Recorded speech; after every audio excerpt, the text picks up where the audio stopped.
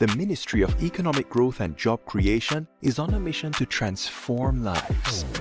From increasing access to potable water, providing secure homes for the most vulnerable, and helping you own a piece of the rock, we're revitalizing communities and preserving our environment. We're making an impact.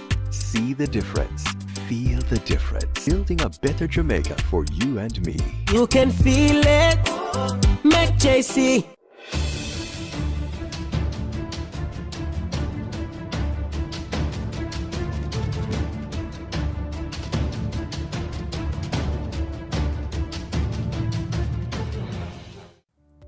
Welcome to PBCJ's live coverage of the Lower House. I'm Simone Absalom Gale. The session will start with prayers, followed by a roll call of those in attendance. This is usually followed by questions and answers to questions, statements by ministers, items under public business, and private members' motions. But before we begin, let's try a parliamentary trivia question. True or false? The national budget is a public record of the amount of money that the government intends to raise and spend for one fiscal year. Get the answer at the end of this introduction to the Lower House. On the agenda, Prime Minister Dr. Andrew Holness is set to make his contribution to the 2025-2026 budget debate. For your information, the government has tabled a $1.26 trillion budget for the new fiscal year, starting April 1. In a social media post under the themes Building Jamaica and We Choose Jamaica, Dr. Holness says he will outline a detailed plan on making the economy care for citizens. He also states in his post that this year's address will tell us how Jamaica's next chapter begins. He says the address will focus on accelerating growth for a future of peace, productivity, and prosperity. He is also expected to respond to comments made by opposition leader Mark Golding during his budget debate presentation on Tuesday. The national budget is a public record that outlines the government's plans for raising income and spending money to provide essential services such as healthcare, welfare, and security to its citizens. It serves as the country's annual financial statement, detailing the government's financial priorities for the year. The budget is divided by ministry and presents a financial proposal for a single fiscal year, running from April 1 to March 31 of the following year. It reflects how the government plans to allocate resources across various sectors and is a crucial tool for ensuring transparency and accountability in public finance. The money to provide the services that the government offers to the public comes from consumers and wage earners, among other sources. Government revenue is sourced from taxes on consumer goods, property, personal income, utilities such as electricity and water. Loans are also a source of funding. So are international lending agencies. Grants from charitable organizations such as Bill and Melinda Gates Foundation, and funds raised through government-owned profit-making enterprises. It's almost time to go to the main event, but before that, let's get the answer to the trivia question we asked. The national budget is a public record of the amount of money that the government intends to raise and spend for one fiscal year. It's true. And as I said before, this year the government has tabled a $1.26 trillion budget for the 2025-2026 fiscal year. Finance and Public Service Minister Favour Williams, in her opening debate presentation, said the budget will be funded with $949.5 billion of tax revenues, $139.8 billion of non-tax revenues, and $812 million from bauxite levy, as well as $5.96 billion of grants. Now over to the proceedings.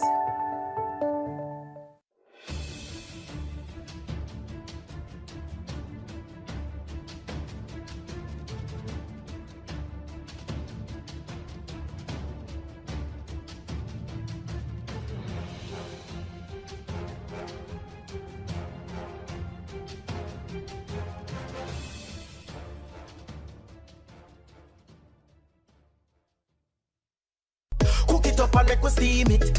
Fresh so me need it. Tilapia a real fish. Cook it up and make we roast it. Farm fresh so me need it. Tilapia a real fish. Grow smart at the best part. Food for thought so me have to eat smart. Easy catch, fully net. A tilapia so you don't know what's next. Cook it up and make we fry it. Fresh so me need it. Tilapia a real fish. Bring home the best in freshwater fish. High content of vitamin B3, protein and potassium. Tilapia, simple, healthy, delicious. We want a piece for Jamaica. Yo, what are you? Oh man, none of that. Yo, no brother, no man. You see you ever play ref? Dirty game, man. Yeah, but a bad game. No, I said, person who come from brother, I want to live good, man. I want to live good, brethren. No shake on, I can play a little bad, brethren. Really have to shake on? Yeah, man, and no badness, brethren. Just live good, man. That's it. Come together, and make the violence done. Aspiring gunman, badman, young dance, liquor shatters, the 14, the 15, the 16-year-olds, you still have time to change your future and enjoy your life. No lock, no gun for no guy. And no bother hang with no crowd that is always getting into trouble. Think about your family, your father, your mother, your granny. Some of you good and all have son or daughter. It's not worth it, my youth. Choose freedom.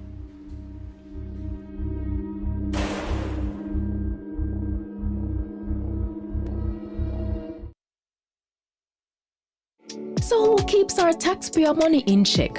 Well, the PAC and PAAC help watch over the country's budget. And one might sound like it just have an extra A, but they're way different. Here's how. The PAAC and PAC are two committees that watch the money. The Public Accounts Committee reviews government projects after them close. They do a post-audit check to see what problems arose with the costs and call officials to explain decisions that cause budget mismanagement. And then they recommend corrective action, so the problem will happen from when, not happen again. But what about the money we are spending right now, the PAAC? That's how Public Administration and Appropriations Committee pretty much means your money will protect as it happen, we check. While projects go on, things are accurate. As government spend the nation's budget, PAAC reviews it. They examine proposals and summon officials to find problems before them don't use it. So the PAC and PAAC are two parliamentary committees that watch over the country's wallet to protect the budget and keep it in check. And you can get involved. Just visit jampja.org.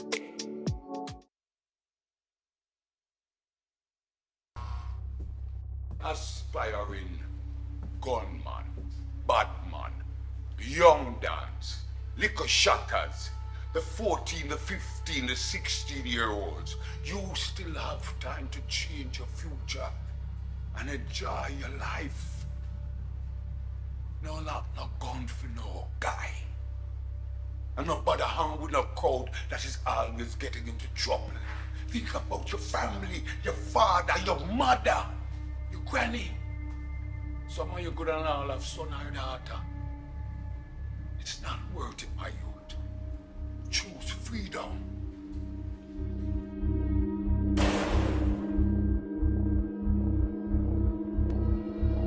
More of your money is now tax-free? Know that the income tax threshold has been increased. Your government is looking after you responsibly, so our economy can do even more for you. The proceeding was brought to you by the Office of the Prime Minister. Me, I go show them my way of justice. I'm abused. I need legal advice. I don't deserve this. The truth of the matter is, justice there for all of it. The Ministry of Justice has trained more than 5,600 persons in restorative justice practices. More than 200,000 victims have been supported by the victim services. Legal aid has reached thousands island-wide. Make we talk it out, not fight it out. Call 888 Justice today. Jamaicans, practice proper disposal of garbage, and if items can be reused, recycle them. We all have a part to play in protecting our environment from pollution. We are building Jamaica. Jamaica improve, heart free, wages increase, housing scheme build up, we have more opportunities, roads build, and the dollar stable. We are building Jamaica. Do you wish there were a way your community could get funding to improve a school, health center, sports program, and more? There is! It's the Constituency Development Fund.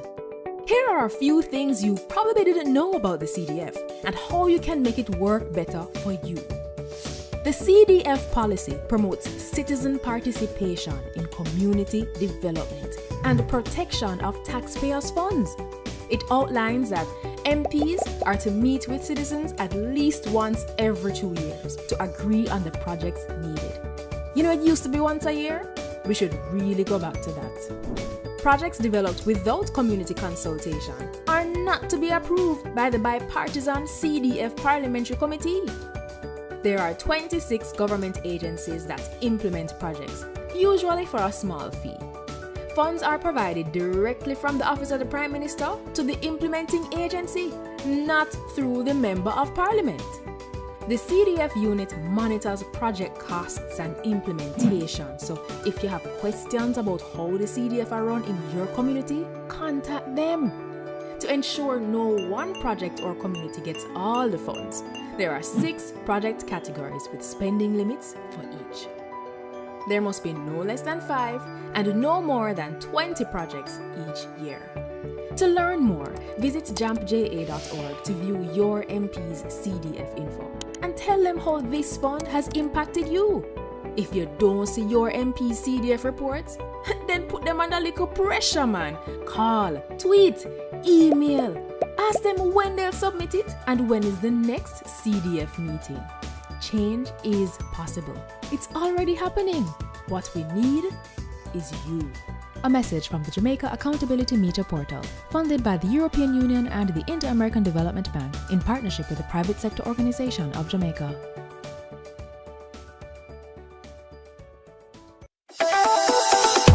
The government expects to collect revenue, raise loans, and utilize cash resources to finance the central government expenditure budget. The money to fund the budget comes from taxation, for example, income tax, education tax, stamp duties, general consumption tax, among others. Non-tax, for example, profits in government companies and miscellaneous receipts by the Accountant General. Other sources of funding include Capital Development Fund transfer, capital, grants, and the Consolidated Fund.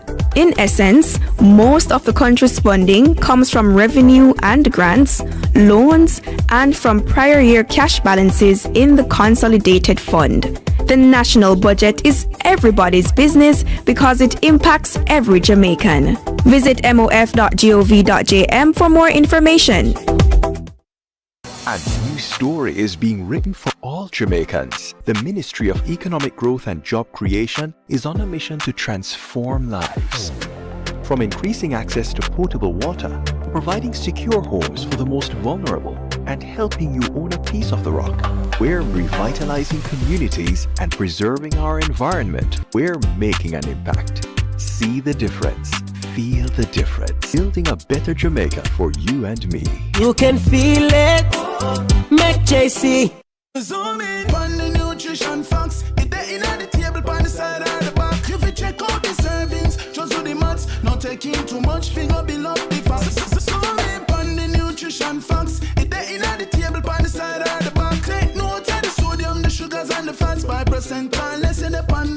crack. You feel zoom in on the nutrition facts. It there in the table on the side or the back. Vitamins, minerals, and vitamin 2, 20% and more that good for you. You feel zoom in. Check the nutrition facts. You feel zoom in. Check the nutrition facts. You feel zoom in. Check the nutrition facts. Less sugar, less salt intake, and less fat. You feel zoom in. A message from the Ministry of Health and Wellness, Jamaica Moves, the Heart Foundation of Jamaica, the National Health Fund, and Japan. Motorists, as Minister of Justice, I appeal to you, obey the road code, pay your ticket on time, and only go to court if the ticket is being contested. Close to 80% of matters coming to the parish courts are for traffic breaches. Let's work together to make our roads safe and ease the burden on our courts. Every student attending Heart and STA Trust under the New Care Initiative will get $15,000 each month to help cover their travel expenses to the Heart School they're attending and get an extra $13,000 each week while they're training. The proceeding was brought to you by the Office of the Prime Minister. What is the role of a backbencher in government? I'm glad you asked.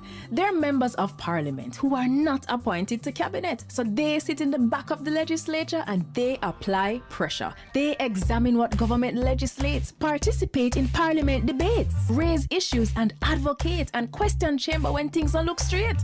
Backbenchers represent the constituents in Parliament. Backbenchers oversee the interests of citizens, you and me. But how can they be agents of government accountability after them no hold a portfolio? And them and a minister? No. So then how can they facilitate government transparency? And the next thing, them and a front bencher. So how them affect me? You see, a lot of work is in committees. So these portfolio-free MPs with less dire responsibilities are more accessible to you and me. So they help with policy, but it helps if we engage them, you see. So they're not just in the back benches, but on the ground, in the trenches. Though in the back of Parliament, we're at the front of their cause. So pause. Find your backbencher at jampja.org.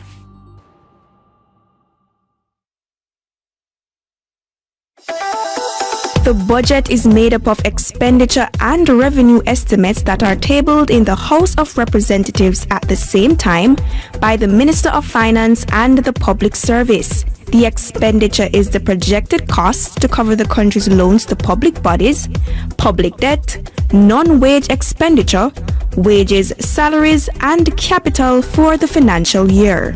The revenue is the total sum of money that the government will collect or raise to fund its expenditure for the financial year.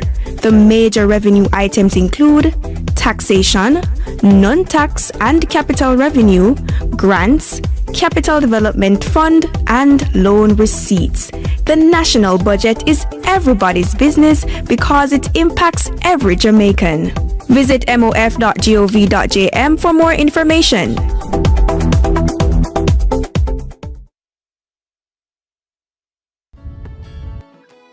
We want a piece for Jamaica. Yo, what are you? Oh, man, none of that. Oh, no, brother, no, man. Mash up that, man. You see you am a player? Dirty game, yeah, no but play. I look a bad game. No, I said, Pearson, you come from, brother, I want to live good, man. I want to live good, Bridging. No shake on, I can play a little bad, Bridging. Really have to shake on? Yeah, man, and no badness, Bridging. Just live good, man. Come together as one and make the violence done.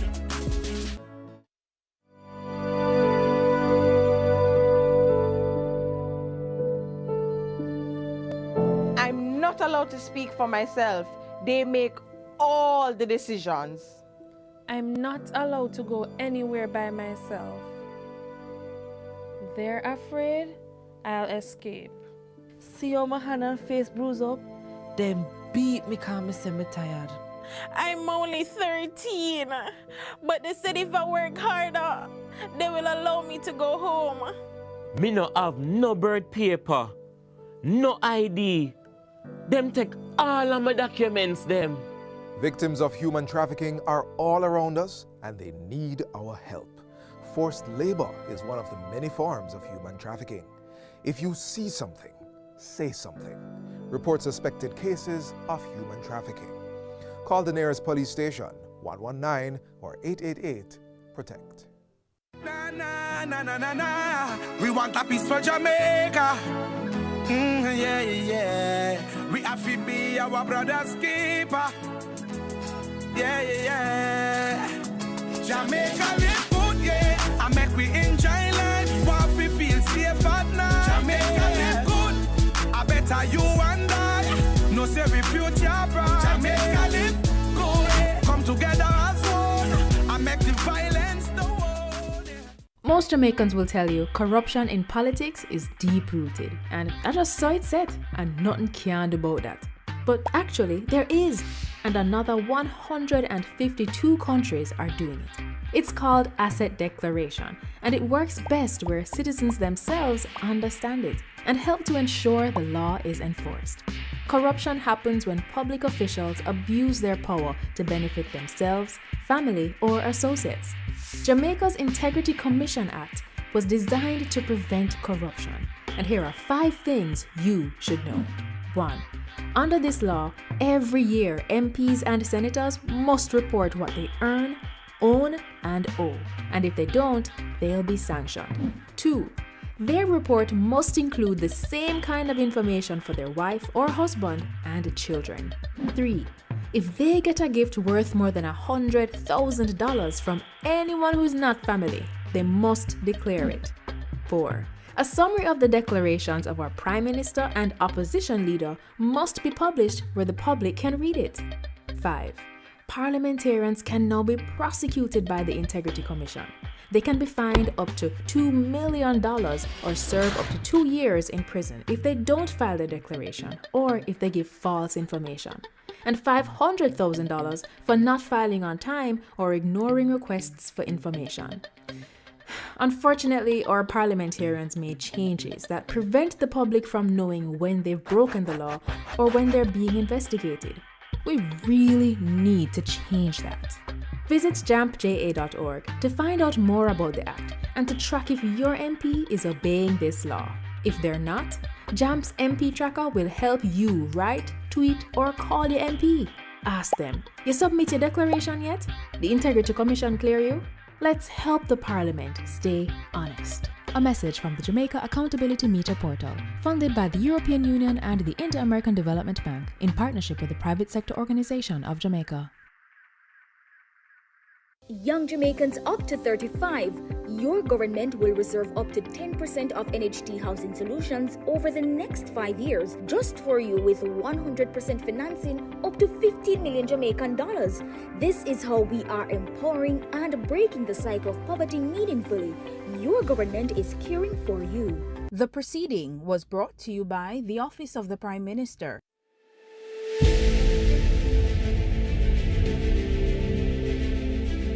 Are you an entrepreneur producing an excellent Jamaican product or service? Did you know you can earn hard currency and more significant returns by exporting? Contact the Ministry of Industry, Investment and Commerce to help propel your business along the export lane. Everything you can produce, the Jamaicans overseas want it. We're not going to get rich by just bringing down the debt. We're going to get rich by exporting a lot more. So grow exports. Create job opportunities, drive economic growth through exports to make Jamaica a richer and much more prosperous country.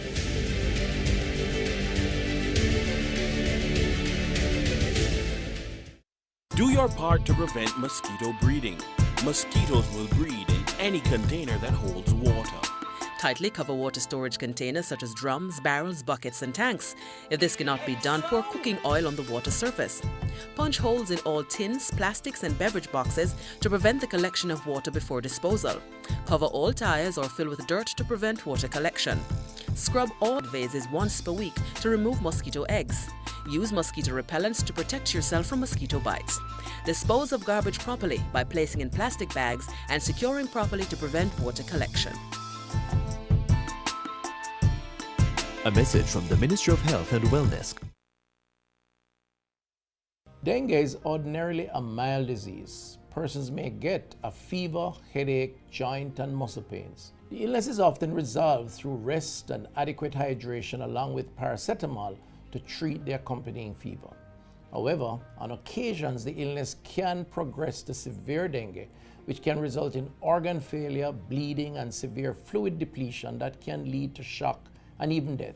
Therefore, it is important for persons who are experiencing fever, vomiting, severe abdominal pain, bleeding under the skin, feeling very weak, or getting confused to seek immediate attention. Let us work together to protect ourselves against dengue. Remember that big project the government announced them was going to from when? You ever get yourself a wonder what happened to it? Stop wonder like an outsider and start move like the country belong to you. You have a right to publicly owned information, and the Access to Information Act gives you that power. I know you have enough questions about how government are run or not run, so let me show you how it works. Say mosquito spraying going on in your community, your children asthmatic and you want to know what chemicals are in it. Or what about that Auditor General report on a public official getting twice his salary with no proper approval? Is your taxes and you want to know if they paid it back? First, do some basic searching to see what is already on government websites. If you don't see what you're looking for, make a formal ATI request by completing the application form on the ATI site or sending a letter or email. And remember, you don't have to say why you need it. It is your right to know. Make sure you send your request to the right agency.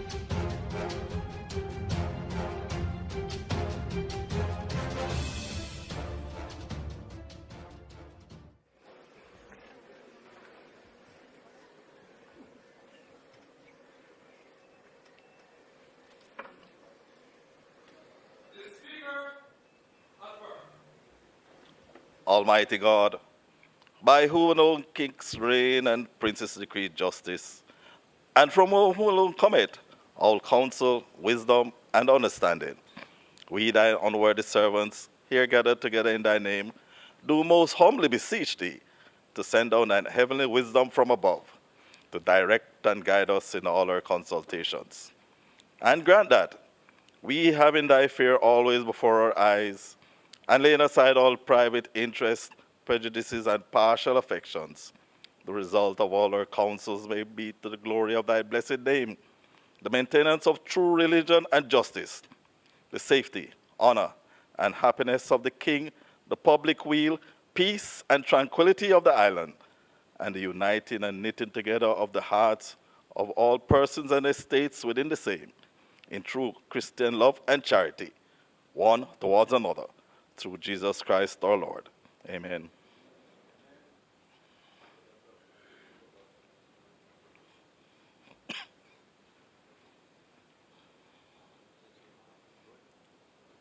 Soon. Almost.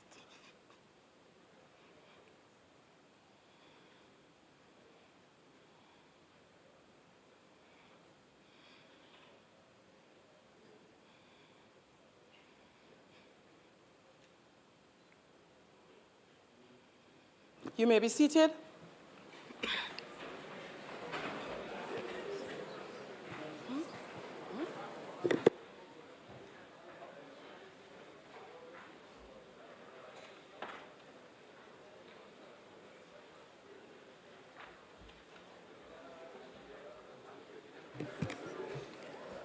This Honorable House now resumes its sitting. It is always a great honor and pleasure to welcome all of you to the sitting of the Honorable House of Representatives.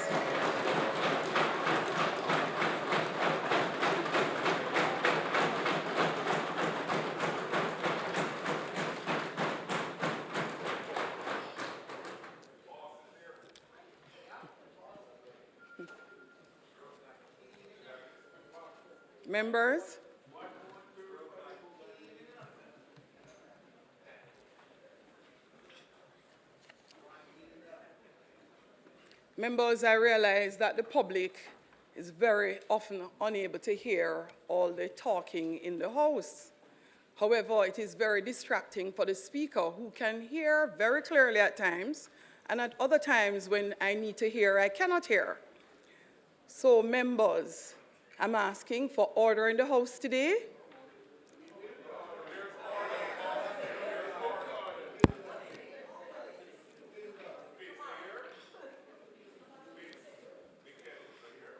This honorable House now resumes its sitting. It is always an honor and pleasure to welcome all of you to the sitting of the House, the Honorable House of Representatives, today being Thursday, March 20, 2025. Today, we resume the budget debate for the financial year 2025-2026, and we will hear from the Most Honorable Prime Minister, who will make his contribution to the debate. I would like to extend a special welcome to Mrs. Carol Harvey Richards, mother of the Prime Minister, who is in the gallery.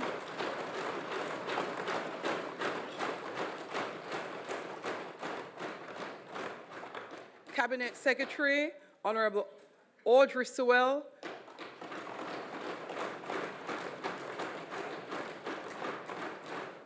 Permanent Secretary in the Office of the Prime Minister, Ambassador Rocky Mead. Permanent Secretary in the Ministry of Economic Growth and Job Creation, Mrs. Arlene Williams. Members of the Diplomatic Corps.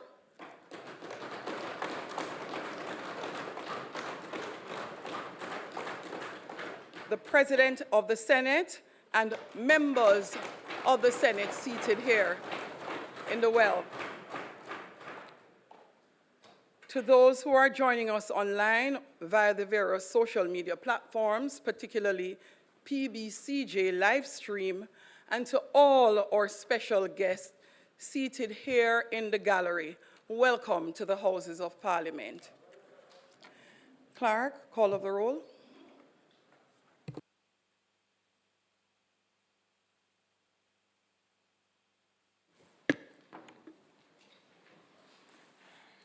Mr. Clark, here.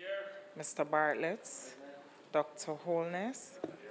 Dr. Chang, Mrs. Williams, Ms. Grange, Mr. Mackenzie, Mr. Chuck, Mr. Vaz, Dr. Tufton, Mrs. Malahoo Fort, Mr. Green, Mr. Charles Jr., Mr. Matthew Samuda, Mr. Morgan, Mrs. Cuthbert Flynn, Mr. Main, Mr. Davis, Mr. Terrelong, Mr. Hutchinson, Mr. Witter, Dr. Dunn, Mr. Brown, Dr. Brownberg, Dr. Charles, Mr. Chin, Mr. Cousins, Ms. Crawford, Ms. Daly, Mrs. Dalrymple Philibert, Ms. Davis, Mr. Golding, Mr. Graham, Dr. Guy, Ms. Hamilton, Ms. Hannah, Mr. Enriquez, Mr. Henry, Mr. Hilton, Mr. Jackson, Mr. Lawrence, Ms. Lee, Mr. Miller, Mr. Montague, Ms. Morrison, Mrs. Nita Garvey, Mr. Paulwell, Mr. Phillips, Dr. Phillips, Mr. Robertson, Mr. Robinson, Mr. Carl Samuda, Mr. Shaw, Mr. Siblis, Mr. Slowly, Mr. Smith, Mrs. Vaz, Mr. Warmington, Dr. Wheatley, Mr. Williams, Mr. Wilson, and Mr. Wright. Thank you, Madam Speaker. Thank you, Clark. Members, you will note on your desk there are some folders which resemble the one I'm holding up today. These have been added to your desk for the purpose of all your mails and documentation coming to the House in an effort to improve efficiency and to reduce traffic while members are on their feet. Please leave them at your assigned desk when you are departing the Parliament, as these will be used for the foreseeable future. Thank you so much. I know you understand the cost savings. House Leader. Thank you very much, Madam Speaker. Madam Speaker, I'd just like to join you in the usual very strong welcome that you offer to the members of the House for the sitting, as well as the members of the gallery who are here and the special guests who we have invited. And Madam Speaker, although you have carried through with great efficiency the list of members who have been acknowledged, you will permit me to acknowledge the First Lady of the family, Mrs. Carol Harvey Richards, the mother of our president.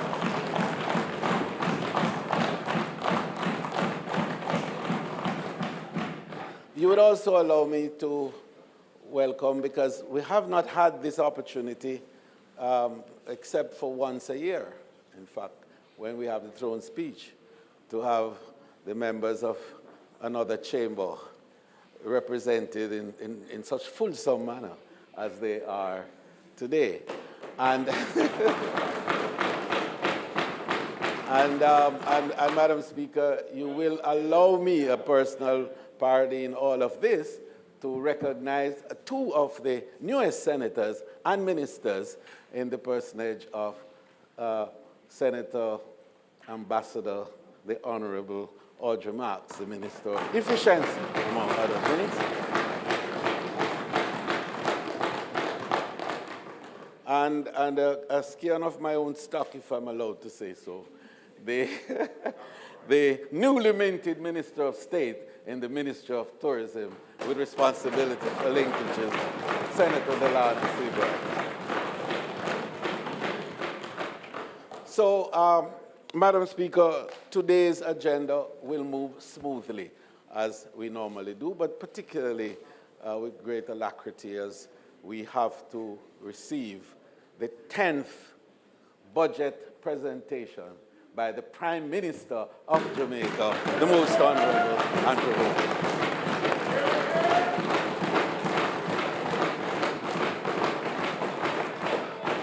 And just for the sake, Madam Speaker, of being accurate with history, I would like to indicate that this Prime Minister is the first Prime Minister on our side to have presented 10 consecutive budgets.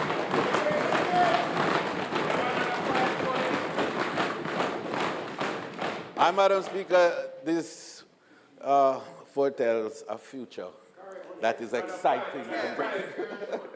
And we look forward to hearing from our Prime Minister today, and of course, only as we always do, as a wonderful Christian country, we put our hands in the hand of Him who guides the future, and we know that the Prime Minister's future is secure. May it please you, Madam Speaker.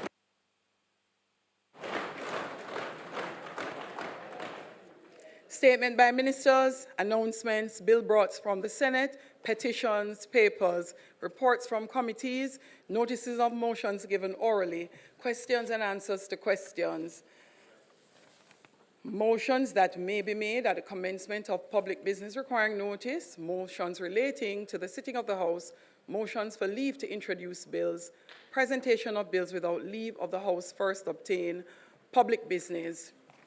House Leader.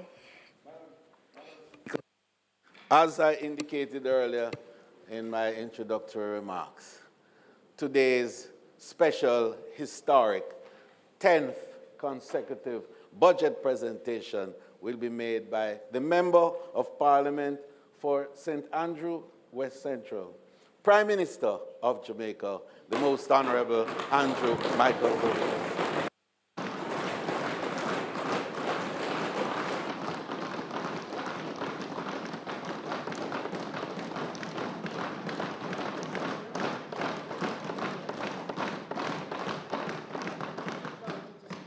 Prime Minister, would you be so kind as to turn your mic on for me? Thank you. Just one Prime Minister. Thank you.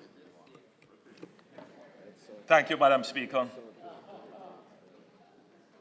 Excellencies of the Diplomatic Corps, Jamaicans at home and in the diaspora listening, watching, and following on social media, distinguished ladies and gentlemen in the gallery, I stand before this honorable House with a heart full of gratitude.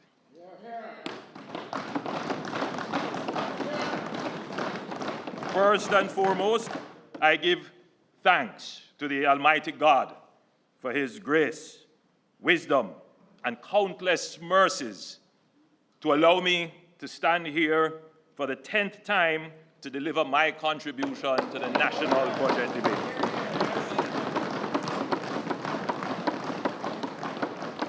Madam Speaker, honorable members, senators, and former members seated in the well, blessings to you and on our nation. Each day we are given is an opportunity to serve, to improve and to uplift the lives of our fellow Jamaicans, and I do not take this responsibility lightly. I am deeply grateful to my family for their love and support, especially my wife Juliet,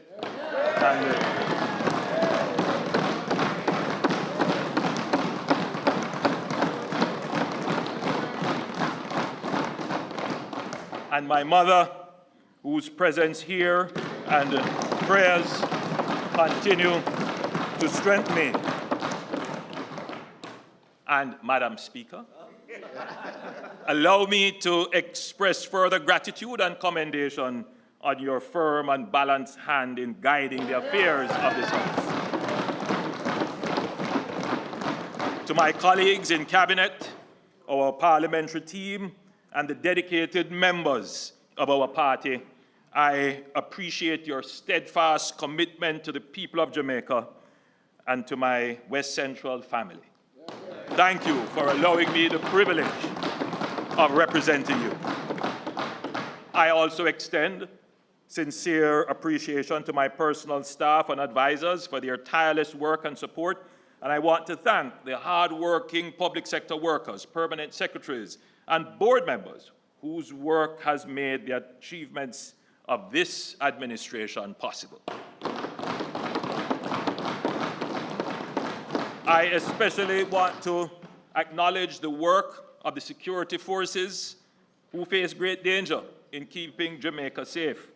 In the same breath, allow me to thank the members of my personal security detail for their dedication, vigilance, and oftentimes running that extra mile to ensure that I can safely serve the people.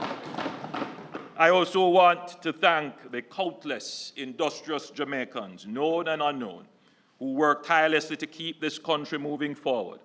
Your dedication is the backbone of our progress, and the plans I present today would not be possible without your hard work.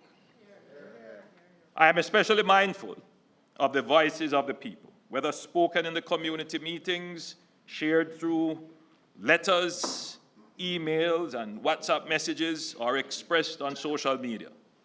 I hear you. I value your concerns, your ideas, and your hopes for our nation. My government remains committed to serving you with humility and purpose. At this point, Madam Speaker, I want to reference a letter that I received from a member of the public. I can't say where I received it, because whenever I go out into the public, persons literally put envelopes in your hand and they say, please read it, Mr. Prime Minister. And I always ask them, do you have your name on it? Do you have your telephone number? Well, this letter, Madam Speaker, I could barely make out what was read in it. And I had to pass it to my chief of staff and to someone else to say, please read this and give me a sense as to what the person is saying. But what the person was saying, Madam Speaker, they were relating an incident they observed with a blind man going on a bus. and an unfortunate incident where this blind man was denied access to the bus. And the person was writing to say, Prime Minister, please ensure that our disabled community is protected. It was not in the best language, and pardon me if I say that the writing was closer to hieroglyphics. But it was the thought that counted, that the person took the time to write this letter, to send it to me for my attention. And I want that person to know, wherever they are, that we read the letter and we're going to ensure that our public services pay the respect and give the access to our disabled community that they deserve.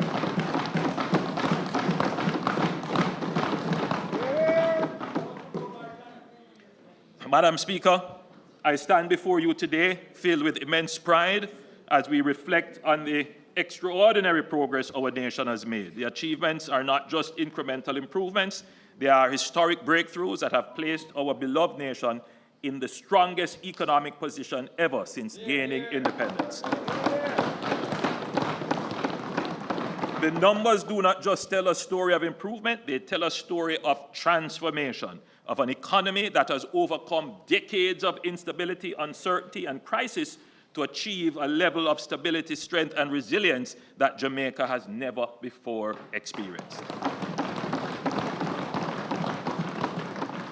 Madam Speaker, the Leader of the Opposition and the Opposition spokesman on finance in their presentation attempted to whitewash their record and suggested that analysis of the country's economic performance does not go back far enough to do justice to their contribution.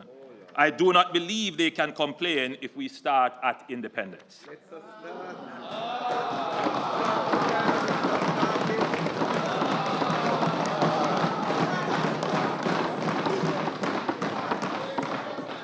There are several generations of young people who do not know our modern economic history. There are generations of middle-aged and older Jamaicans who experienced the history but did not quite understand it or have forgotten about it. Then there are those who were the architects of the destructive past. Some quietly and privately admit shame over their actions, but some still try to justify their actions and absolve themselves of responsibility as they battle for your mind. I don't like to dwell on the past, but I find myself having to correct the problems of the past while at the same time dealing with the current challenges and creating new legacies for the future. We cannot lose the battle for the minds of the people of Jamaica. Otherwise, we are at risk of having the people who made the mistakes of the past repeat them.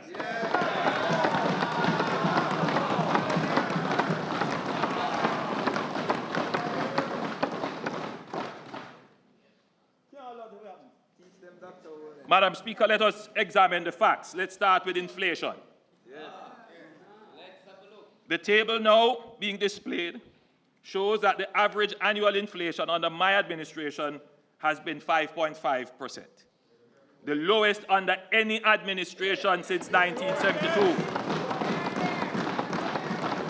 This is within the inflation target of 4 to 6%, despite the effect of global inflation resulting from the post-COVID supply chain shocks and geopolitical conflicts. Without the post-COVID inflation spike, we could safely project that our average inflation rate would have trended around 4.3%. The period of highest inflation in Jamaica's history was under the PNP administration of 1989 to 2007. During that period, inflation averaged 18.5% per year.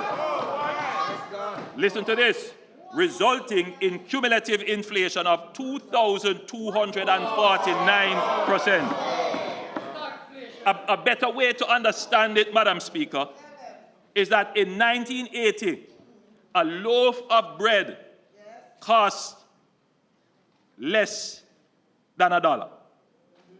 In fact, it cost about 50 cents, somewhere around there.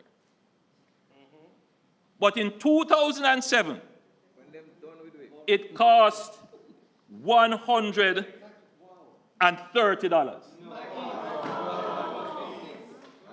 You know how much inflation that is?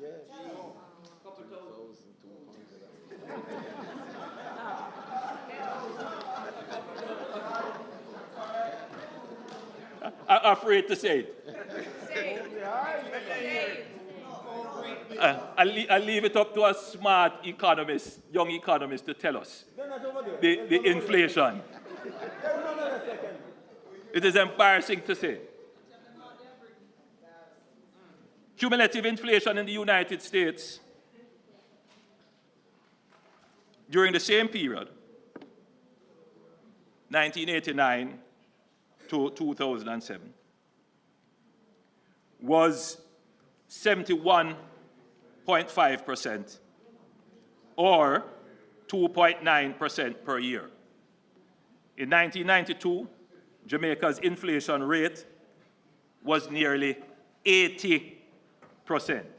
So in 1 year, in a single year, Jamaica had more inflation than the United States had over the same 18 and a half years. Madam Speaker, it is in this period of runaway inflation under the PNP that the starting point of Jamaica's economic woes can be identified. Madam Speaker, our current annual rate of inflation is now down to 4.4%, at the lower end of the Bank of Jamaica's target range of 4 to 6%.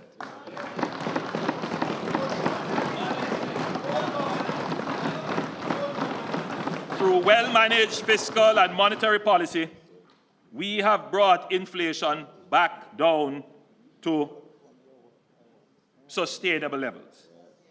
My administration has instituted a robust policy of inflation targeting through disciplined monetary policy of the independent central bank, supported by responsible fiscal policies of the central government. We must not allow the failed policies of the PNP to destroy the gains we have made in managing inflation over the decades. Let's look at job creation. Madam Speaker, let us look at the unemployment rate. When the PNP left office in 2016, the unemployment rate was 13.7%. Now the unemployment rate is a historic low of 3.5%, almost full employment.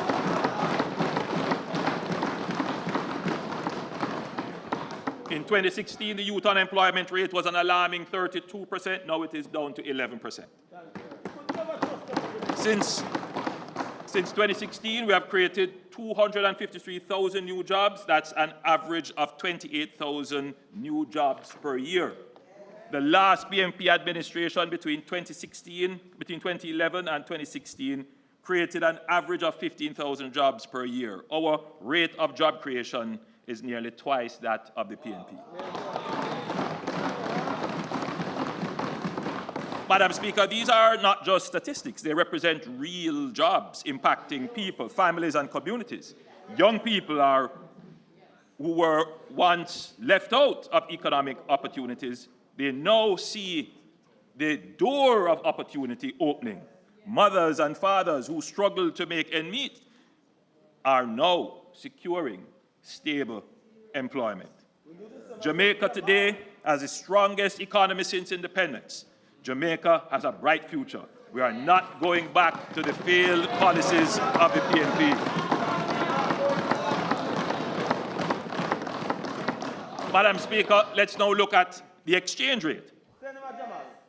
The table now being displayed shows that during the past 9 years, the Jamaican dollar has depreciated by an average of 2.9% per year relative to the US dollar.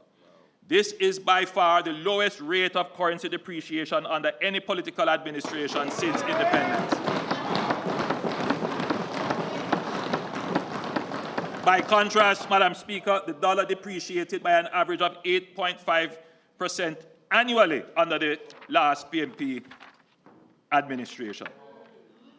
And the worst currency depreciation took place under the PNP administration of 1989 to 2007. When they assumed office in 1989, the exchange rate was 5.51, that's $5.51 Jamaican dollars to $1 US. When they left in 2007, the dollar had fallen to $70.41 to $1 US, a whopping 1,178% depreciation. Madam Speaker, it is this period of foreign exchange volatility under the PNP that is the starting point of Jamaica's economic woes. Jamaica today has the most robust and transparent foreign exchange market in the region and the most stable FX environment since our independence. This stability did not happen by chance. It is the product of sound fiscal and monetary policies.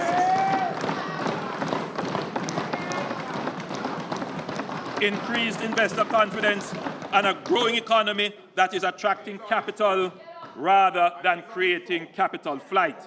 We must never allow the failed policies of the PNP to destroy what we have built.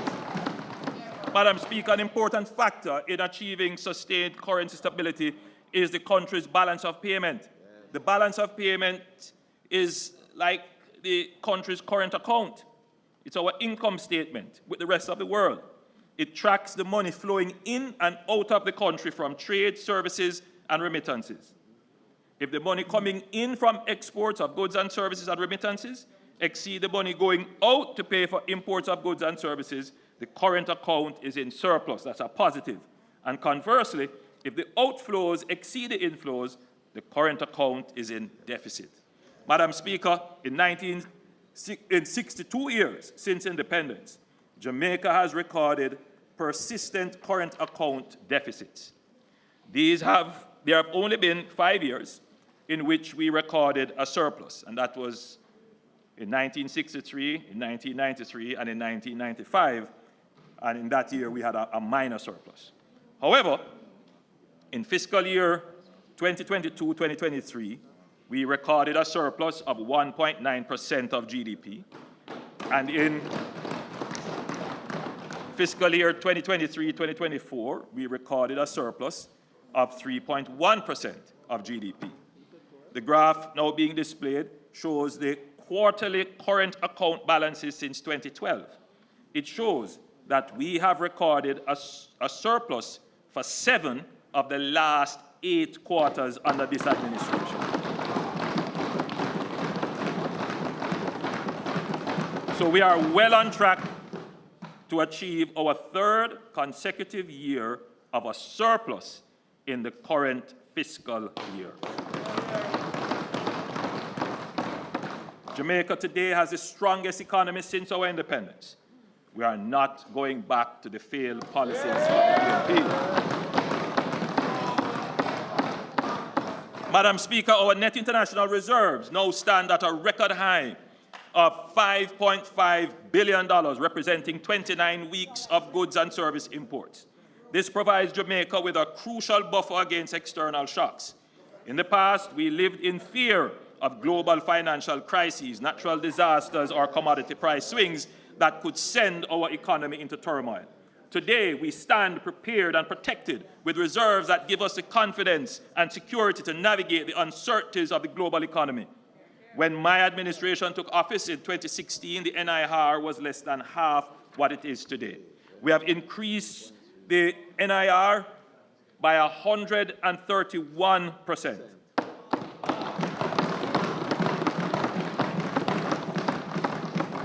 And we have done so despite facing the worst global health and economic crisis in 100 years. Jamaica today has the strongest economy since independence, and we will not allow the PNP to have a party with our rent money.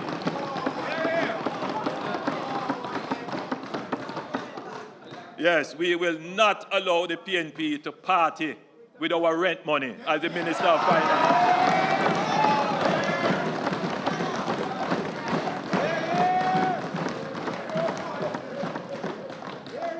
Indeed, I have never heard a Minister of Finance make a more apt characterization that the NIR is literally your rent money.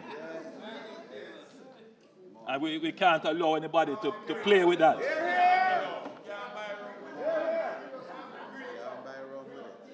Madam Speaker, perhaps one of the most remarkable indicators of our economic transformation is our debt to GDP ratio, which has fallen from unprecedented levels. When my administration took office, the debt to GDP ratio was over 120%. It is now approximately 68.7%, and we are on track to meet our target of 60% by March 2028. It is important, especially for young Jamaicans, to understand the roots of our debt crises. Jamaica faced two major periods of debt distress. The first, from the 1970s to the late 1980s. And this was driven by two global oil price shocks, a failed experiment with democratic socialism, a global recession that slashed bauxite revenues, and Hurricanes Allen and Gilbert in 1980 and 1988, respectively. The second period of debt distress,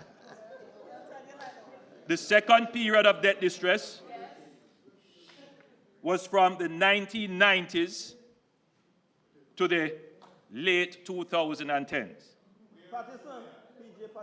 And it stemmed largely from the PMP's policy during the FinSac era, which collapsed financial institutions, wiped out the business class, and triggered a prolonged recession worsened by the 2008 to 2009 global financial crisis. In the mid-1990s, Jamaica faced a financial sector crisis which resulted in the collapse of a number of financial institutions. The financial sector meltdown was not caused by any exogenous, meaning outside shocks or global crisis. In fact, the US, our major trading partner, had robust growth in the 1990s, averaging 3.4% per annum. This was purely caused by bad government, bad policy choices, and poor superintendence of the economy. Listen to me clearly, members. FinSac was a homegrown domestic crisis wholly caused by the PNP, for which we are now only just recovering.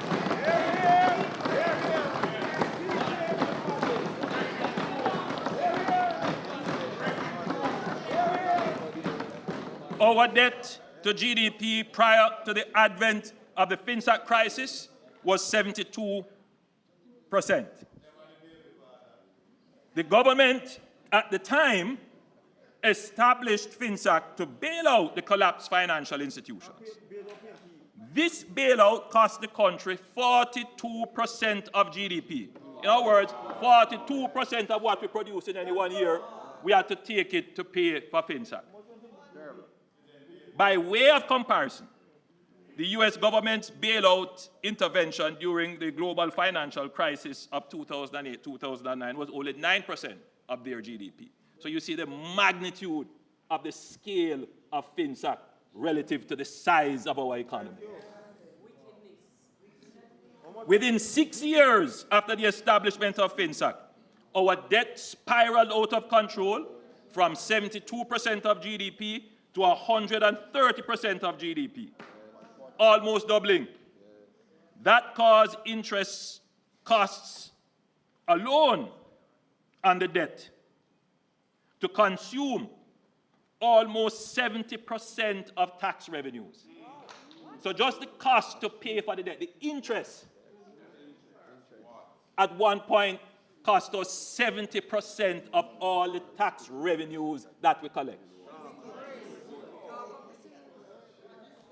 If you add public sector wages to that, and other things that you have to pay for out of tax revenue, then you basically would have no money left.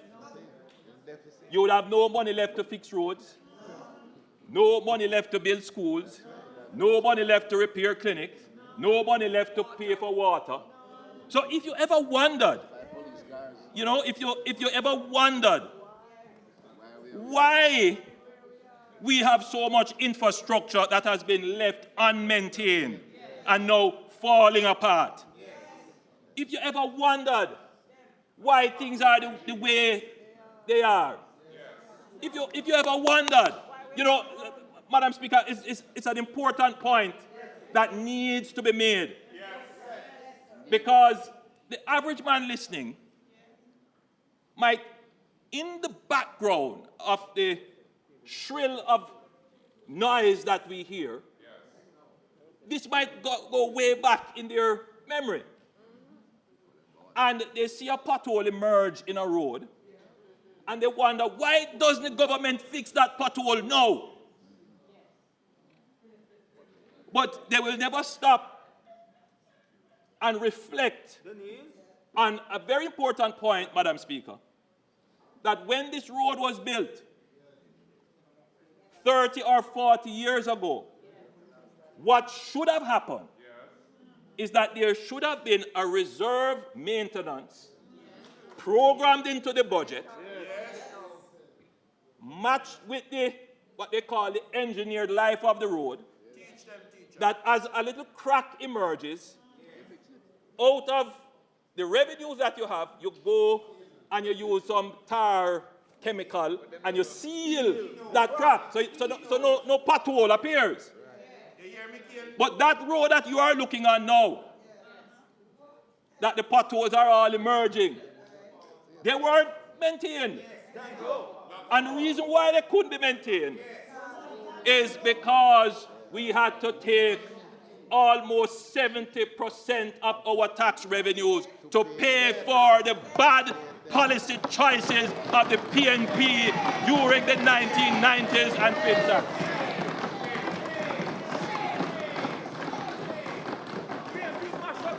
I want Jamaicans to understand that lack of maintenance accumulates. Lack of spending on infrastructure amounts to what is called disinvestment. So you can build a hospital, but if you don't maintain a schedule of maintenance, the value of that hospital declines, depreciates. So today when you look at the hospital and say, why this government don't do something about it? Even if this government were to take all the money it has now, it couldn't today immediately halt and stop the deterioration. I think the public must understand this. Because, Madam Speaker, it is the same public that voted in the same PNP government over and over and over again. It is a point that needs to be understood, that the economic struggle that the country has had to restore its economy is so that it is able to have revenues steady and stable and predictable that it can then use to maintain and provide the things you want over a long period without making bad decisions to put those revenues in peril. If you want to know what drives me, Madam Speaker, is to make sure that we never go back.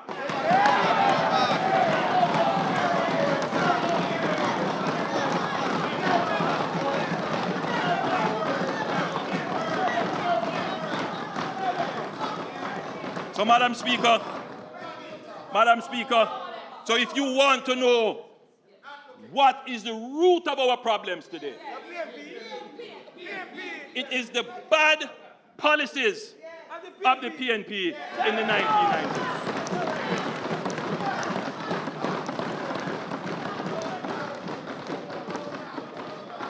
Madam Speaker, they don't like to hear this. And 90% of Jamaica may not appreciate and understand it, but we're going to bring the facts.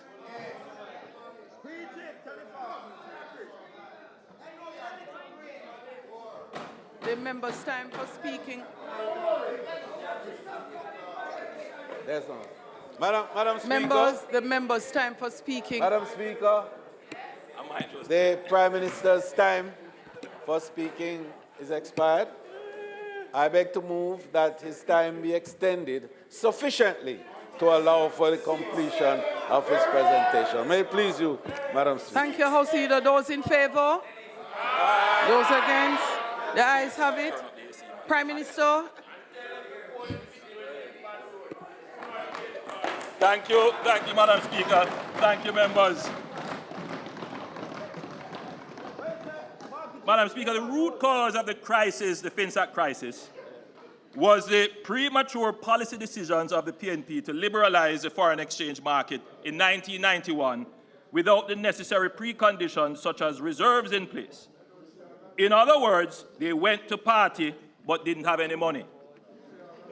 This triggered a rapid depreciation of the Jamaican dollar and skyrocketing prices, with inflation reaching 80% in 1991 and 40% in 1992.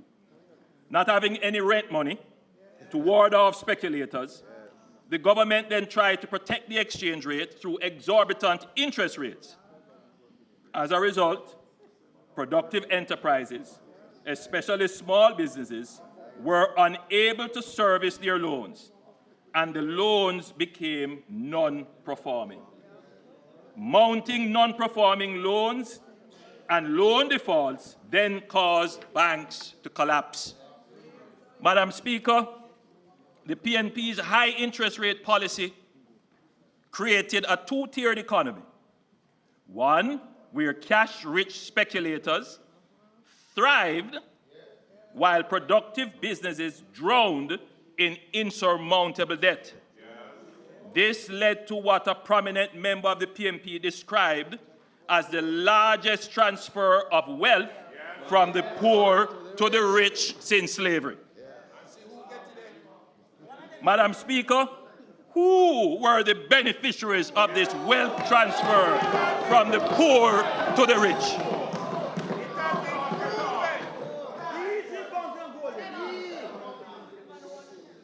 Is there anyone in this House who was a part of this ill-conceived policy, whose business it was to profit from the great transfer of wealth from the poor to the rich?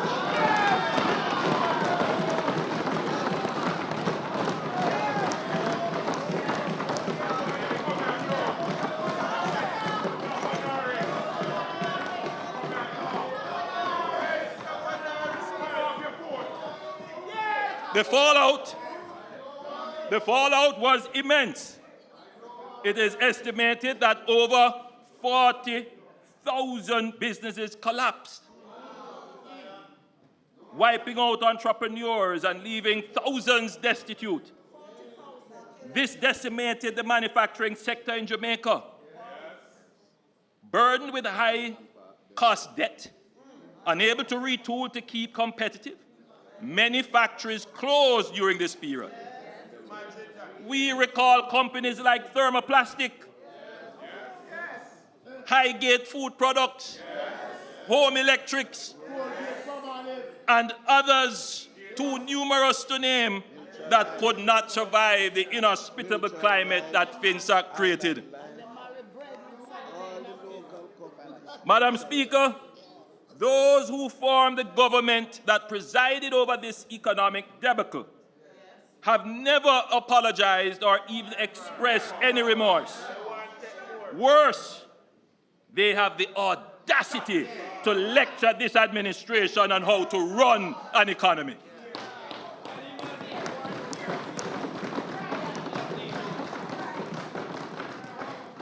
for the next 20 years after the PNP inflicted FinSac, the FinSac shock, we basically just meandered along as a country with no attempt to fix the real problem. Our debt situation was already unsustainable when the global financial crisis hit in 2008, 2009, and that took the country to the verge of bankruptcy. The real attempt at grappling with high debt, high interest rate, this vicious cycle created by the PNP, started with the Bruce Golding-led administration of 2007 to 2011.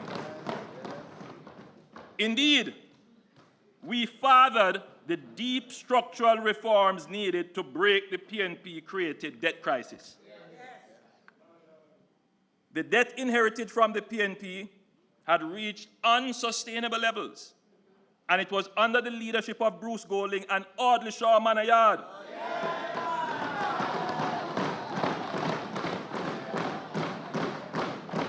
supported by enlightened and patriotic members of the private sector and reasonable unions, that the first structured debt exchange was engineered, JDX.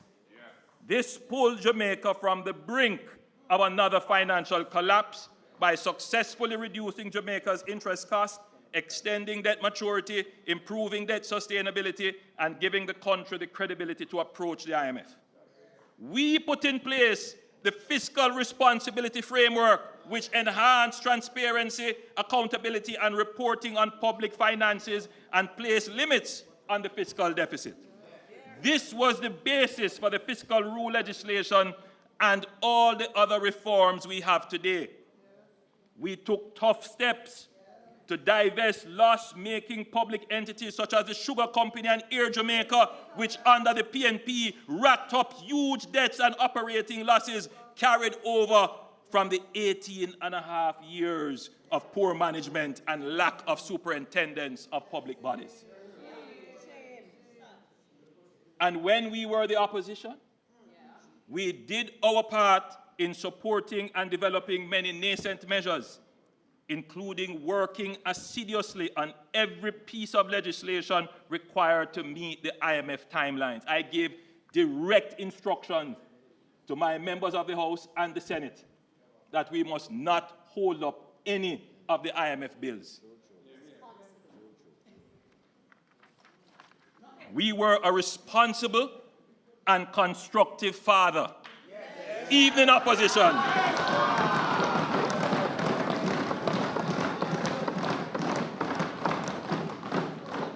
We acted in the interest of Jamaica's economic recovery. In everything we did, we chose Jamaica over narrow political partisan gain. No one on this side said that the PNP did not contribute to the national effort to restructure and reform the economy and bring down the debt. As recently as November last year at the launch of our Next Chapter policy pivot, I said, and I quote, "Let me express my deepest gratitude to all who played a role in this transformation.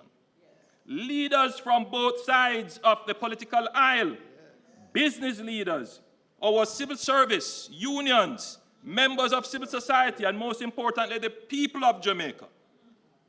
I want to specially recognize and thank the Honorable Bruce Golding, former Prime Minister.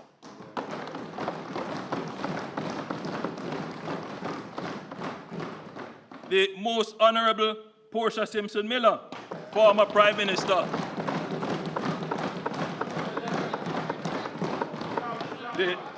The member,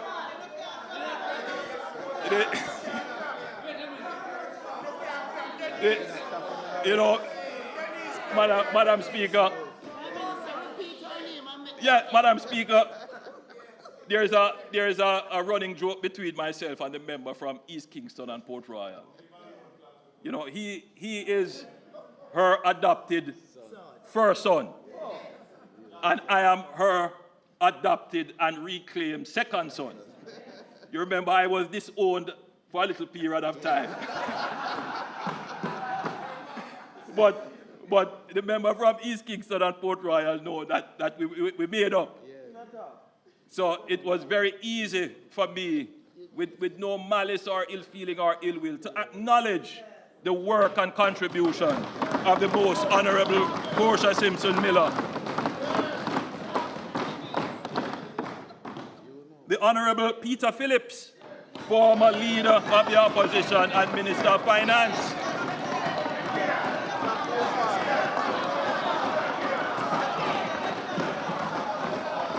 The Honorable Audley Manayard Shaw, former Minister of Finance.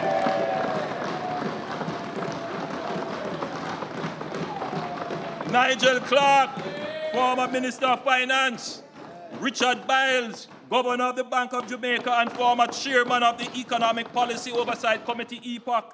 Keith Duncan, who took over as Chairman of EPOC after Mr. Biles. All the members, and I'm eternally and always grateful to all the members of the National Partnership Council. But most of all, I want to thank the people of Jamaica for their patience, resilience, courage, and sacrifice. Jamaica's turnaround would have been impossible without the willingness of the Jamaican people to endure the hardships that they had to bear. This is my public statement for the public record as to how we on this side characterize this period of economic recovery. So this falls with an attempt at whitewashing history, this kind of revisionism, is unnecessary, indeed undignified. Let me give a fair and balanced characterization of the historical development of the Jamaican economy. The PNP, through bad policy decisions, created the second debt crisis. They created the first one as well. The JLP took the first fundamental steps to address the problem. The PNP contributed and built on those steps, and the JLP further built on those steps and completed the reforms.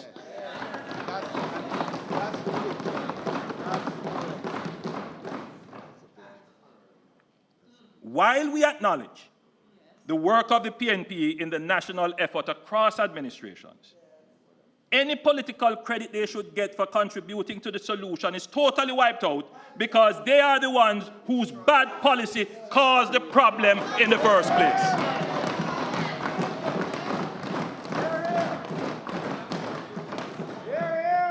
To their true bipolar nature, the PNP wants to claim paternity after causing the mother, the people, so much hardship. In their last budget presentation, the leader of the opposition and the opposition spokesman on finance disingenuously accused the government of increasing taxes on the people of Jamaica. In this budget presentation, well, in the last budget presentation, the leader of the opposition said, since the JLP government came into office, they have more than doubled the annual tax stake, increasing it by a massive $190,000 per person. Yet, in his recent budget presentation this year, the leader of the opposition and the opposition spokesman on finance both claim that the improved performance of tax revenue is due to the tax reform work of the PNP. So we need to ask ourselves, is it the PNP that is responsible for Jamaicans paying more taxes?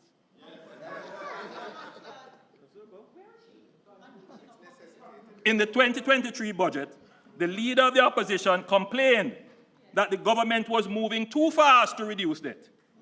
He advocated that we abandon the fiscal responsible path use $40 billion, in other words, go and party with the rent money. Money that we're supposed to use for debt repayment to spend on temporary relief.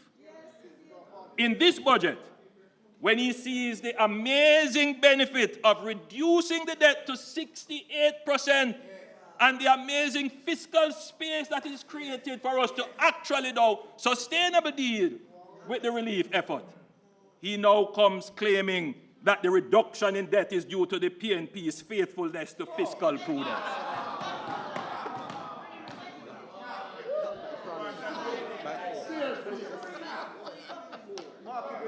This reminds me of the classic tale of what we in Jamaica sometimes regretfully call buttless father, who caused the mother so much pain and then abandons the child. But when the child grows up to be successful, out of the blue they turn up to claim paternity and associate with success.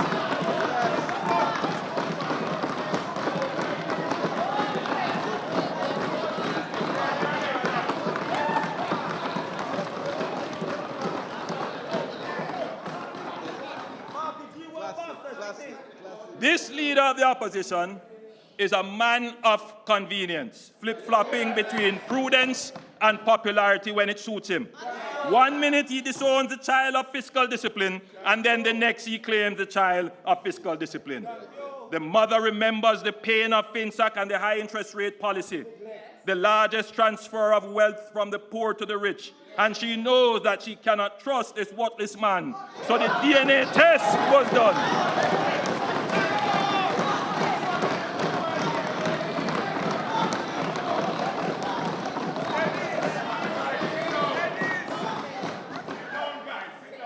The DNA test was done. The results are in. When it comes to 15-year-old fiscal discipline, PNP, you are not the father.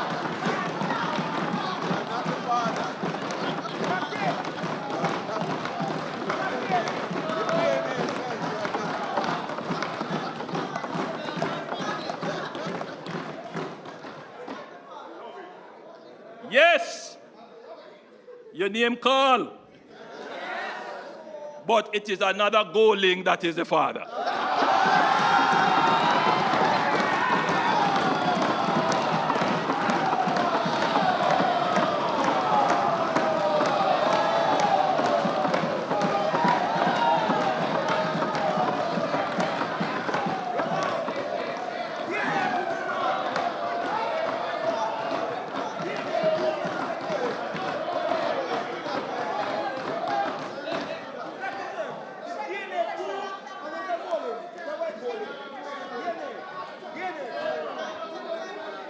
Madam Speaker, jokes aside,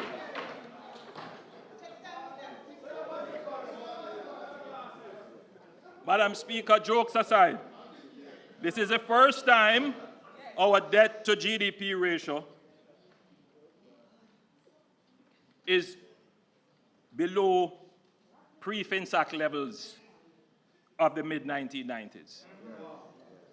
It has therefore taken us 30 years to undo the damage of the self-inflicted blow of the PNP's economic mismanagement of the 90s. 30 years. 30 years. Madam Speaker, the graph now being displayed shows interest costs as a percentage of tax revenues in the mid-1990s during the FinSac period. Interest costs as a percentage of tax revenues climbed rapidly, peaking at nearly 70% in the midst of the global financial crisis between 2008 to 2009, and it peaked again, to about 71% and started to decline thereafter, the successful 2010 Jamaica debt exchange to 30.5% in 2016 when this administration took the reins of government.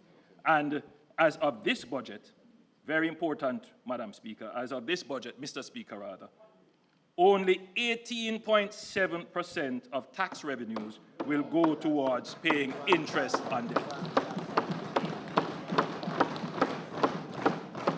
Mr. Speaker, this shows why we must always maintain fiscal discipline. From having to pay 71% of tax revenues to having now paid down the debt, we only are going to be paying 18.7%. We have all of that fiscal space created that we can now actually spend on giving relief to the people of Jamaica in a sustainable way. So this is the result, let's just be clear, this is the result of not spending the $40 billion on temporary relief, but sticking to the discipline of paying down the debt. The interest on the debt is now smaller, which gives more room to spend sustainably on the things that matter to you, like social housing, increasing the income tax exemption threshold, installing water supply, and buying new buses over the last 9 years. It's a funny thing, you know, Madam Speaker, and I think Jamaicans are, Mr. Speaker, and I think Jamaicans are coming to the understanding now that you have people who will say, I will spend this money on you because I care about you, without looking on the sustainability, whether or not that expenditure makes sense. And people who are suffering don't look behind the popularity promise. All they think it sounds good and it's going to give me immediate gratification. But what it does is to create a long-term immiseration, because you can only spend that money once. And it didn't really help you, and so you have to come back again. And so you end up in a dependency. And then that dependency, when not fulfilled, ends up in disappointment. And then people say, I can't bother with politics.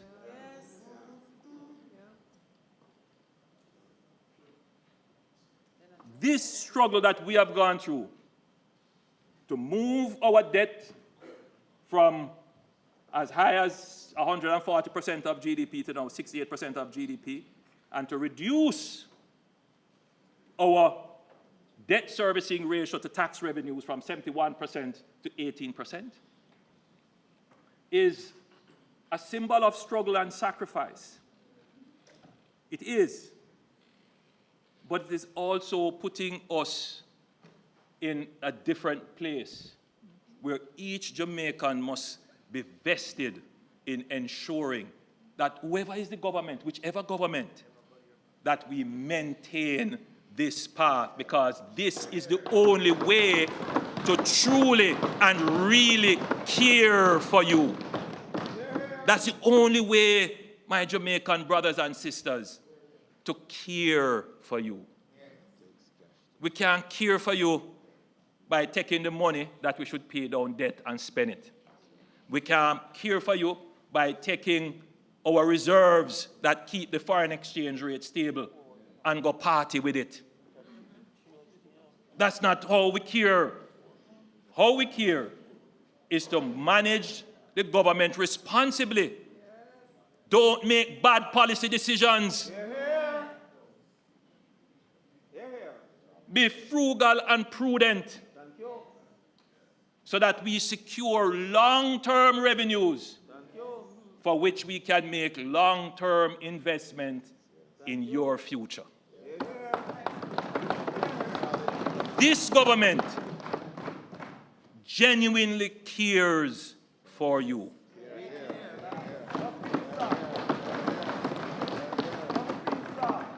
You think I don't have the struggles on this side to be reckless?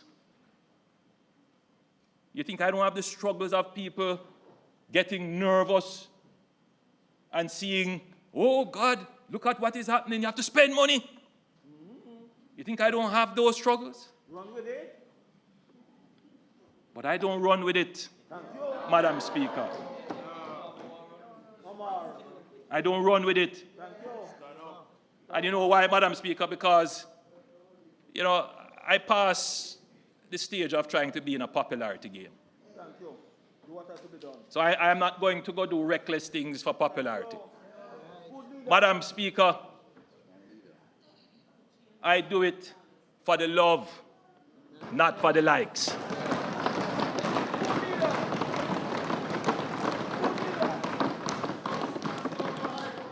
There is a direct and inextricable link between good economic management and our ability to fix our roads, build hospitals and healthcare centers, build new schools, buy new buses and garbage trucks, provide communities with water, invest in irrigation, and support our farmers.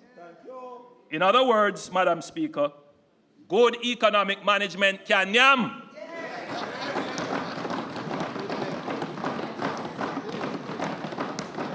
Good economic management produces dividends for the citizens who are shareholders in Jamaica Inc.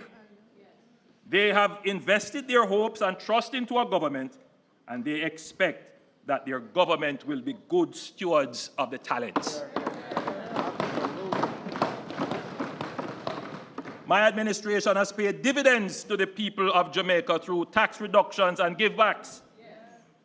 The government that we have The budget that we have presented represents the 8th consecutive budget of no new taxes and the 10th consecutive budget of no net new taxes. This is unprecedented in Jamaica, but has now become a feature of the Jamaican economy. And, Madam Speaker, I claim paternity for that picnic.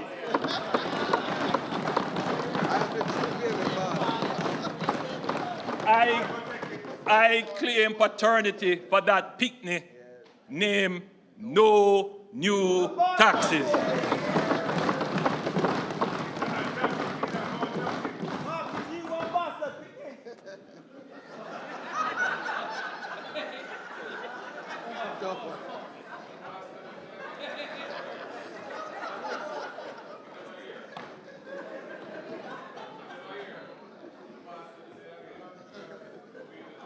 In Jamaica, in fact, Mr. Speaker, we have done much more than not introduce new taxes. We have reduced taxes more than in any other period since independence. That is a fact. Here are some of the dividends that the Jamaican people have gotten from our good stewardship of taxes. We have increased the income tax threshold. When we came into office, the threshold was $592,800. It is now $1.7 million and will move to $1.8 million next month. And then to $2 million over the next 2 budgets. Increasing the income tax threshold is my baby.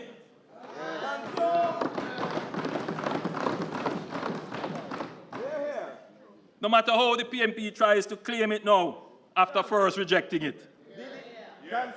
Every PAYE taxpayer should take comfort that as much as we can, we will reduce their income tax.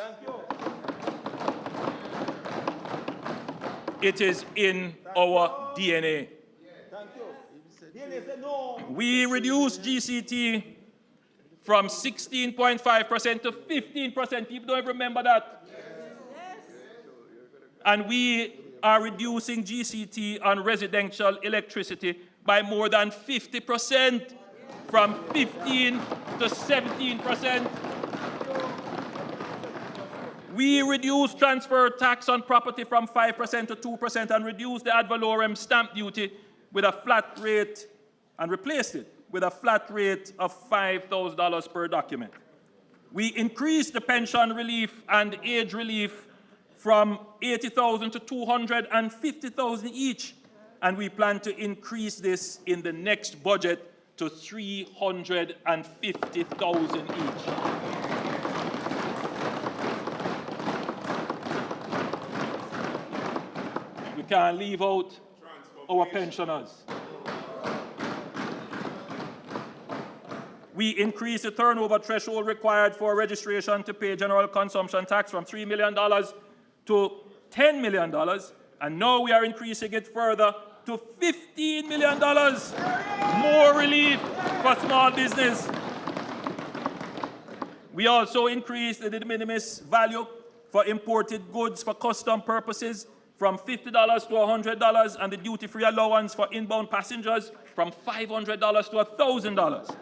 We reduced estate taxes, reduced the asset tax on financial institutions, abolished the asset tax on non-financial institutions, and abolished the minimum business tax. What did they do in their time? Tax increases year after year. Madam Speaker, when they were the government, the people approached the budget season with trepidation, wondering what additional taxes will be imposed. Today at budget time, the population is looking forward to goodies. However, I prefer to say the government will deliver dividends on the vote of confidence you placed in us. Madam Speaker, we have created an environment of tax certainty and predictability. Workers, families, and businesses can plan their affairs and think long-term without worrying that the government will impose some tax to mash up their plans. We are not going back to the days of fiscal recklessness and more taxes under the PNP. Madam Speaker, the PNP calls their plan the 4 E's. They definitely have a legacy of 4 E's. Excessive debt, economic erosion, endless hardship, and empty promises.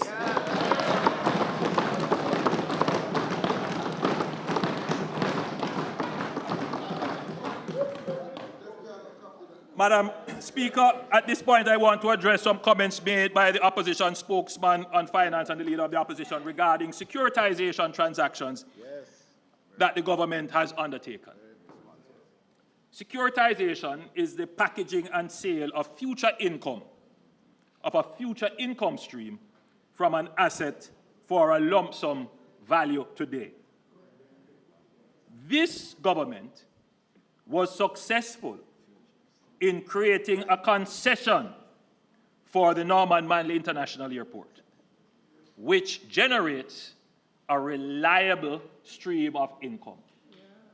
This income is contractual. I want the country to remember that the previous PNP government tried to create the same concession out of the NMIA and failed miserably. They did not have even one bidder willing to take up the concession under their government and stewardship.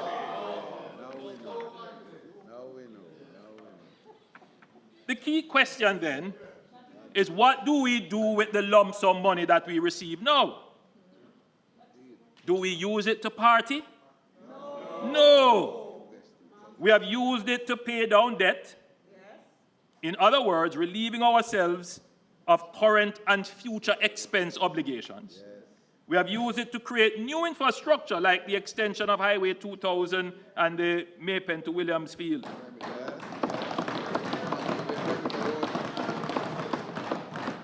Which enables us to generate more revenues in the future. There is absolutely nothing wrong with this. It is a transparent transaction where there is no risk to the government. Indeed, it is a credit to the Jamaican economy that the international capital market looks favorably on Jamaican securities. These kinds of opportunities are only really available to prudent government. Madam Speaker, when is the sale of future income a problem? When would the opposition need to be concerned? It is a problem, for example, when you forward sell a commodity at a fixed price. that you have not yet produced, and then when it comes time for producing it, Price is different. the cost of producing the commodity exceeds the price at which you had contracted.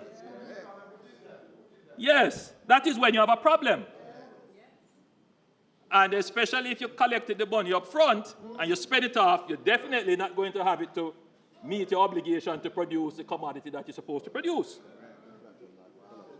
Now, if you do that, then you really have a problem because you're going to be producing at a loss.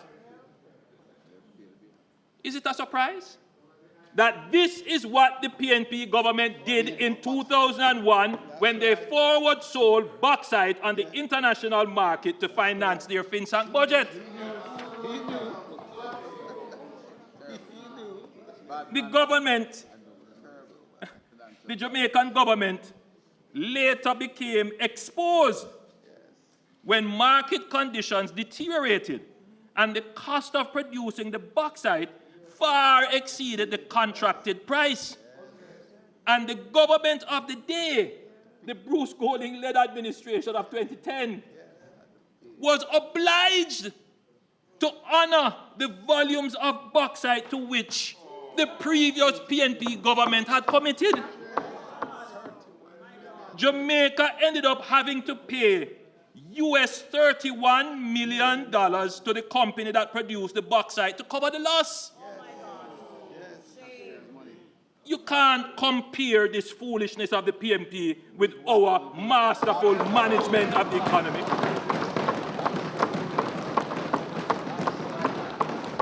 Madam Speaker, there is a very popular song, you know. It says, they are not like us. We are not like them. Two different philosophies and way of thinking. When we say that we believe in fiscal discipline and the proper management of the economy, because that is how we can genuinely show that we care for you.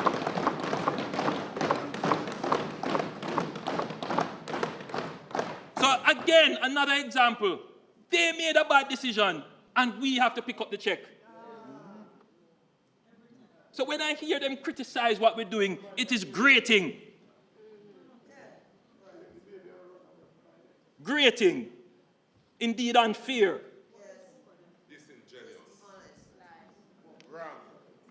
And we have to, I'm sorry I have to do this, but if we don't remind the people,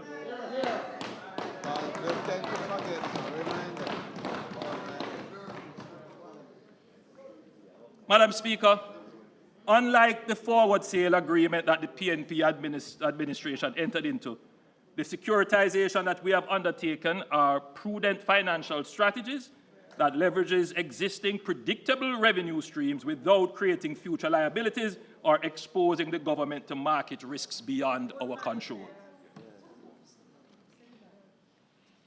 Madam Speaker, the graph now being displayed illustrates the trajectory of poverty prevalence in our country. It clearly shows that under my administration, we have achieved a steady and measurable decline in poverty. Apart from the temporary spike in 2020 caused by the pandemic, the steady reduction in poverty is clear evidence that our economic gains are reaching the people who need it the most. Madam Speaker, we recognize that while progress has been made, much more needs to be done to ensure that benefits of economic growth are inclusive and sustainable. Our commitment is to share the prosperity where every Jamaican, regardless of background or location, has access to opportunities for upward mobility. Whether in rural communities, inner city neighborhoods, or remote districts, we are working to ensure that no one is left behind and that absolute poverty is eradicated.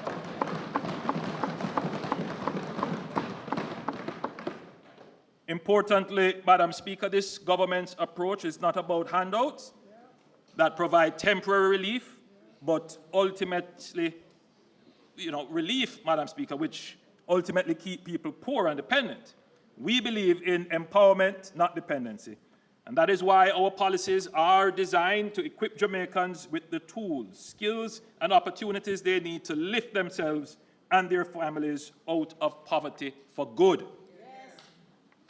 Madam Speaker, the fact that our economy remains on solid ground despite the combined shocks of global inflation, the lingering effects of the pandemic, and the increasing threat of climate change is a testament to the progress we have made.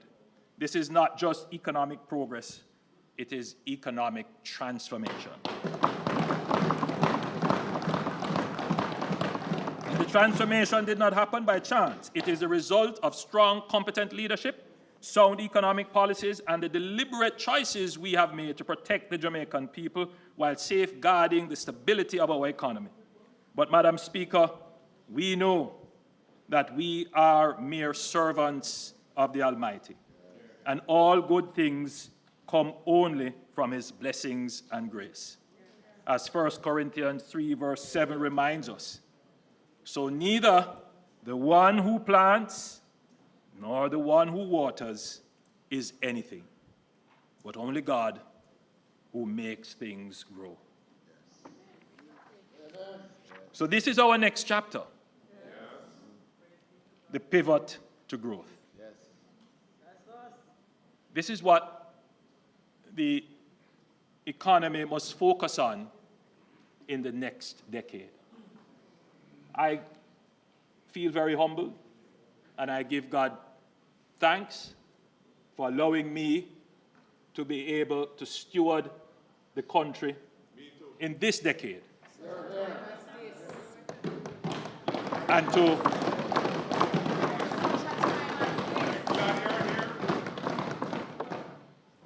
And to have achieved, by His grace, what we have achieved.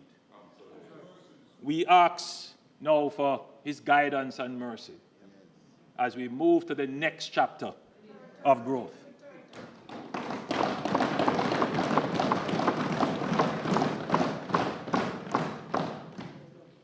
Madam Speaker, I'm about to display a chart which it's hard to present the information without the political undertones. But I would really want members to ruminate on what is about to be presented. The graph now being displayed shows GDP shown as gross value added at constant prices since independence. It shows that our most rapid period of economic growth was the decade immediately following independence. Economic growth averaged 6% per year in that decade. Since then, we have had short periods of growth punctuated by declines and crises. We had the oil crisis and the socialist experiment of the 1970s that led to massive capital flight and the exodus of skilled labor, leading to a 20% fall in GDP between 1974 and 1980. Madam Speaker, it took Jamaica until 1990 to get back to the level of output we had in 1973. In other words, it took us 17 years to recover from that first. And Madam Speaker, this was the biggest global health and economic crisis in 100 years. But the difference this time was that our recovery was V-shaped. A victory. And we recovered in 3 years.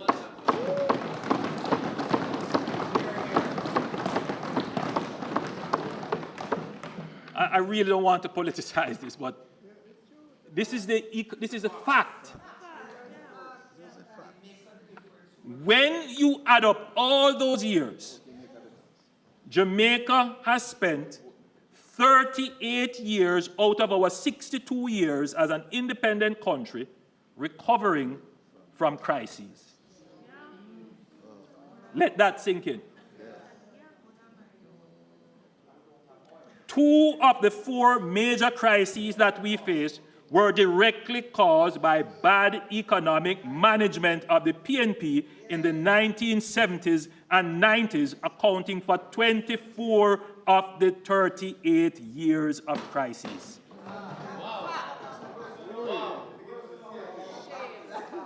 As a fact, not rewriting history, just bringing the facts. I didn't want to go back down this road because this is behind us. But when there are attempts to whitewash,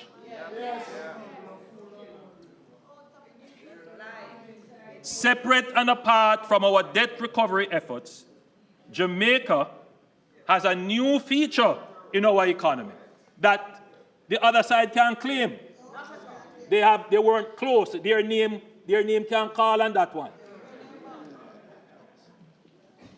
And that feature, Madam Speaker, is resilience. Yes.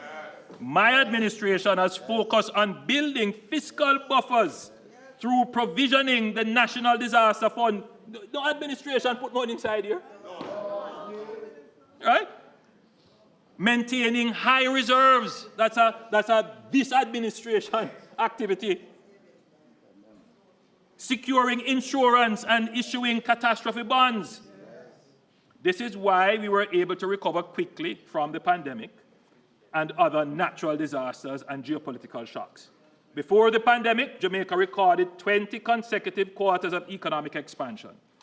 After the pandemic-induced contraction, we rebounded with 13 consecutive quarters of economic growth. Over the last 2 quarters, we had a temporary setback due to the impact of Hurricane Beryl and Tropical Storm Raphael. But, Madam Speaker, let me disappoint those who seem to be gleefully celebrating and wishing depression and recession on Jamaica. Let me disappoint them and disabuse them quickly.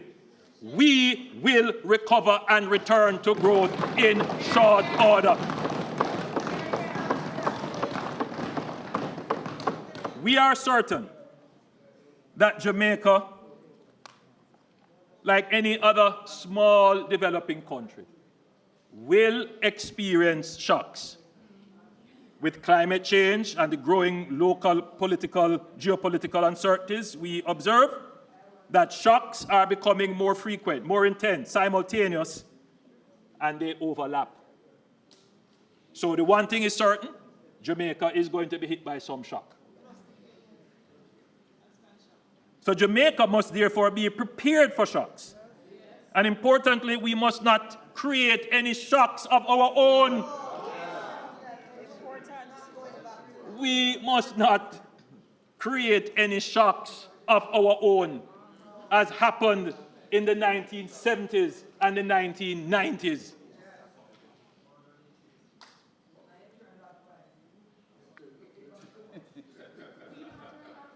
Resilience is in our culture. We liquor, but we talawa. My administration has translated this spirit of ours, talawaness, into our economy and government. We are resilient, and that is wholly and solely a policy objective of my administration. Resilience is my picnic. However, Madam Speaker, the reality is that except for the decade immediately after independence, our growth has remained anemic and far below what is required to achieve our vision of shared prosperity, higher incomes, and an economy that generates opportunities for all. The next chapter of Jamaica's economic journey must therefore be about accelerating growth while maintaining fiscal and macroeconomic stability. Resilience is an important part of accelerating growth, as without the capacity to withstand and adapt to shocks, recovery can be slow. Our increased resilience means that we are already on the path to faster growth, better equipped to navigate challenges and seize new opportunities. Madam Speaker, in November 2024, I outlined the key pillars of the government's growth strategy, Aspire. A, Access to economic opportunities for all, that is the inclusive growth agenda. Safety and security, S. P, people and our focus on human capital development. I, for infrastructure development. R, for reform of the bureaucracy to improve ease and speed of doing business and to reduce the cost of doing business. And E, economic diversification. Madam Speaker, the A in Aspire. I must emphasize that the first and most fundamental pillar of our growth strategy is access and inclusion. Growth must be for all Jamaicans. True progress is not measured solely by GDP figures, but by how many lives are improved, how many doors are opened, and how many Jamaicans, regardless of background, have a fair shot at success. Madam Speaker, I've said this before, but let me say it again so that there is no room for misunderstanding and misinformation. The government does not believe in trickle-down economics. The notion that if we simply grow the economy at the top, prosperity will somehow find its way to the rest of the society. History has shown that growth must be deliberately structured to be inclusive. That is why our approach to economic expansion is people-centered and opportunity-driven. It is about broad-based empowerment, ensuring that growth fuels investment in education, skills training, small business development, and community infrastructure. It's about expanding opportunity and ensuring that no one is left behind. This government is systematically strengthening our social protection framework, expanding opportunities, and breaking the cycle of generational poverty. We are not just talking about it, we are taking decisive actions.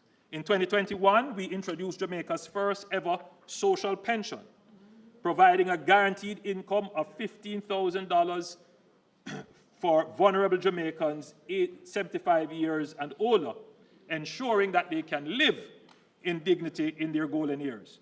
We have ramped up investment in the new social housing program, which provides safe and secure housing for the country's most vulnerable. Over 300 houses have been built or handed over or under construction, transforming lives and communities. In 2022, we implemented the Tourism Pension Scheme, making Jamaica the first country in the world to implement a comprehensive pension plan for tourism.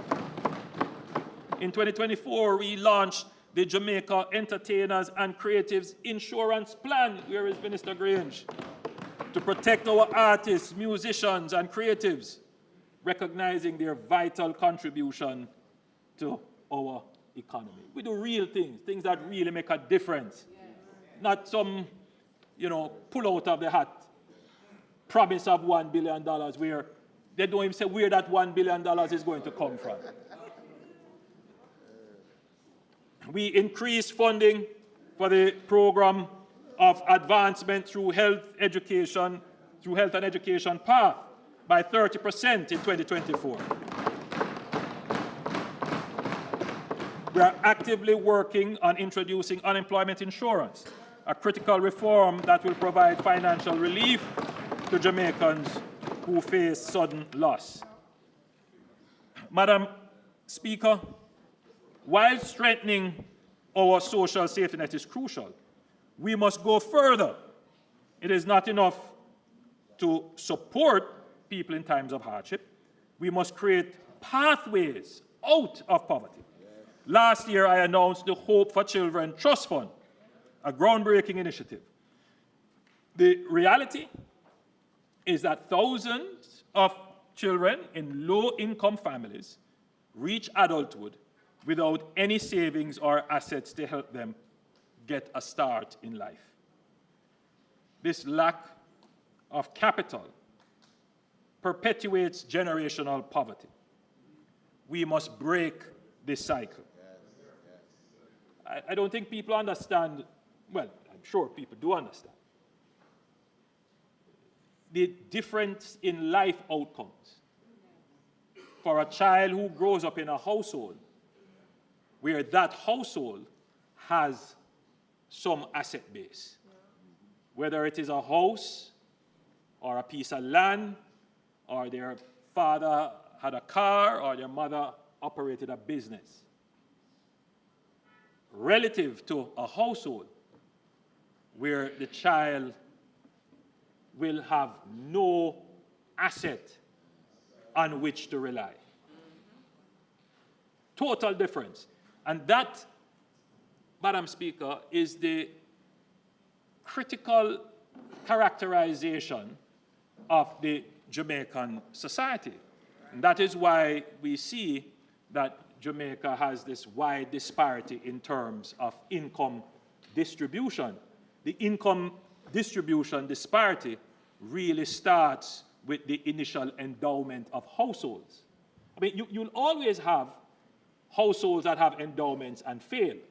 So households that start off with some assets and then they lose it. And then you'll have households who start off with no assets but gain it. But that is not going to be enough to close the gap. Madam Speaker, we are not a socialist government, but we believe in being instrumental in pursuing real, equitable policies that will make fundamental changes to the income and asset profile of the country. And that is why we have this Hope for Children Trust. Through the Hope for Children Trust Fund, every eligible child will be provided with a long-term savings account funded annually by the government. The funds will accumulate with interest and will be accessible on or after the child's 18th birthday for transformational purposes, such as education and skills training, home or commercial property acquisition, or business investment. Madam Speaker, though the government will be the central contributor to this fund, the way in which we are developing it is that, which now often happens, persons privately could contribute to the fund generally, or they could specifically say, I want to contribute to this person. I mean, it happens regularly where, for example, a distant family member, as they say, I take this child and I adopt this child informally. But now we are creating a formal structure where private sector, private individuals could also, if they choose, and I'm encouraging them when the fund is fully mobilized, to make a contribution to it. So that a child who comes from a household with no asset at 18 will know that they have something to start the world with. Whether they want to go buy 2 goats and cow, which when I go out into the country, I see young men come up to me and say they want goat, they want cow, they do little farming, we'll help you. If you want to buy tools, we'll help you. If you want to further your education, you have that money there. If you want a down payment and a deposit on a little piece of land, you have that money there. So we will give you that start to correct the historic intergenerational endowment inequality that has plagued us from the days of enslavement. So, Madam Speaker, any Jamaican child born on or after the 60th anniversary of independence, that's August 6, 2022, who is part of a PATH household or a ward of the state will be eligible to register under the program. We are making progress with determining the legal structure of the fund and examining options for how the fund will be managed and administered, and I'm pleased to report that during the upcoming financial year, the government will seed the fund with 200 million Jamaican dollars.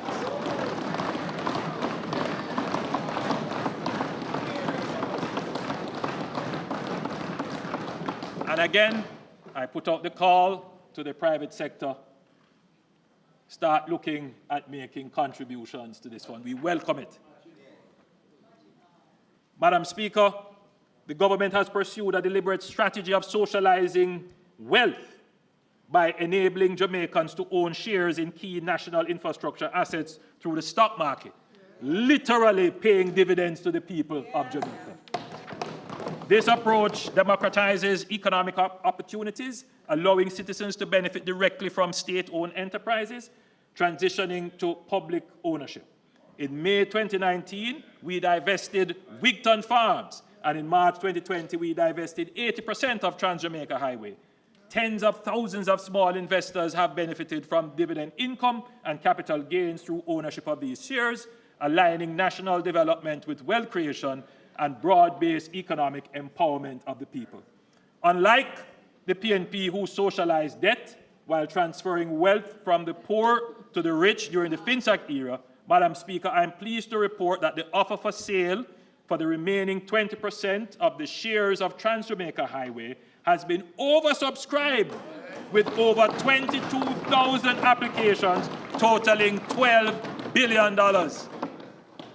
Madam Speaker, Jamaican people, get the message that this government is about creating wealth.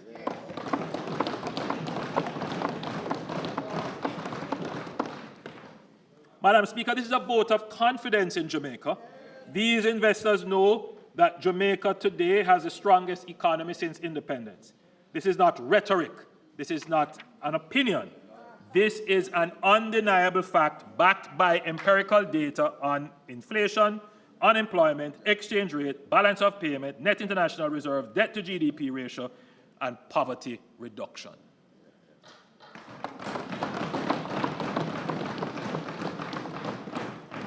Madam Speaker, creating wealth and making it accessible to all is the DNA of the JLP administration, and this is how we accelerate growth. There are several other assets that the government is preparing to bring to market so that the ordinary Jamaicans can participate and share in the value they create when paired with private sector enterprise and innovation. At this stage, I can announce that the Jamaica Mortgage Bank is being prepared as the next asset to come to market.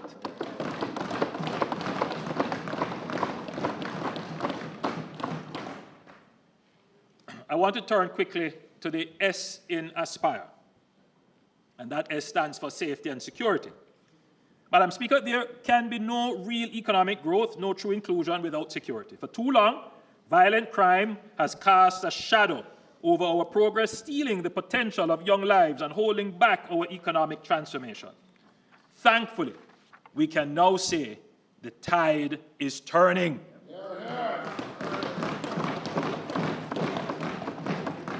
Jamaica is taking decisive actions against violence producers, and the results are now evident. Madam Speaker, in 2024, Jamaica recorded a 19% reduction in murders, following a 7% decline in 2023, bringing our homicide rate to 40.1 per 100,000.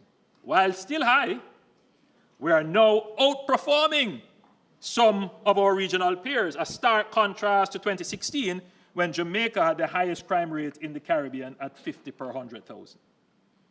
Unlike much of the region, where homicide rates are currently surging past ours, we have reversed the trend, and now other countries are studying our approach to reducing violence. Notably, Madam Speaker, the 2024 Christmas season was the safest in 20 years, with just 6 murders recorded during the Christmas week. Since 2024, the country has seen a sustained decline in murders, culminating in 47 murders in February 2025, the lowest monthly total in 25 years, and a 43% reduction compared to February 2024. If you were to compare between February 2022 and February 2025, murders have declined 55%.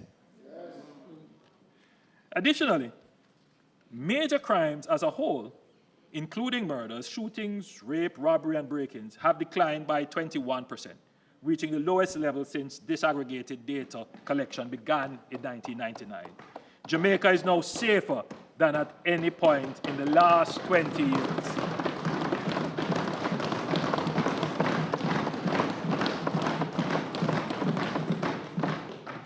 On our current trajectory, Jamaica is on track to record fewer than 1,000 murders in a single year for the first time since 2003.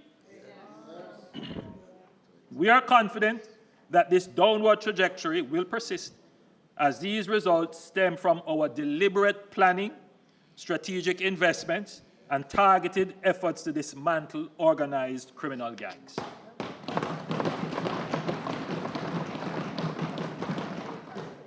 My government has recognized violence as a national emergency, and as such, we have made the strongest sustained investment in national security in Jamaica's history. In 2015, before my administration took office, capital expenditure for national security was $2.67 billion. $2.67 billion. Yes, there were times in the 90s and early 2000s where the capital budget was non-existent. So when we wonder why we have the security problem, just trace it back to poor economic policies where you had to spend 70% of your tax revenues on repaying debt caused by poor economic decisions. By 2018, we increased the spending on security to $12.7 billion.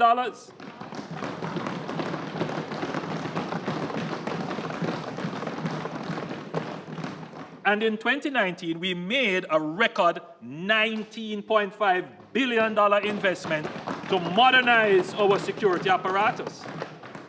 This substantial increase in our first term was necessary to compensate for years of underinvestment. And you can just look at the years of underinvestment. In fact, when you look at the last 20 years, it's clear that, you know, the Jamaica Labour Party government made the greatest attempt at funding the security forces. These funds have strengthened our security forces through investments in equipment, vehicles, intelligence, forensic technology, and advanced training in cybercrime, counter-trafficking, and financial intelligence. Yes. We have enhanced the operational capability of the Jamaica Constabulary Force and Jamaica Defense Force, rearming them with modern tools to dismantle criminal networks. In the case of the JCF, we have invested in building one of the most advanced law enforcement agencies in the hemisphere. To this end, significant progress is being made on the development of a C5 center, that is a state-of-the-art command and control center.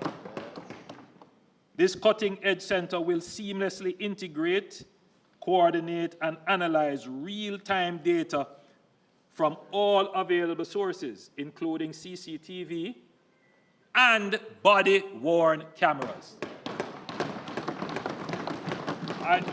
I break from my script, Madam Speaker, to point out that there's a lot of debate going on. You know, why is it that the JDF and the JCF are not wearing cameras on their person? I think there is a kind of misunderstanding to believe that standalone cameras can be effective. That's not the case. You have to build out an entire back-end network to ensure that the footage on the camera can be downloaded, that it can be stored and retrieved, that it can be digitally transmitted to other locations, and that it can be protected from manipulation. When we say that we're going to do a force-wide use of body cameras, it's not just buying a little camera off the shelf or getting a camera from a supplier here. We have to think of and implement a system-wide comprehensive solution. And I'm afraid, Madam Speaker, that sometimes this is just the haphazard thinking that forces governments into making wrong decisions. But, Madam Speaker, it's the same thing that we have done with our police cars. You know, we have totally changed the way in which we order and purchase and maintain and use our police cars.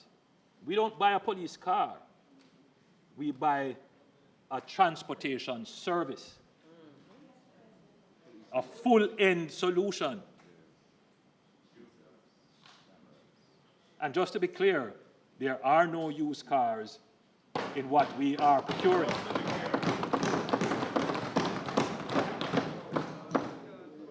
So, this cutting-edge center will seamlessly integrate, coordinate, and analyze real-time data from all available sources, including CCTV and body-worn cameras, supported by a robust back-end infrastructure. This development is a game changer for modern, efficient, and intelligence-driven policing that will have a major impact on crime. The government's Project ROCK initiative, which was launched in 2019 to modernize the physical infrastructure of the JCF, has seen the refurbishment and construction of numerous police facilities across the island. Through the public sector compensation review, my government has ensured that our police officers are now in receipt of a more reasonable salary and pensions, befitting of their profession, and provides a better foundation for future negotiations. The resulting boost to the morale cannot be overstated, and it has made a career in the JCF more appealing. For the first time in the history of the force, the establishment strength of 14,000 officers has been met. More police officers and more vehicles mean greater coverage of our communities and more rapid responses to threats and citizen emergencies. Since 2021, the purchases of vehicles and the build-out of Jamaica ICCTV systems have been transferred to the capitalized recurrent budget to ensure continuous replenishment. This is a big move, Madam Speaker, because instead of treating them as capital projects, one-off expenditure, they are now being treated as items to be maintained and consistently upgraded. Madam Speaker, the role of the JDF in the overall reduction in violent crime through their support for the JCF is crucial, particularly in areas where specialized security measures have been declared, that is the zones of special operations and states of public emergency.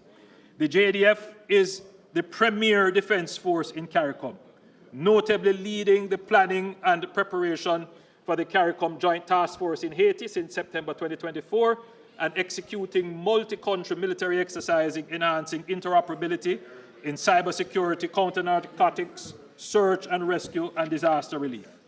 Madam Speaker, our borders are more secure than ever before, due in large part to new patrol vessels, helicopters, maritime patrol aircraft, and other technical equipment we procured for the JDF. They are now better equipped to interdict illicit vessels and aircraft trafficking weapons, narcotics, and people. This year, we will further enhance maritime security with the addition of 24 surface interceptor vessels, strengthening the protection of our border and blue economy. However, Madam Speaker, we note that most illicit weapons which fuel gang violence enter Jamaica through formal ports of entry. To improve our ability to secure this channel, we have been investing in advanced scanners and enhanced security protocols at all customs, at all areas in Jamaica Customs. And the result is evidenced by major gun finds at our ports in recent times, including yesterday. I would like to acknowledge the Jamaica Customs for their increased vigilance and generally commend the security forces and our partners for increased cooperation, intelligence sharing, which has yielded great results. Every weapon and ammunition kept off our street is potentially a life saved.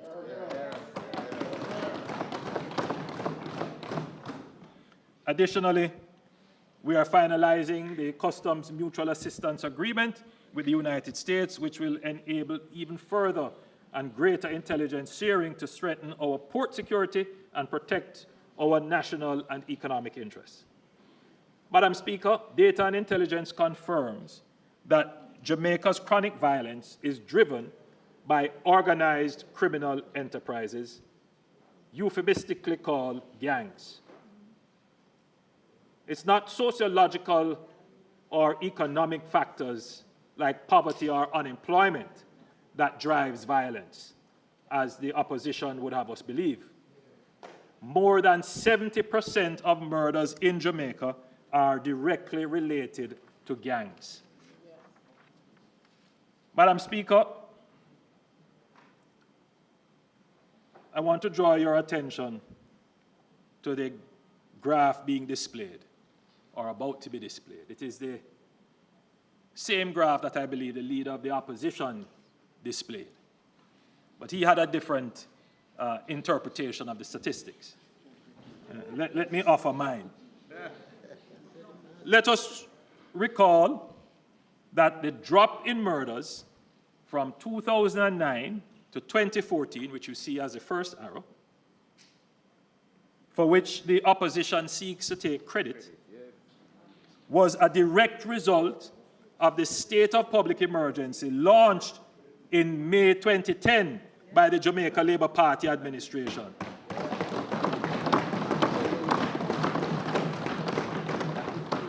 Which dismantled and scattered the gangs and created a 21% drop in murders in 2011. 21% drop in murders in 2011. No other police action has resulted in any such drop.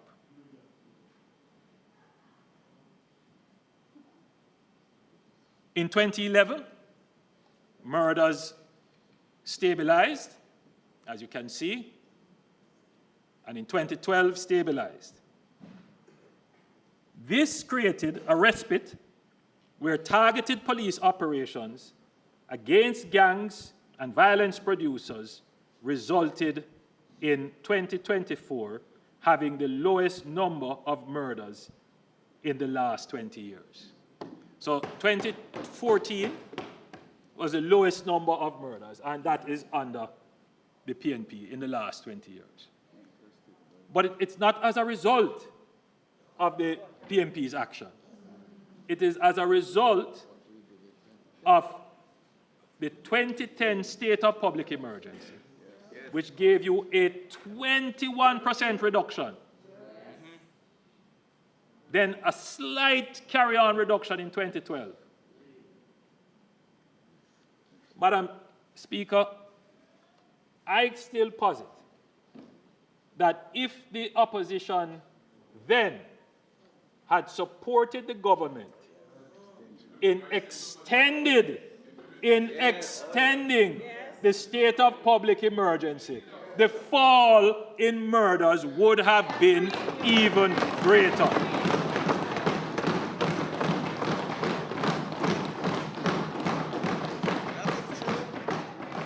So in 2013, there was a little spike in murders. And in 2014, in mid-2014, the PNP introduced the Unite for Change, an ostensible crime-fighting strategy that leaned heavily on social interventions. There was also a change of police commissioners and an apparent change in crime-fighting strategy. By 2015, murders began to rise again under the PNP, even with the much-touted Unite for Change initiative in full effect. The truth, Madam Speaker, is that the PNP shifted focus from targeted operations against gangs and gang leaders and allowed them space to regroup. The number of gangs in the country increased from 200 in 2010 to 350 by 2016. And we saw the impact of this from 2015 through 2017. That is why my administration decided to take decisive actions. We recognize the emergency threat organized criminal enterprises and violence producers pose to specific communities and the country generally. We responded with zones of special operations and states of public emergencies to halt the persistent spiral in murders from 2015 to 2017. The SOEs and zones of special operations were successful in taking back communities from gangs, displacing criminals, disrupting their operations, and limiting their space and opportunity to commit crimes. That's what the SOEs do.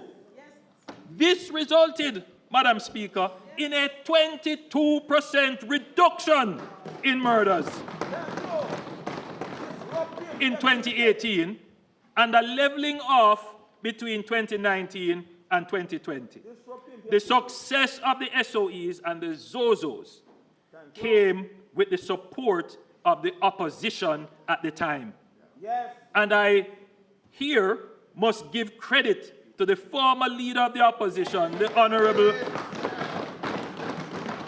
Dr. Peter Phillips, who understood their necessity and supported their extensions.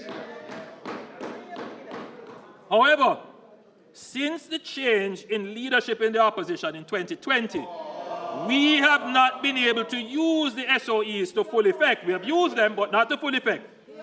And we saw a 10% spike in murders in 2021.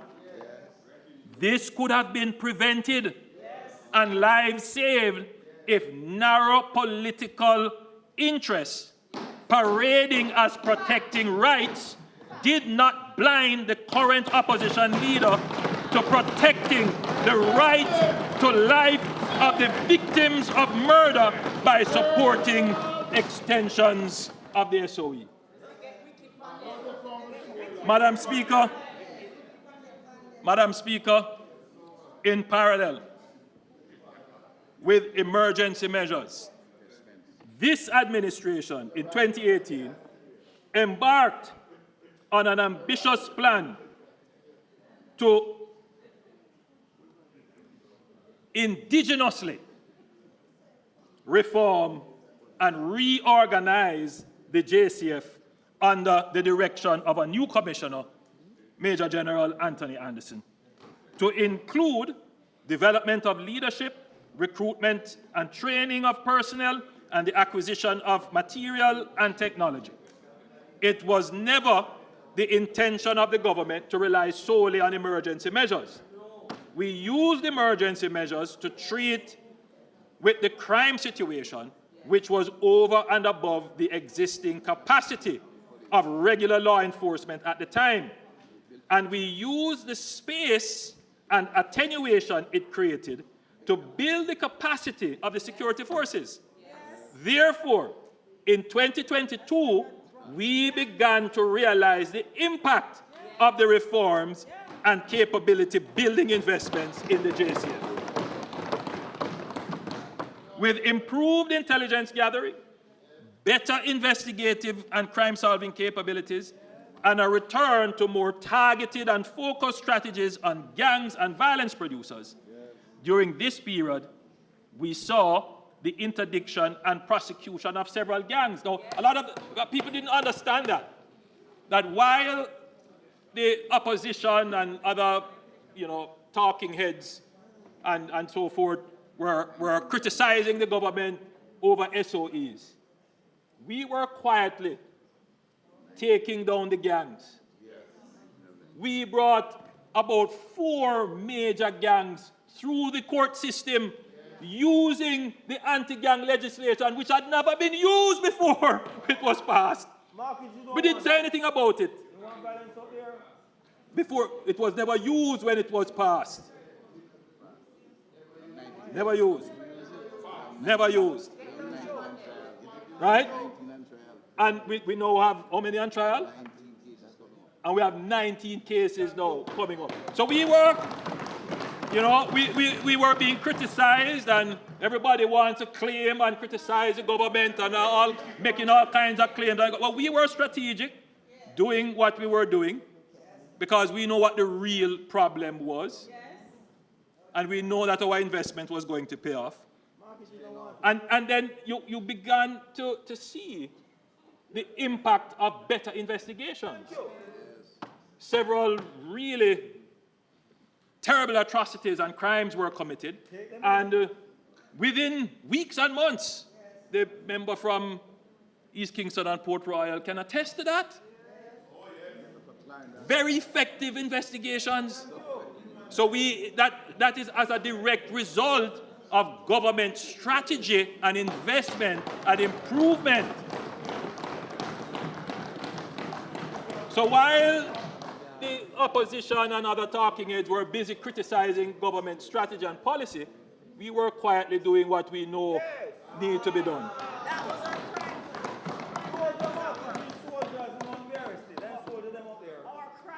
So, Madam Speaker, today we can say that year to date, murders are at their lowest level in 25 years.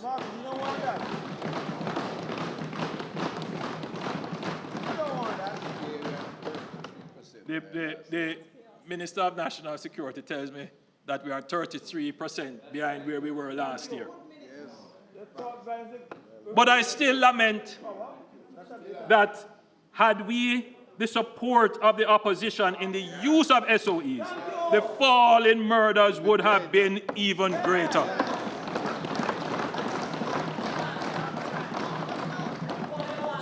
So let me be clear. The PNP, under this leader of the opposition, can take no credit for the reduction in murders. They have done everything possible to obstruct the government. Everything possible to obstruct the government, and now want to stand up and claim credit. They are benevolent. You benevolent. You benevolent. Your party generally benevolent here. Madam Speaker, we will continue to invest in our security forces and support the transformation of the JCF into a modern, professional, and technology-driven security force. We will continue to target gangs, which account for 70% of murders in the country. If we focus on eliminating gangs, we can reduce our murder rate to below the regional average of 15 per 100,000. And I'm pleased to announce, Madam Speaker, that police intelligence now estimates, listen to this one, police intelligence now estimates that there are fewer than 100 active gangs in Jamaica since the beginning of the year, coming from 350.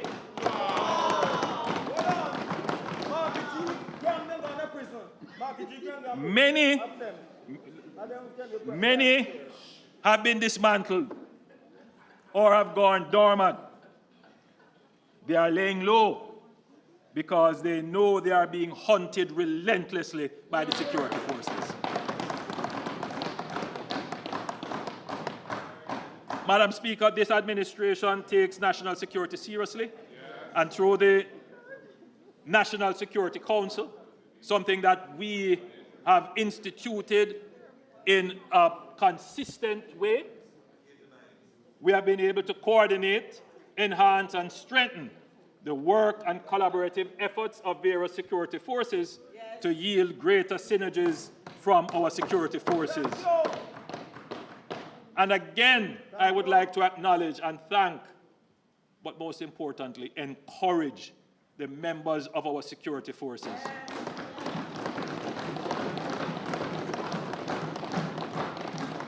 Through their respective heads, the Chief of Defense Staff of the JDF Vice Admiral Antoinette Weems Gorman, CD, Commissioner of Police Dr. Kevin Blake, CD, Director General of MOCA, Colonel Desmond Edwards, and Commissioner of Customs Dr. Velma Ricketts Walker, CD.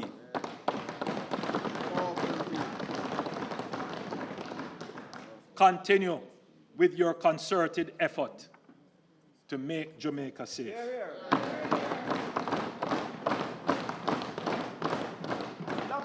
Together, we will eliminate the gangs and bring peace to our country. Madam Speaker, I want to now turn to the P, people in Aspire. Jamaica's greatest asset is our people. That is why this government continues to invest in education, training, and job opportunities, ensuring that every Jamaican, regardless of background, has the chance to learn, earn, and thrive. Through programs like the LIFT program, that is Learning and Investment for Transformation, and the CARE program, Community Action for Rewarding Engagement, we are directly supporting young Jamaicans on their journey to skill development and employment. The second cohort of the LIFT is underway, providing education, mentorship, and work experience for youth who need a start.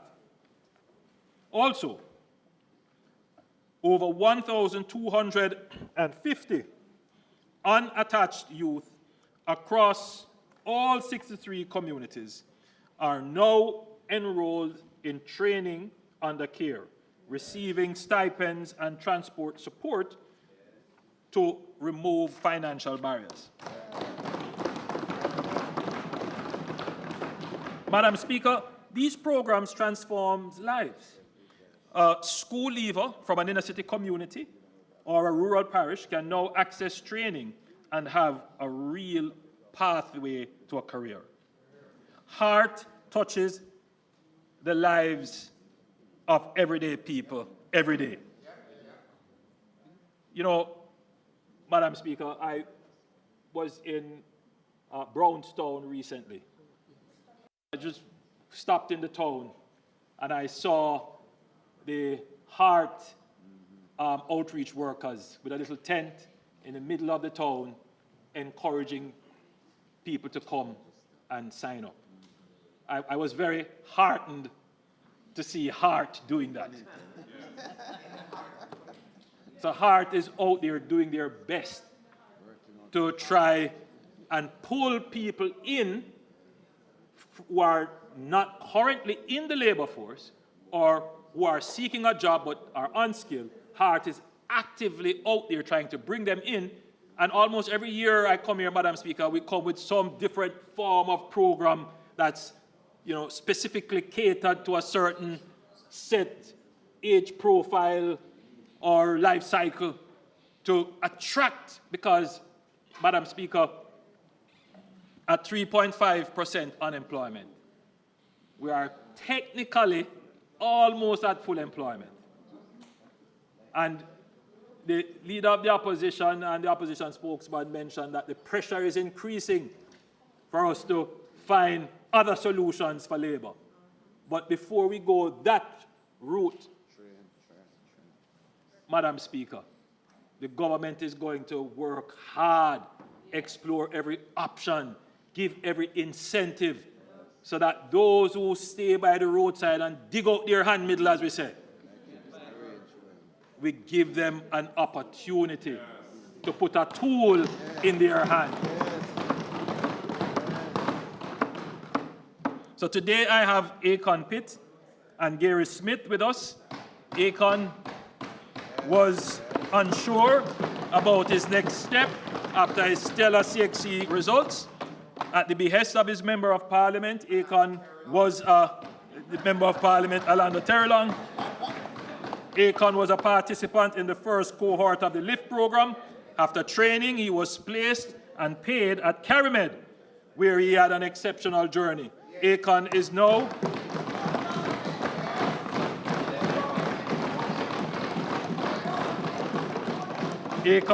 at the Jamaica Cooperative Insurance Agency.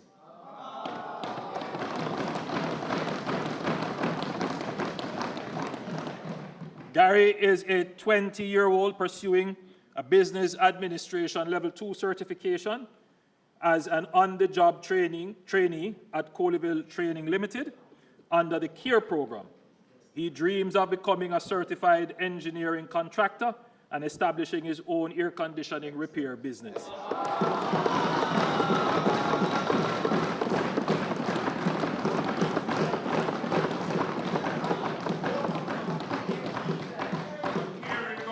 Gary is now closer to realizing his dream.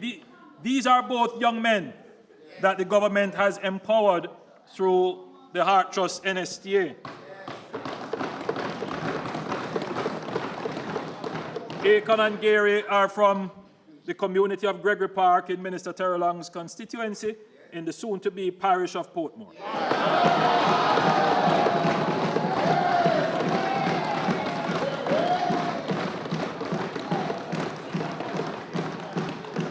There are hundreds of thousands of Akons and Gary that we have empowered through skills training since 2020. 552,534 to be exact.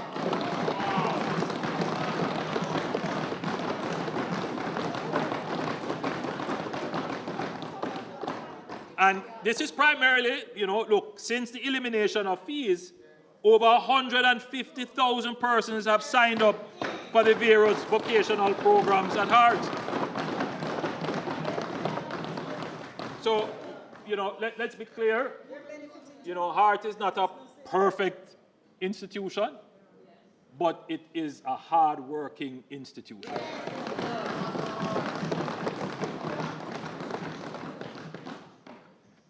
Madam Speaker, we have already had significant success in public-private partnerships and the apprenticeship model with the Amber Heart Academy. Nearly 500 youth have graduated specializing in data analytics, cybersecurity, web and app development. Most have secured paid internships with career pathways. 112 JDF soldiers are also now being trained in coding, which will strengthen the JDF's technological capabilities.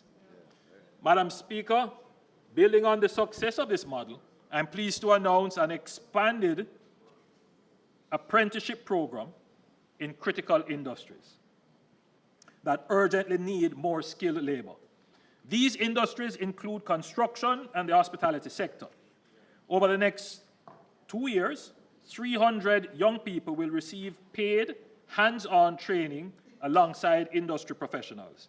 Each participant will earn a weekly stipend of $13,500 to $16,500 with a 10% set aside as compulsory savings. This approach allows our youth to build a career, support their families, and contribute to the economy, all at the same time. Madam Speaker, we will begin this pilot in conjunction with the Sandals Corporate University.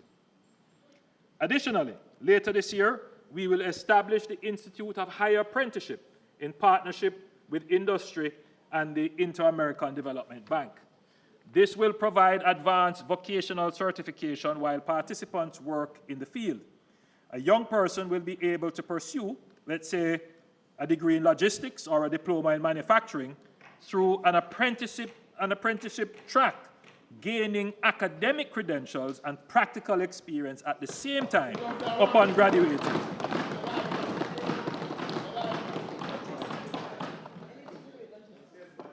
Upon graduating, they will be ready to take on higher paying jobs and be certified. Madam Speaker, the jobs of tomorrow demand skills in science, technology, engineering, and mathematics, STEM. To prepare our students, Heart is investing $400 million to establish state-of-the-art Heart.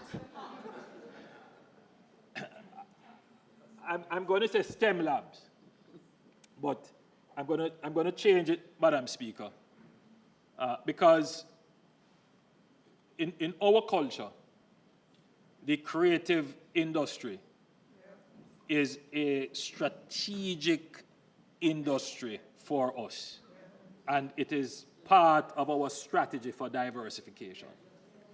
So we are the only government to take up $1 billion and place it at the disposal of the film industry.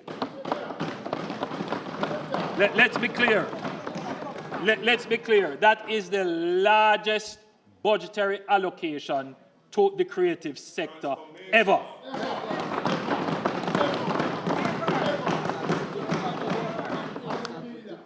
So, you know, let's not get drawn into. So, Madam Speaker, HART is investing 400 million to establish state-of-the-art STEAM labs.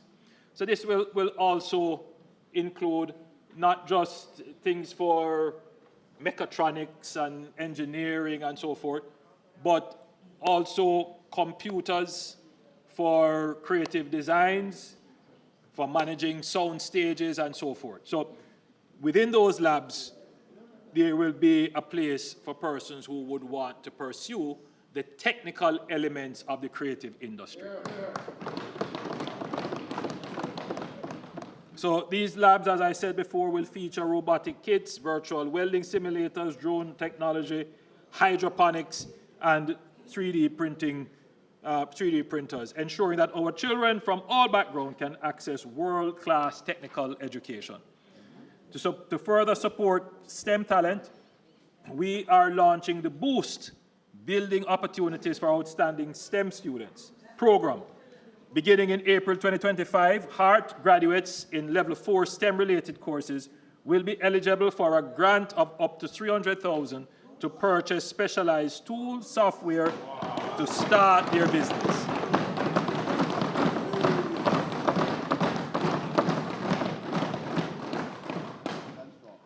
Madam Speaker, I know that there are many in Jamaica who are skeptical of technology. They see technology as a threat. Madam Speaker, we can't view technology in that way. Technology is immanent, it is ubiquitous, and it is universal. Can't escape it. AI, that is artificial intelligence, is reshaping industries worldwide. When the first industrial revolution started, Jamaica was still a colony. That's a reality. So Jamaica didn't benefit from the first industrial revolution. And in fact, in a strange way, when you read Capitalism and Slavery, you would see that it is technically the advance of technology that made slavery unprofitable, and which technically, depending on which historian you read, led to the end of slavery as an economic way of production. So technology is not bad. Technology is a liberating tool if you approach it the right way. So, Madam Speaker, when the information industrial revolution came about, the information age, which is not more than 50 years old, Jamaica was still trying to industrialize. So we missed another wave of technology as a colonial developing country. We are now in the 5th industrial revolution, and Jamaica cannot afford to be left behind. Technology provides the ability to leapfrog, and we must position ourselves to do so. I have given directives to the Minister of Education to ensure that AI is prominent in our national training and development strategy, which is why we appointed an AI task force. This government is committed to ensuring that Jamaica is an active player and not a spectator in the global AI revolution. From the recommendations of the National Artificial Intelligence Task Force, we are implementing an AI work readiness strategy that includes integrating AI and coding into school curricula at all levels, and promoting dedicated teacher training programs on AI.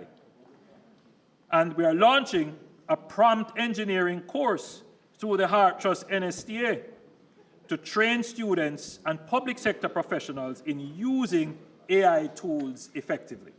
Madam Speaker, in partnership with the Amber Group, the government will also establish a cutting-edge local AI lab, a public-private center of excellence where developers, researchers, entrepreneurs, and students can collaborate on AI solutions. The AI lab will serve as the catalyst for a new era of technological advancement in Jamaica. Madam Speaker, AI will disrupt some traditional jobs, but it will create new high-paying opportunities. This government is ensuring that Jamaicans are equipped to seize those opportunities and lead in the digital economy. Madam Speaker, we will also be using AI tools to help our children learn. We are developing the Jamaica Learning Assistant, a groundbreaking AI-powered platform designed to revolutionize learning with an end-to-end AI-generated and curated content, fully aligned with the national curriculum. And I don't know if the video is cued, but let me give you a preview of what it could do. Introducing Jamaica Learning Assistant, the world's most comprehensive AI educational platform, reimagining learning for Jamaica. It's like giving every child a personal mentor who adapts to their needs and pace. Interactive adventures that make science and math come alive. Human-like AI tutors, detailed explanations, humor, poems, interactive tests, mind maps for visual understanding, videos and real-life applications of knowledge, so each lesson isn't just learned, but lived. Who are scientists? Scientists are people who study the natural world using observation, experimentation, and reasoning.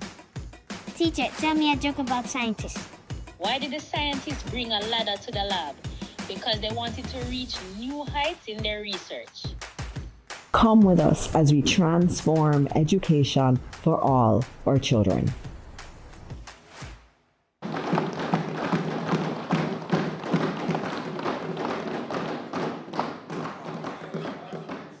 Madam Speaker, we are determined not to be left behind in this revolution. So we are going to be early adopters of the technology. And I encourage all parents, if you haven't yet done so, download one of the artificial intelligence apps. Play around with it. Ask it questions. You would be surprised how well structured, coordinated, and in-depth the answers you receive are. You would be surprised how you can train these AI bots to do specific tasks. So I would encourage all Jamaicans not to fear AI, but to develop an inquisitive mind about it. Let us not become spectators while another wave of technological development is going on. Let us ride that wave.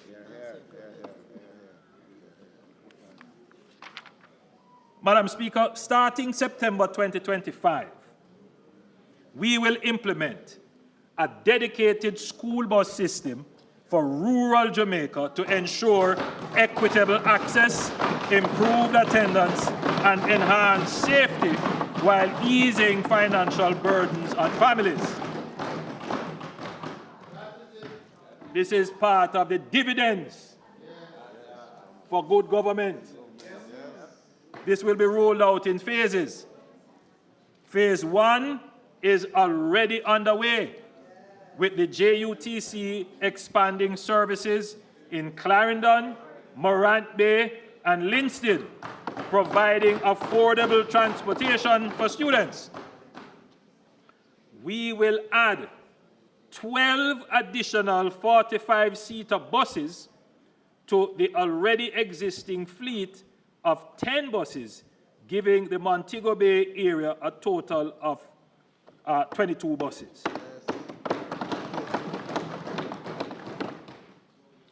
Phase 2 will see 100 fully refurbished buses deployed across parishes, with 60 buses in September 2025 for the start of the new school year, and another 40 buses by January 2026.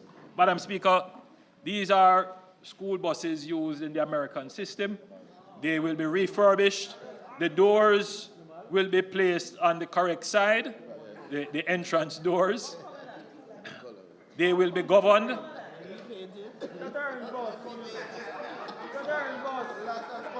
Look here.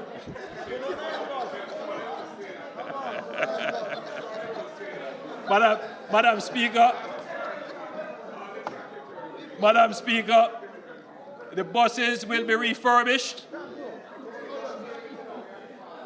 Just to repeat, the doors will be on the appropriate side for safety. And I think most importantly, the speed on these buses will be governed.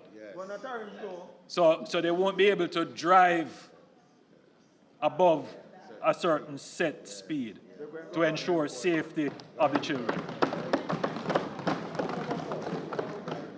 On some of the buses, where there is connectivity, we will place cameras, and the collection of fares will be digital. Now, these are refurbished. They are going to be refurbished. So they will be refurbished with those. So, it is not at all going to be entertain disturbance to the budget debate. Do not answer any member questioning you in this House. Please continue with the debate, Prime Minister. Thank you, Madam Speaker.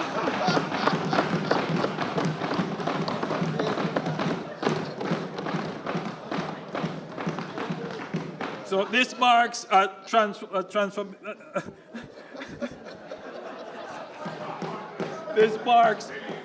transformative step in making school transportation safer, more reliable, and more affordable for Jamaican students. Others talk about it, but we do it.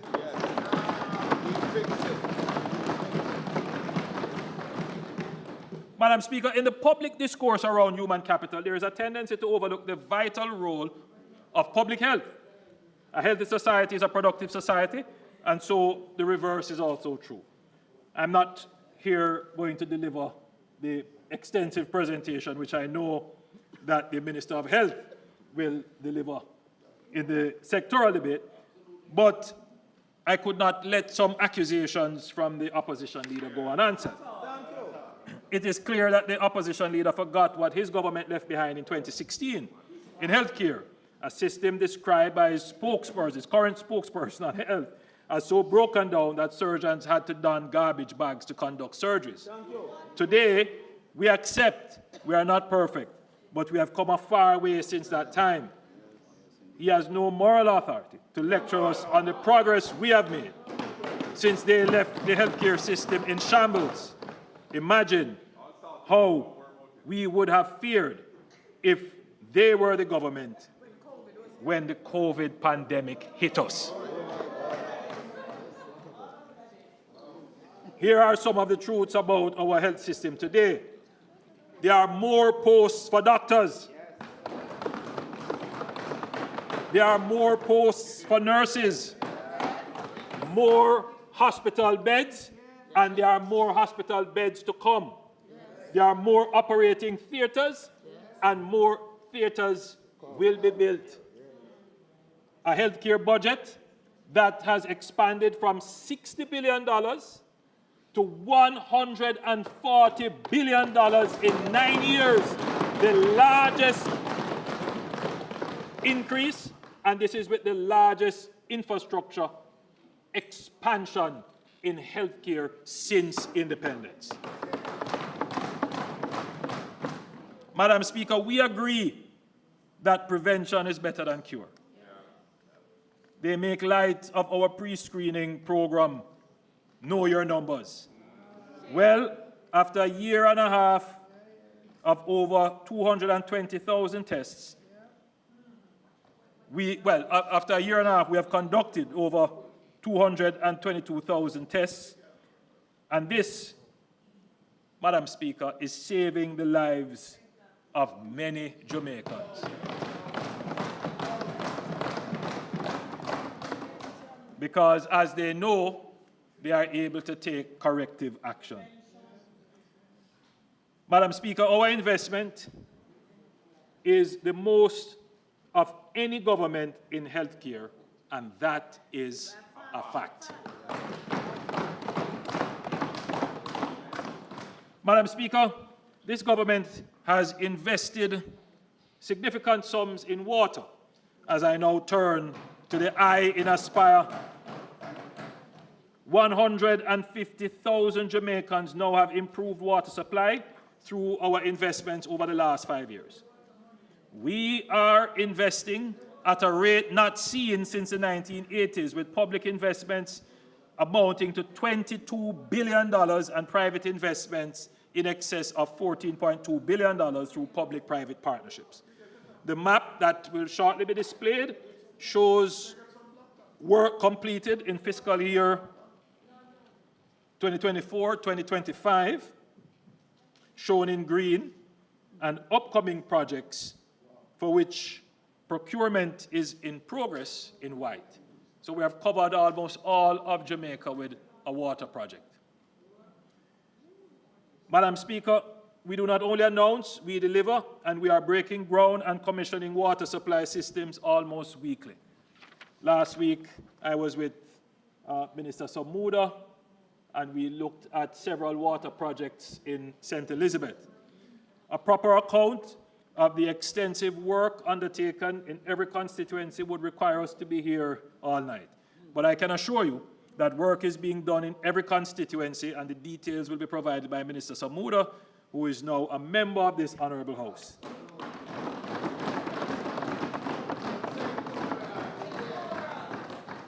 Minister Samuda will also give an update on the environment and climate change. However, I would like to make mention of a few areas under water. Very important one, the Western Parishes water supply.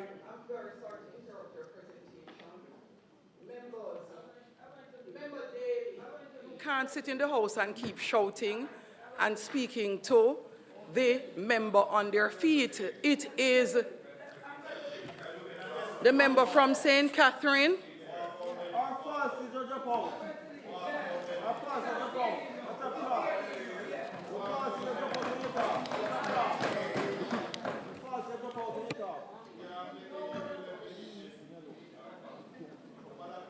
Madam Speaker, the severe drought which affected Western Jamaica disproportionately prompted the acceleration of major capital works to replace transmission mains in the parish of Trelawney, St. James, Hanover, and Westmoreland. This is a $28 billion three-year project which will commence in May 2025 and reduce water insecurity and non-revenue water, and involves upgrading 28 kilometers of main transmission lines from St. James to Trelawney and 37.5 kilometers from Lucy to Negril. On completion, it will benefit over 250,000 residents and business customers and catalyze development in the key tourism sector. I just want to say, Madam Speaker, that this is a game changer for water in the northwestern parishes.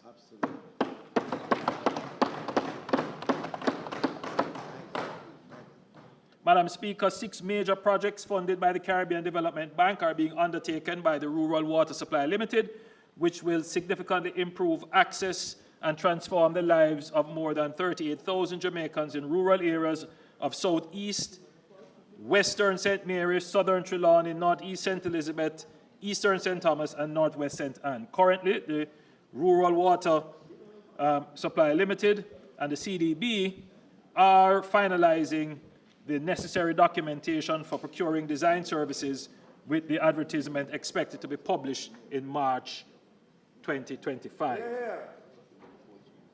Madam Speaker, I've spoken extensively about the Greater Mandeville Water Supply Project a $2.7 billion project, which is spread over 5 years. We are midway the 5 years. And this project will reduce non-revenue water to below 50%, increase service reliability and quality, given that we are now building out new houses, new housing schemes in Mandeville and other areas. Madam Speaker, the Ray Corbry Water Plant project, something that we have been talking about from 2009, has been discussed. We have been discussing this for years. I'm pleased to report that it is now finally in the construction phase. Construction has started. And we are targeting completion by the end of 2026. Others talk about it. We deliver it.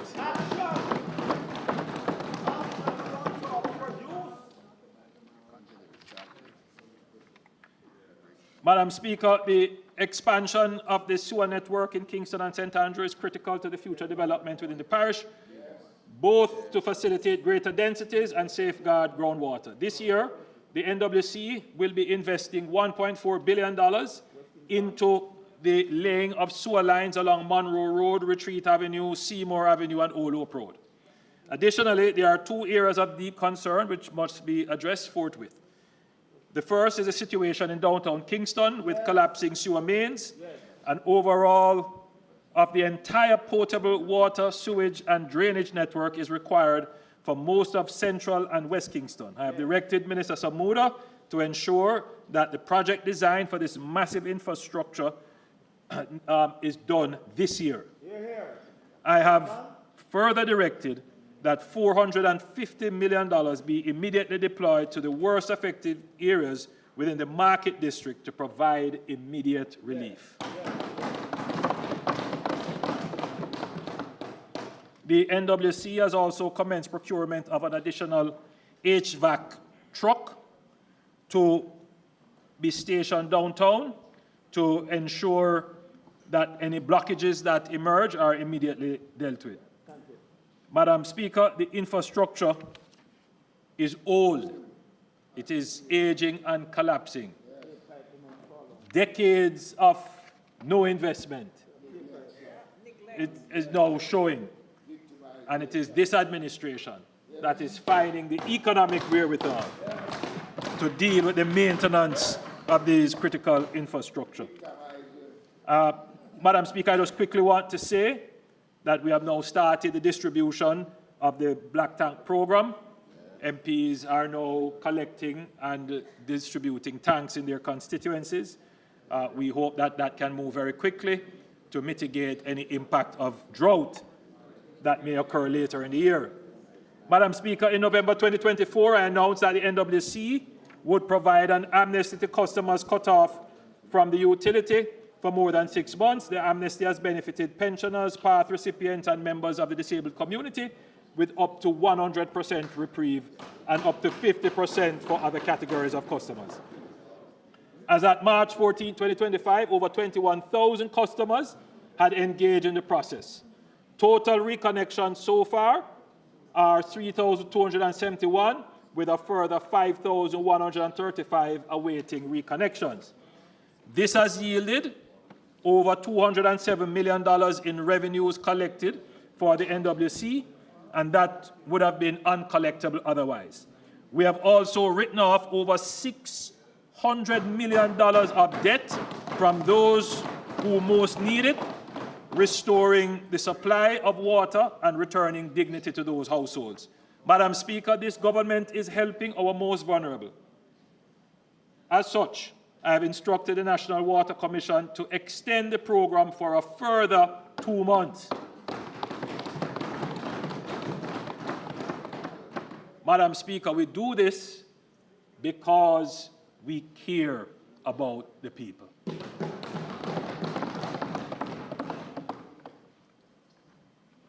Madam Speaker, a strong road network is vital to a thriving economy. This government has taken bold steps to modernize roads, enhance resilience, and ensure sustainability.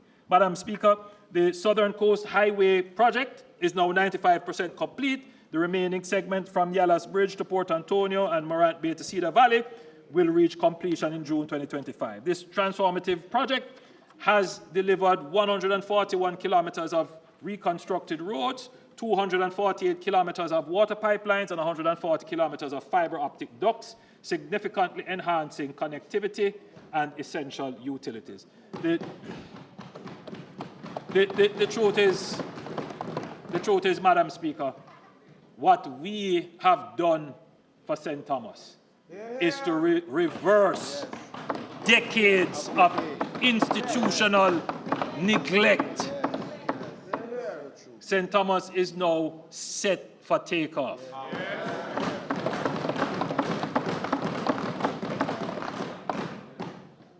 The launch of the 45 billion Spark program marked another pivotal achievement of our road and water supply infrastructure.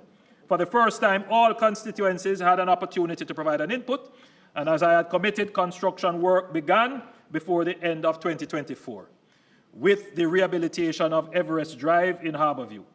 Since then, work orders have been issued covering 126 roads across 63 constituencies. Within the next 6 weeks, we have programmed for construction to begin on another 126 roads, representing the largest single event of road construction in the history of independent Jamaica. That is 252 community roads to be completed by October this year. And Madam Speaker, the member from East Kingston and Port Royal can attest to it. He can attest to it. Road is going on in this constituency. The special CapEx program represents a strategic push to modernize our urban infrastructure, integrating road, drainage, sewage, and broadband upgrades to enhance safety, traffic management. Under this program, Grange Lane, I toured Grange Lane recently in Portmore, and it is 90% complete, with the next major project being the dualization of Brayton Road and sections of the Helsha Main Road at a cost of $2.4 billion. We are making investments in the new parish of Portmore.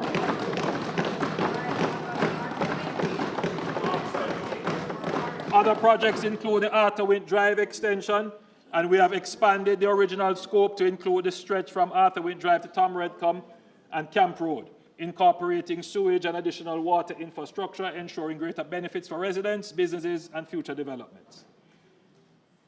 Madam Speaker, the government will invest $2 billion to enhance key entrance corridors leading into the capital city, creating a more attractive and welcoming gateway.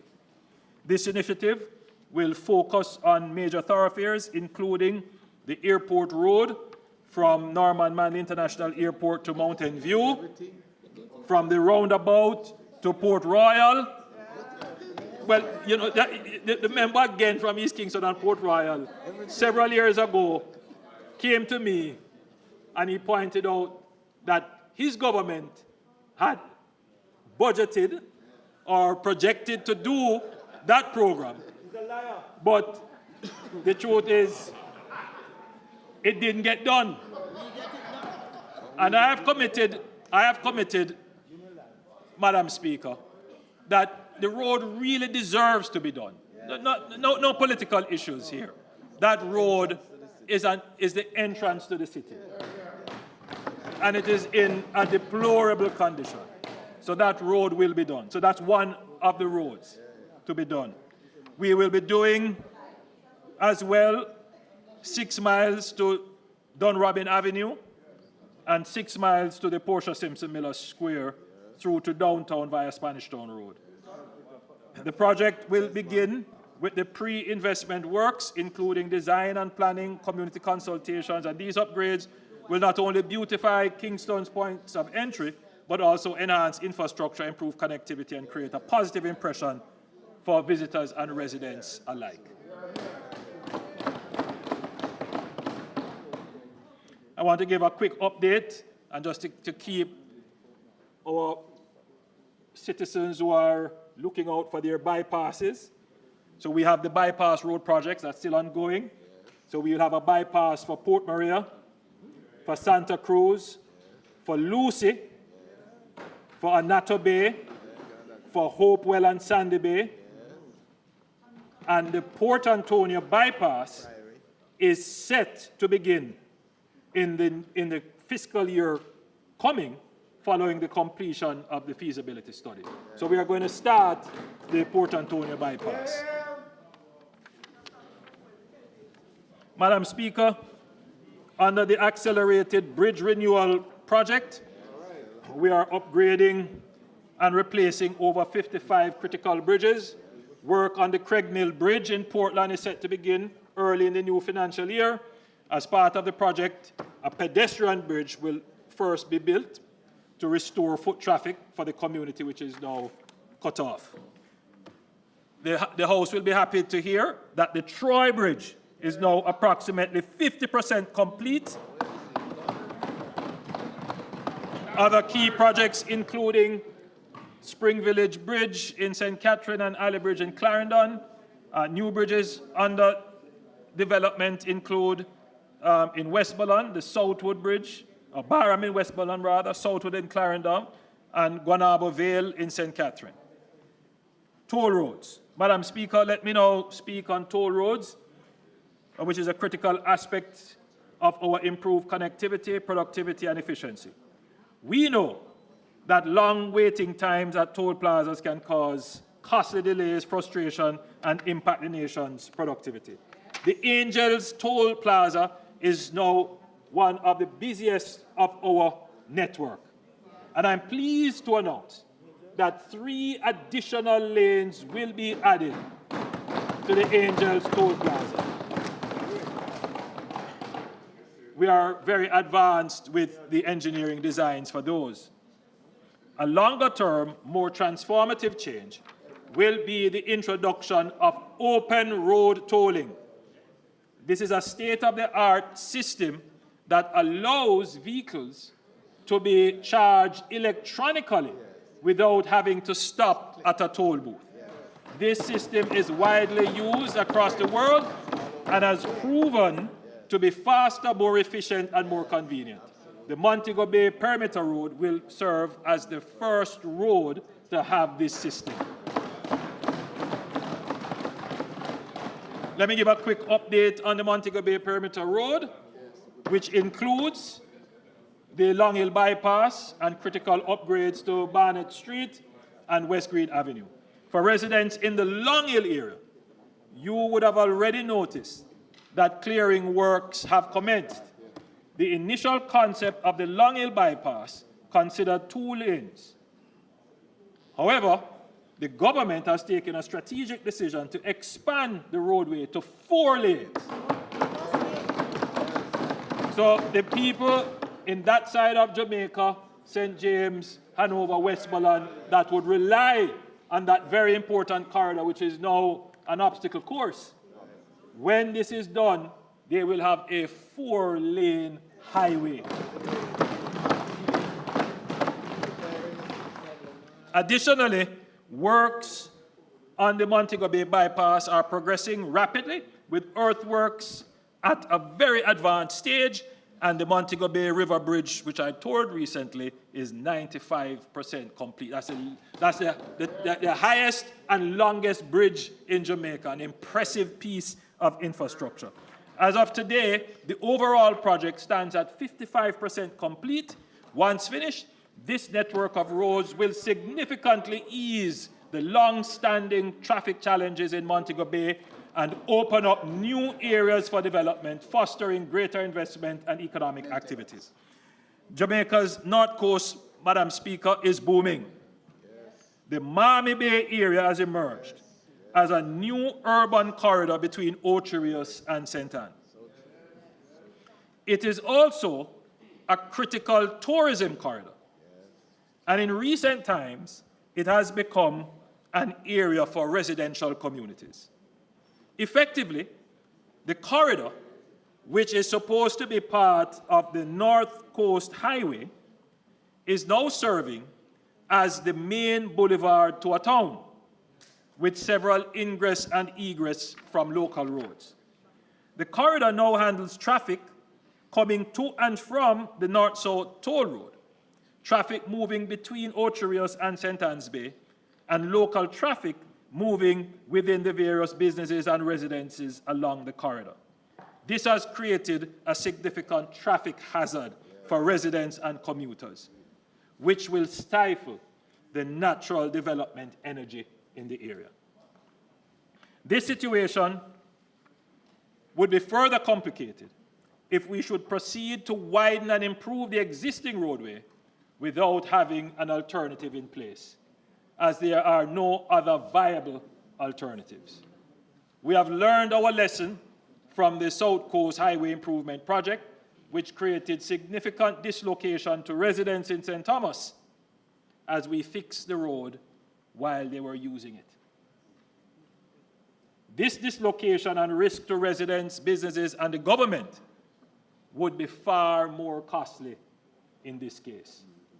Can you imagine a road obstruction that prevents a tourist bus getting to their flight on time to the Donald Sangster International Airport,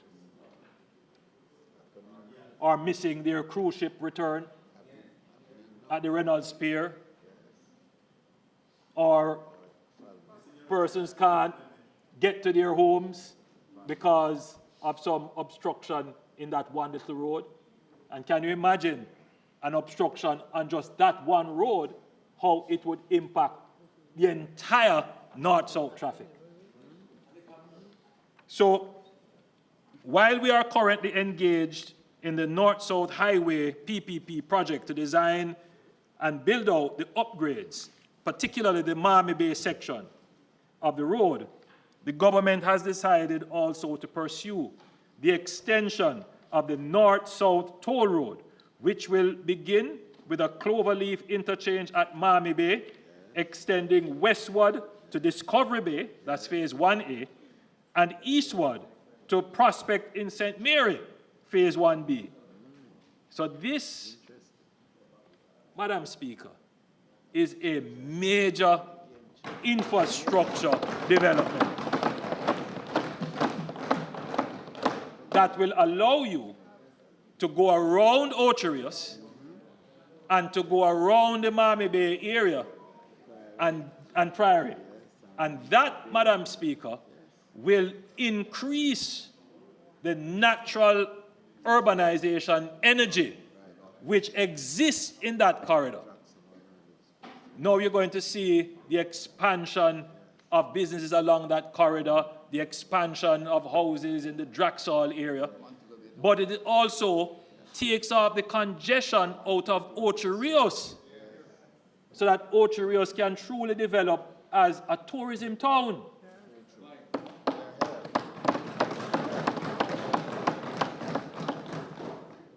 So given the urgency of the development and the dislocation risks involved in upgrading this existing roadway, the government of Jamaica will take steps to designate the North-South Highway extension as a national development project.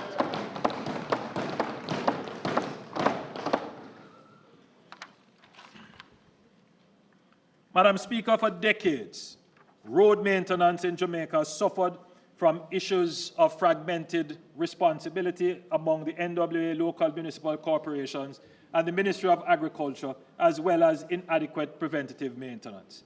For years, multiple agencies have been responsible for different aspects of road upkeep.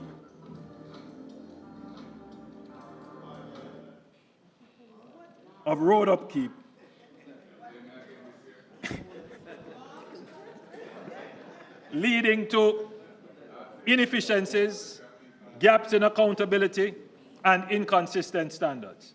Additionally, a lack of structured preventative maintenance has resulted in roads deteriorating faster than they should, increasing the burden of costly emergency repairs. This reactive approach is neither sustainable nor cost-effective. We are therefore undertaking a strategic review of road maintenance with a focus on institutional governance arrangements to give consideration to the possible establishment of a single road authority to streamline governance and oversight. With this in place, we can have clear lines of enforcement against persons who destroy our roads. It is particularly disturbing to see concrete spilled on our roads and no accountability for clearing and restoration.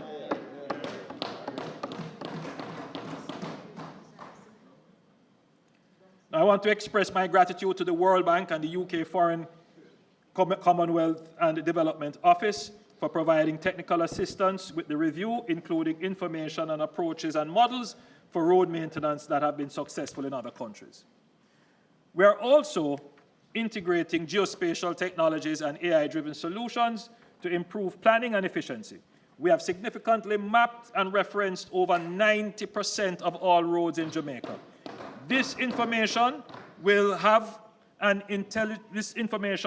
us to create an intelligence register of all our roads, to use it in spatial planning, and importantly, to develop a fiscal preventative maintenance plan which aligns to the engineered lifespan of the road. This also lays the basis for smarter and connected infrastructure to address traffic, public safety, civil defense, security, and logistics. To this end, I have given directions to the NAA and the Spatial Data Management Branch to begin work on developing a uniformed address system and zip code for Jamaica, including the use of digital addresses. So finally, Jamaica will have a standardized system of road naming, of one spelling of the road. You know, Madam Speaker, when you look at the vote, Mr. Speaker, when you look at the voters list and you are trying to order and sort the voters list, and you see 10 different spelling of the roads, 10 different ways of writing addresses. In a modern country, that shouldn't be the case. We need to have one uniform system of address. And I've given the directives for us to start on this path. Madam Speaker, Mr. Speaker, after decades of underinvestment, we are shifting to a structured, sustainable, tech-based system of road maintenance, and this approach will extend the road lifespan, reduce frequent repairs, and improve safety. This government is not just rebuilding roads, we are building a smarter, more resilient future for Jamaica.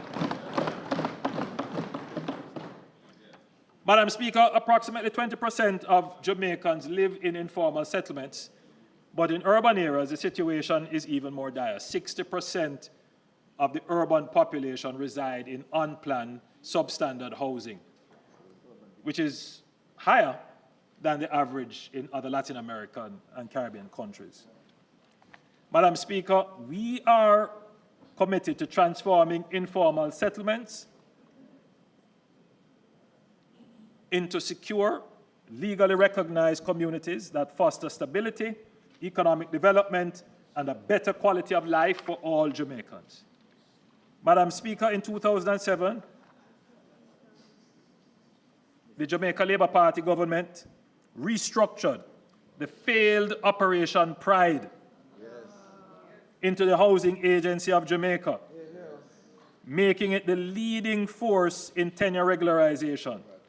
The HAJ continues to prioritize security of tenure for low and middle-income earners, delivering approximately 1,000 homes across projects such as St. Paul's Lane in Kingston in my constituency, St. Catherine Estates in St. Catherine, Sandown Palms in St. Catherine, and Edmond Ridge in St. James.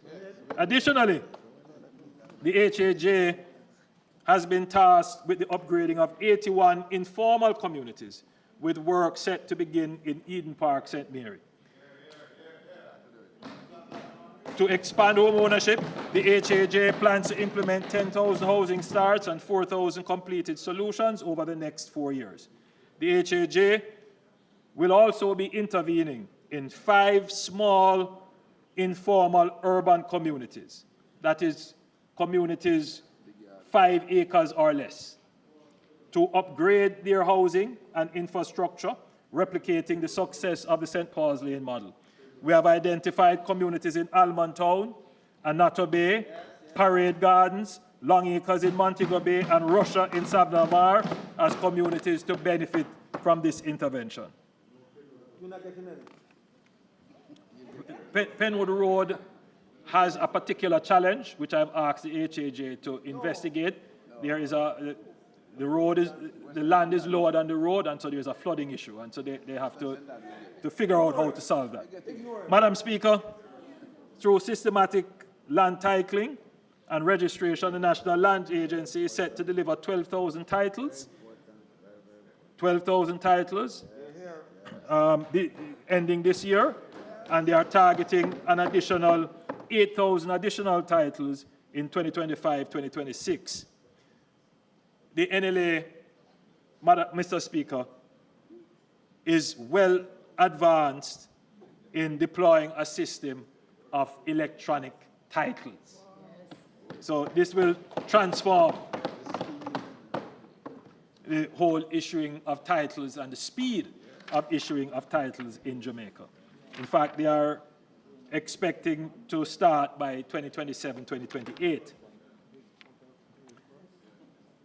We are now ready to use systematic titling to regularize parcels in urban areas, starting with a pilot in Kingston and St. Andrew.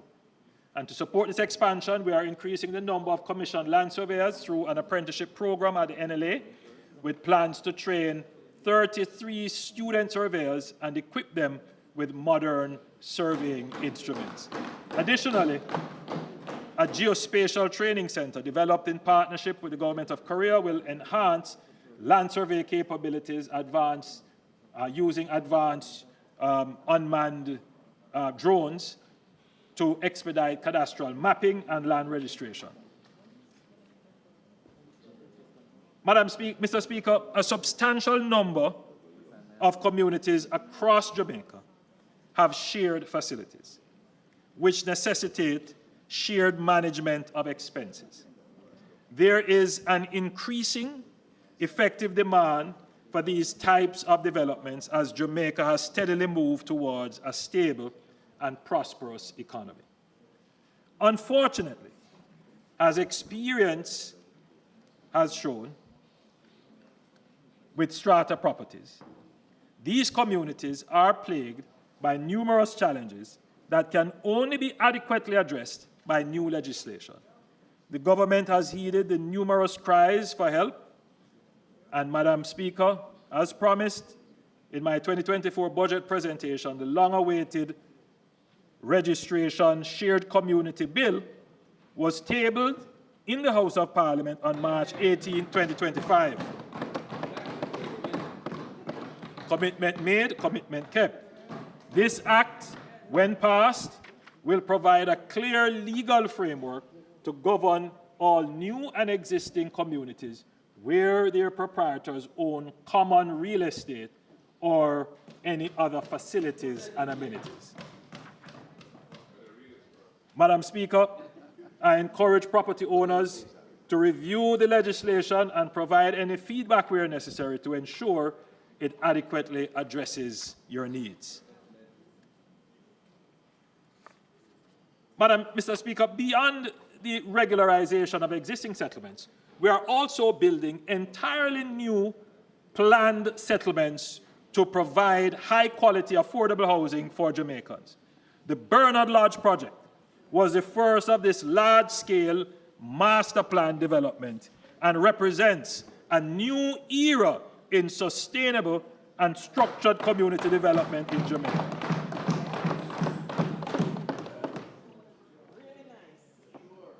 Madam Speaker, Mr. Speaker, I toured the Bernard Lodge project recently, and it looked as if it could have been anywhere in Miami. Yes. It is a whole different world over there.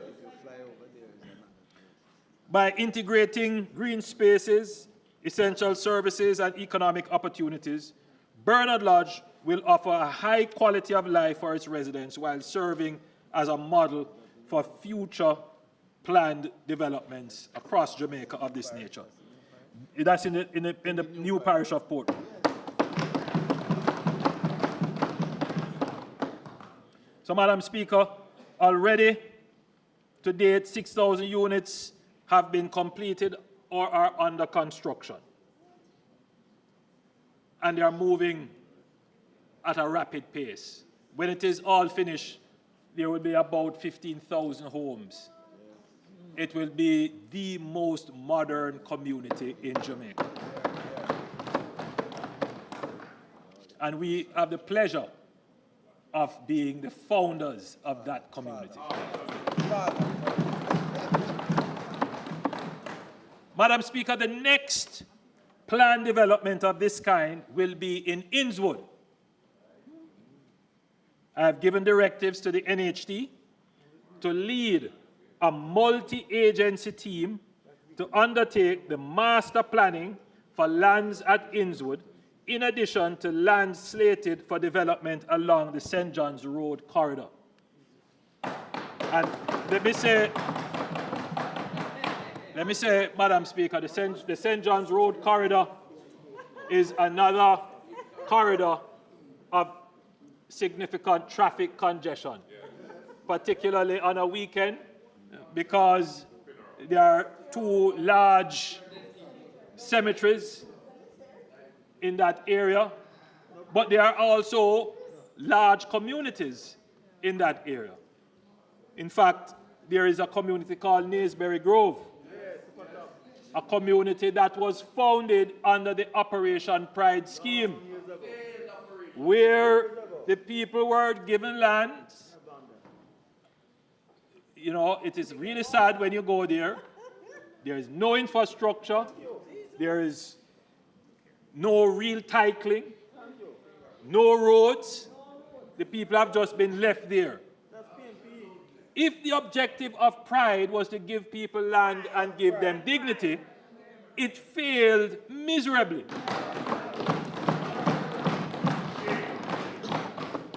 So what we're going to do, Madam Speaker, is when we do the master planning for Innswood, we're going to extend the master plan to take into consideration the St. John's Road corridor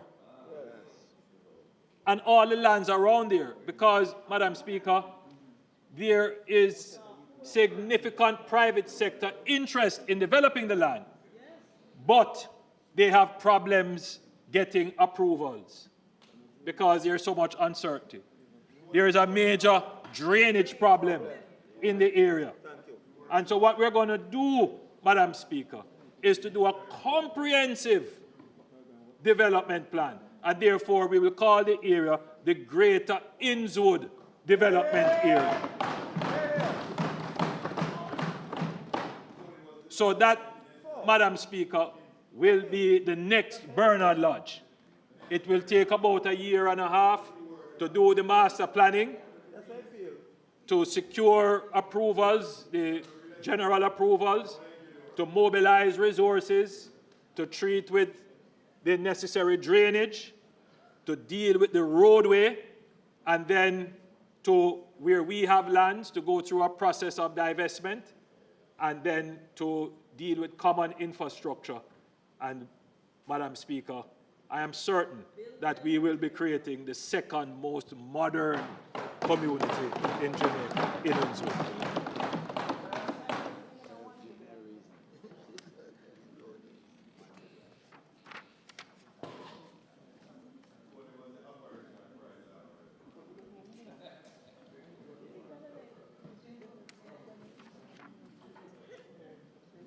Madam Speaker, the NHT has 12 projects that we will be executing this year, and they are at varying stages.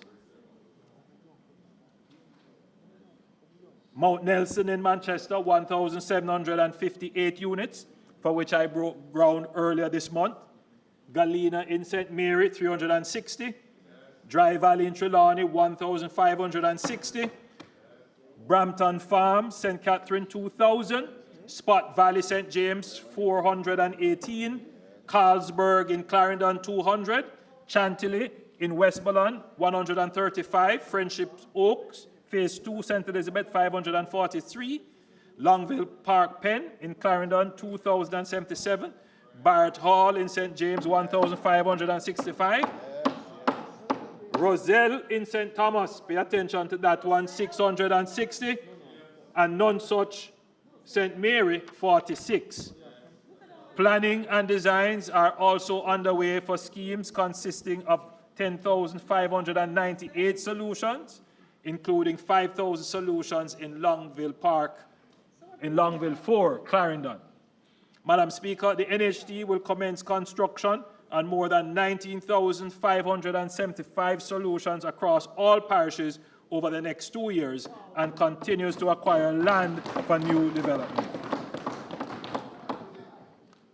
Madam Speaker, one of the challenges that developers face is that advances provided by the NHD are insufficient to cover large initial capital outlays required, as infrastructure can account for some 20 to 25% of overall project costs.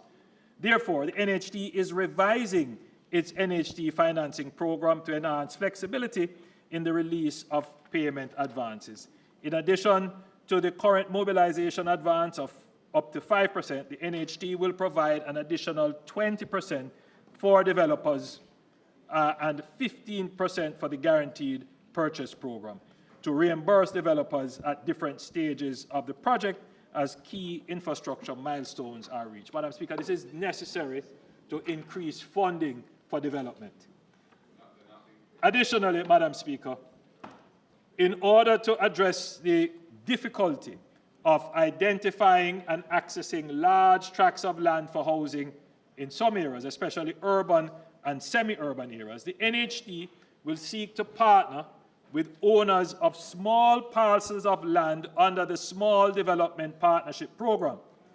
This initiative will see the NHD providing project funding and the technical and construction expertise, while the landowner will offer their property as their equity for the development.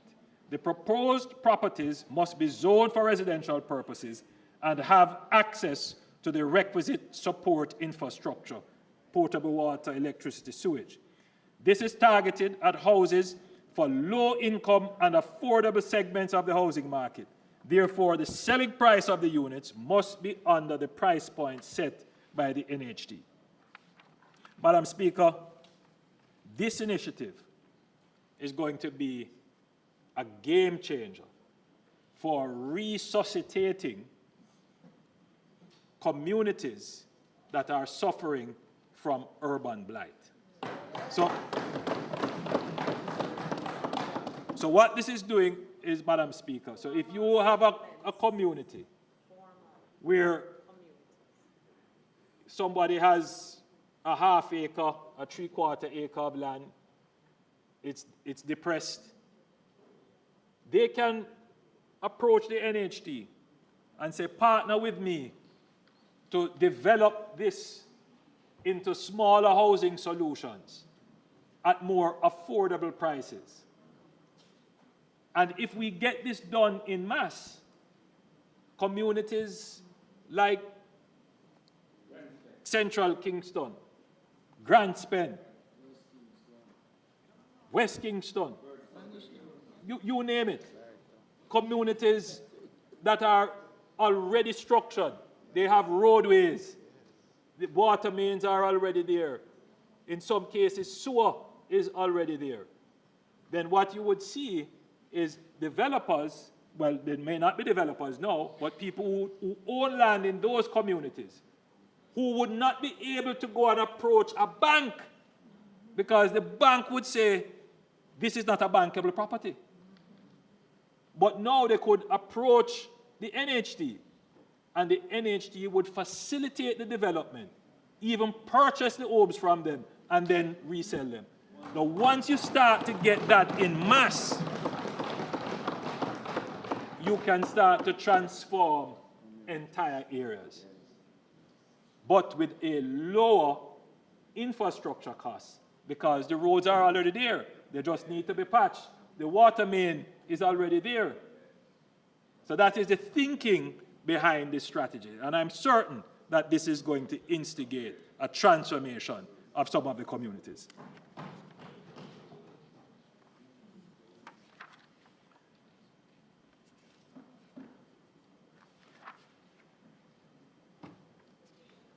Madam Speaker, there are so many initiatives that I'm afraid I will have to skip through a few of them, but let me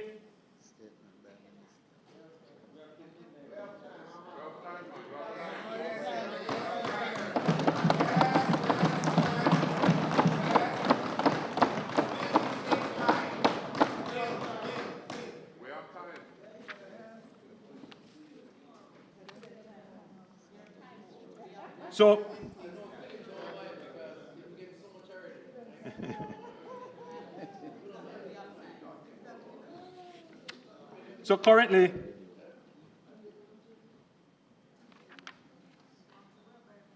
the NHT provides 100% mortgage financing to mortgagors for its scheme solutions for housing units and house lots purchased by the NHT contributors on the open market. The NHT provides a maximum of 95% financing, requiring prospective mortgagors to finance the deposit of 5%. The inability to find the deposit for property figures prominently among the impediments to homeowners. Therefore, commencing July 1, 2025, for contributors who earn less than $30,000 weekly, the deposit requirement on open loan markets, on open market loans will be reduced to 2% if the housing solution being acquired is priced at or below $14 million.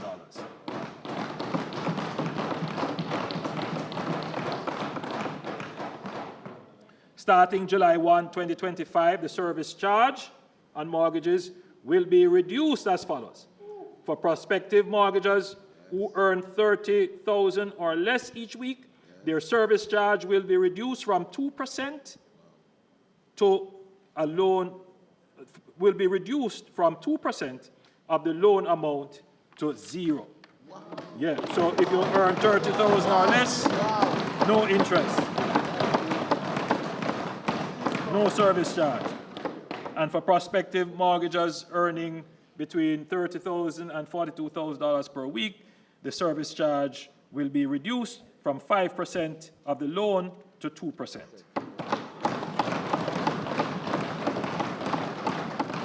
Prospective mortgagors earning $42,100 per week or $42,001 per week and above, their service charge remain at 5%.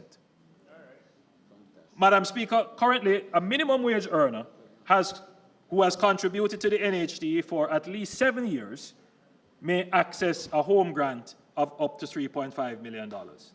We are modifying the eligibility requirement in order to make the grant available to more contributors.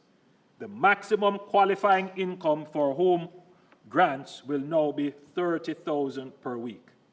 The NHT is mindful that house construction can be challenging, particularly in light of the rising cost of labor and materials. Consequently, a number of contributors have been unable to complete their housing units or bring it to a habitable stage, resulting in some instances in contributors having to balance their limited resources between rent and servicing construction loans.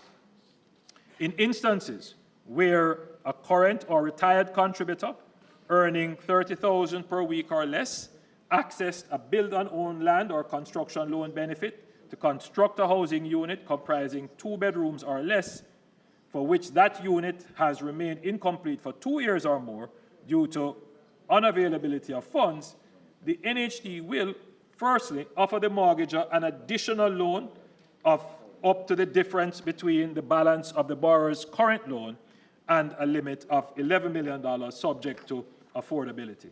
Secondly, where this additional fund is not able to bring the unit to a habitable stage, or in the case of a pensioner, there is insufficient income to support a loan arrangement, the NHT may provide a home grant of up to $3.5 million to assist in bringing the unit to completion. Now, Madam Speaker, a number of contributors who work in the public health system face challenges in finding suitable housing, especially when they are not from a nearby community or where they have been transferred from another health facility. The NHD will expand its institutional loan program and pursue partnerships with hospitals through the Ministry of Health and Wellness and the regional health authorities to provide housing for employees in the public health system. Where possible, these housing units will be constructed on the hospital compound. The NHD, yes.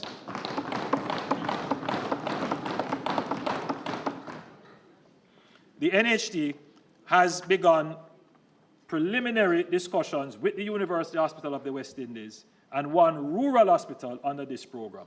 So we're going to see some houses, Minister Tufton, finally built for our doctors and nurses.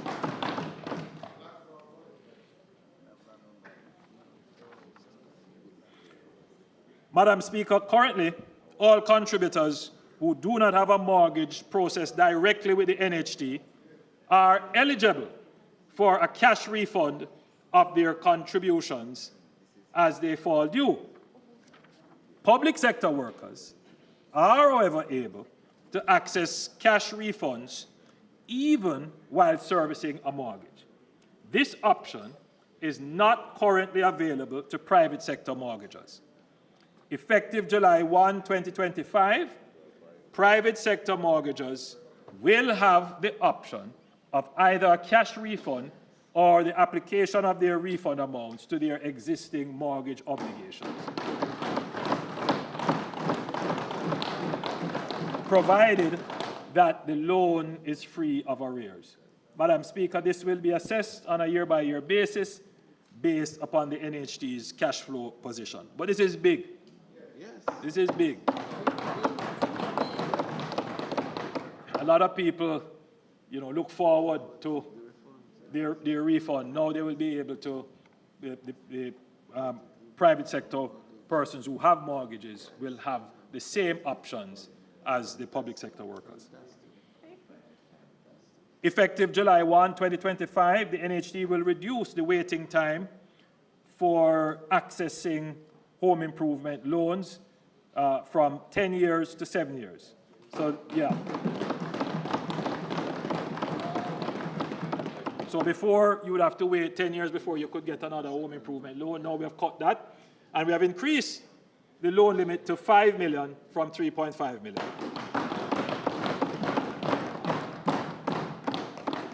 Madam Speaker, the NHD increased the loan limit in 2019 and again in 2023, and I'm pleased to announce a further increase effective July 1, 2025.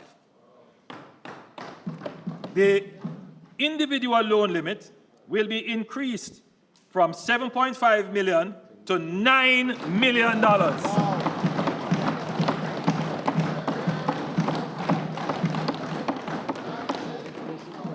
For two co-applicants, the combined maximum loan limit will be increased from $15 million to $17 million.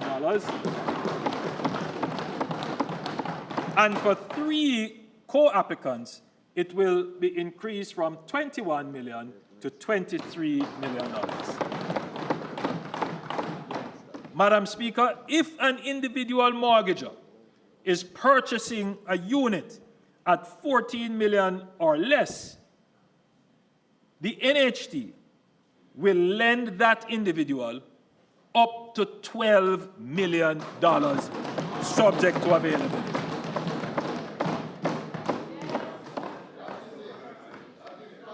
Let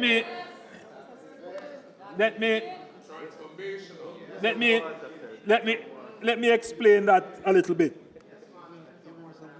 Each time we increase, we notice, Madam Speaker, that each time we increase the loan limit, we notice an increase in the price of houses. It is the most frustrating thing. And yes, it is a matter of economics. When you increase effective demand, then more people are chasing houses than there are houses in the market. The competitive system is going to increase the price. So what we have done is to give a greater loan limit for houses that are going to be at what we call affordable price point. And the affordable price point for the NHT is $14 million. In fact, Madam Speaker, we have given a policy directive to the NHT that all their resources should now be directed at producing houses that are around this price point.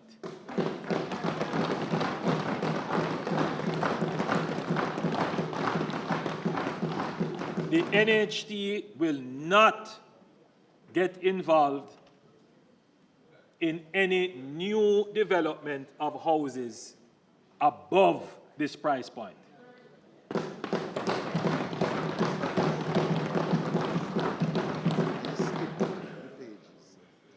So, very important, Madam Speaker.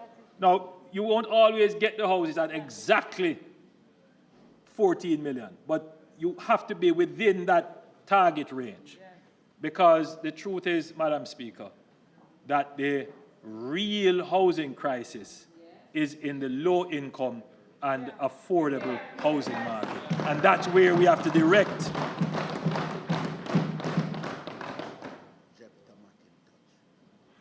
So, for construction of houses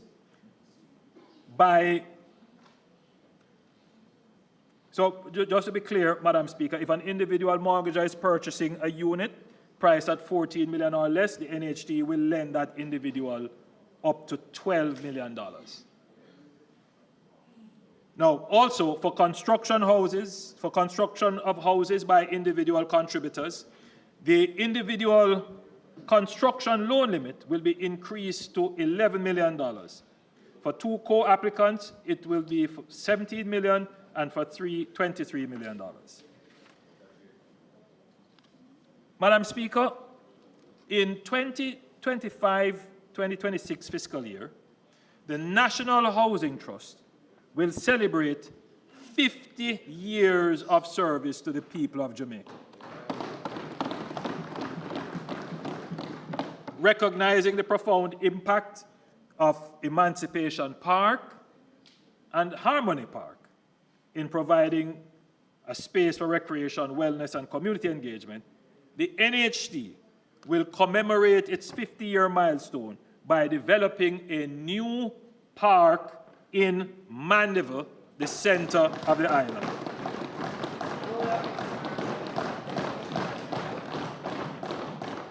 So, Madam Speaker, I'm officially announcing the third parish park.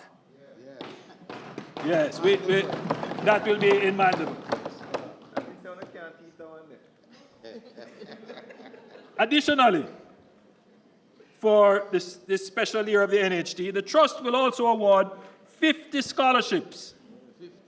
50 scholarships instead of the 10 that we usually offer. We'll give 50 scholarships this year in various subjects.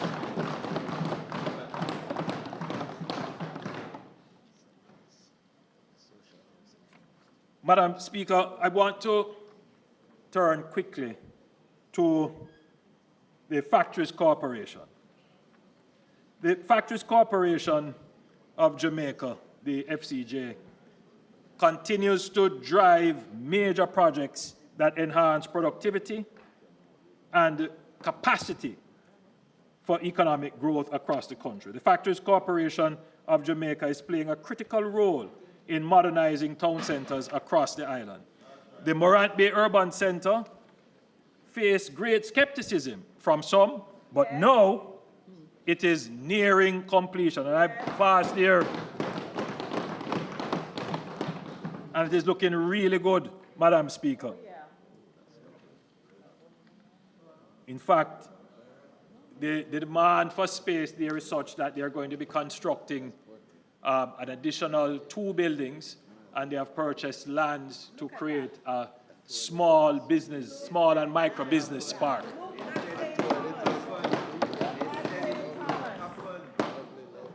Building on the success of Morant Bay, Boundbrook in Portland is out of the planning phase and will commence construction in the coming financial year.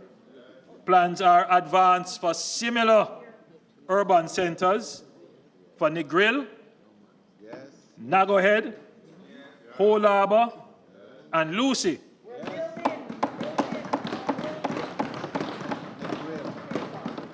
These projects will bring modern infrastructure, commercial opportunities, and essential services to communities across Jamaica. The intention is to modernize all our townships and urban commercial nodes. The truth is, Madam Speaker, all our townships are overcrowded and congested, and unfortunately, aesthetically unappealing. First, we will decongest these towns by developing the bypasses, and this will also open up new lands, which we will then commission master plans for, and then we will use public-private vehicles to execute development of the new urban centers. And then we will partner with the existing property owners in the Old Town Center to develop a new plan for those old areas. So, Madam Speaker, having gone through the successful execution of the Morant Bay Urban Center, we're going to take that and go right across Jamaica to all the townships to upgrade and modernize our towns. Madam Speaker, I want to touch the UDC very quickly. The Portmore Resilience Park is now 50% complete. Yes. And it is set to be open this summer. Additionally, next month, we will break ground for the Raintree Commercial Complex, a 69-lot commercial and light industrial subdivision in Caymanas, St. Catherine.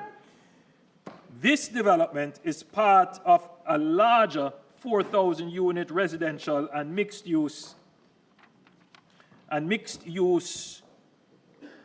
transformation plan for the Caymanas area.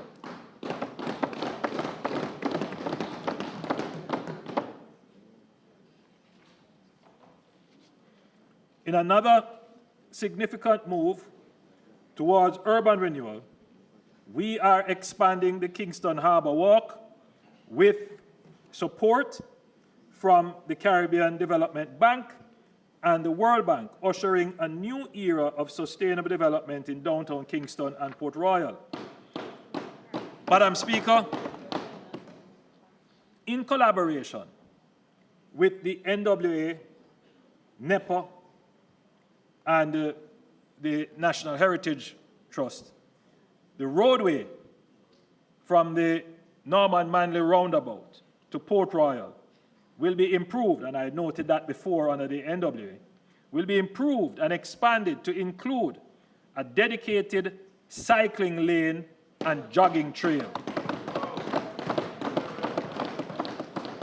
This will be done respectfully of the environment and history of the area. Madam Speaker, Kingston and indeed the wider Jamaica needs more dedicated, purpose-built recreational infrastructure.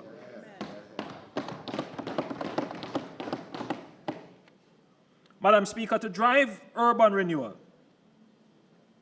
we must modernize the Urban Renewal Tax Relief Act, which since 1995 has incentivized investments in regenerating blighted areas.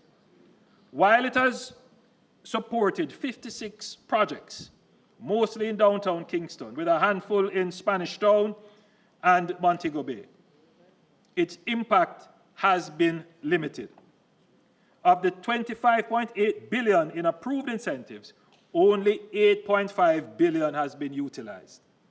The program is set to expire in June 2026, presenting an opportunity for a more comprehensive framework to be developed. By December 2025, we will introduce new legislation to expand redevelopment zones, streamlining approvals, and enhancing incentives. Madam Speaker, we will adopt a phased approach with certain areas being designated initially.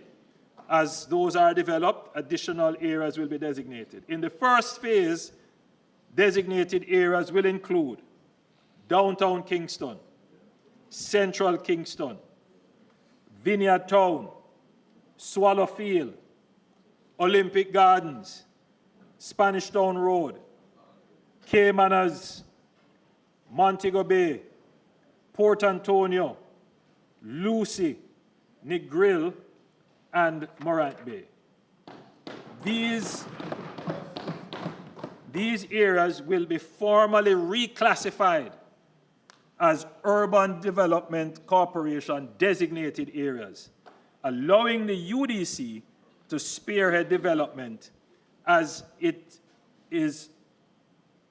successfully did in Negril and Ocherius many decades ago. So, Madam Speaker, additionally, the cumbersome approval process, which currently takes up to 3 years, will be replaced by a single approval portal under the UDC, drastically reducing delays and making investments more attractive. To further incentivize development, tax credits will become transferable. This means that the unused tax credit associated with a particular property can be transferred upon sale to the new owner, enabling greater flexibility in structuring transactions so that incentives can be fully utilized. With these reforms, the government is laying the foundation for a new era of urban transformation.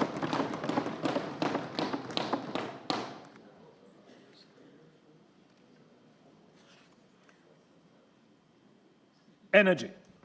Madam Speaker, the government remains resolute in its commitment to a strategic and sustainable energy transition that balances affordability, reliability, and environmental responsibility. Madam Speaker, Jamaica's commitment to renewable energy development has earned global recognition in the 2024 Climate Scope Report by Bloomberg NEF. Jamaica climbed 8 places to rank 39th worldwide and 10th in the Latin American and Caribbean region. This improvement is a testament to our robust energy policies, strategic investments, and our unwavering commitment to achieving 50% renewables by 2030. To further accelerate this transition, the government has recently awarded 100 megawatts of new renewable generation capacity, which is expected to come on stream by 2027. An additional 220 megawatts of renewables with storage are scheduled to be procured in 2025 alongside JPS's replacement of 171.5 megawatts of retiring fossil fuels units using only renewables. This will bring Jamaica's electricity generation to approximately 48% when the projects are connected to the grid. Madam Speaker, this is a measured and structured approach to the priority that we place on a stable grid, cost effectiveness, and the long-term sustainability of our electricity sector. The government acknowledges recent discussions in the media regarding the pace of our renewable energy transition, while some argue that a more rapid shift would be necessary. This government remains committed to a structured and responsible approach that secures low prices while ensuring grid reliability. This is why we are steadfast in our adherence to the Integrated Resource Plan, which serves as a blueprint for sustainable and cost-effective energy development. Madam Speaker, the cost of energy is a key component of the cost of living, and this government has introduced significant changes to cushion the impact of high energy costs. As I had announced in November 2024, and the Minister of Finance and the Public Service stated last week, the GCT on residential electricity will be reduced from 15% to 7% effective May 1, 2025. Also, the 150 kilowatt per month GCT free threshold will be removed and replaced with an incentive-based rebate of 10% for customers consuming up to 250 kilowatt hours per month. Madam Speaker, the rebate has been designed to incentivize energy conservation, as only households consuming up to 255 kilowatt hours are entitled to the rebate. Madam Speaker, the government is also determined to address the issue of energy poverty in the country. We are allocating $1 billion to cover wiring and inspection costs for the first 200 first-time JPS customers under the program to regularize and get them on the grid. We are also exploring ways to reduce the cost of formalization, including innovative technical solutions such as ready boards complete with circuit breakers, socket outlets, and a light that could effectively form a low-cost starter pack for household wiring. So, Madam Speaker, the technology actually exists to give you a compact and ready-to-use connection to electricity. So we are exploring that. We have looked at some options. We are displaying one right now. And we're going to be making that available so that people who are now, you know, when you talk to people who are illegally abstracting electricity, let me put it that way. You know, they know it's wrong,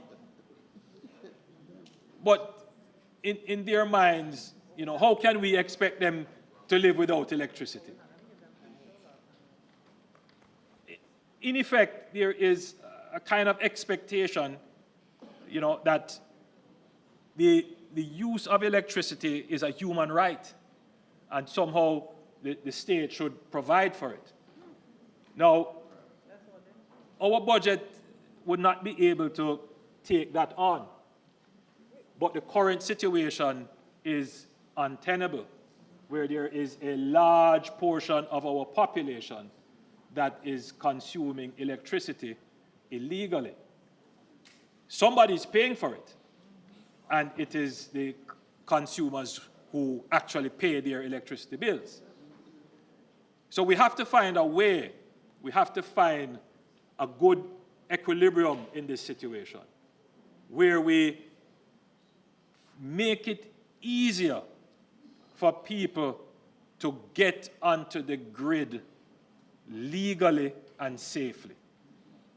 And then we have to find ways to get people to be able to pay for the electricity as they earn and as they use. So in effect, the challenge is not just the high electricity rates, it is the high onboarding rate, the cost of wiring, the cost of inspection. And then it is the inflexible payment system, especially if you are on the postpaid system. So we have to bring these kinds of innovation to market. And governments have tried. The member from St. Andrews Southeast had mentioned that when he was in the Ministry of Energy, that they had started a project. But this project builds on that in some ways, but this is far more comprehensive.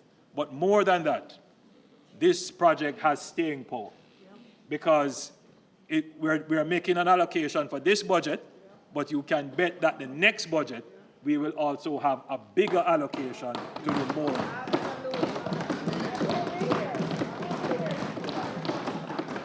So for the first 20,000 prepaid meter installations under the program, there will be a free monthly top-up of $4,000 per month for 6 months, the cost of which will be shared 50-50 between JPSCO and the government. Madam Speaker, as Minister Vaz has already announced, the government has signaled its intention to renegotiate the license with JPS, which expires July 2027, and this is in the process of, we are in the process of engaging international experts to support it. Madam Speaker, I want to now turn very quickly to the reform of the bureaucracy to improve ease, speed, and cost of doing business. The R in Aspire. And let me say, Madam Speaker, that we are serious about reforming Jamaica's bureaucracy.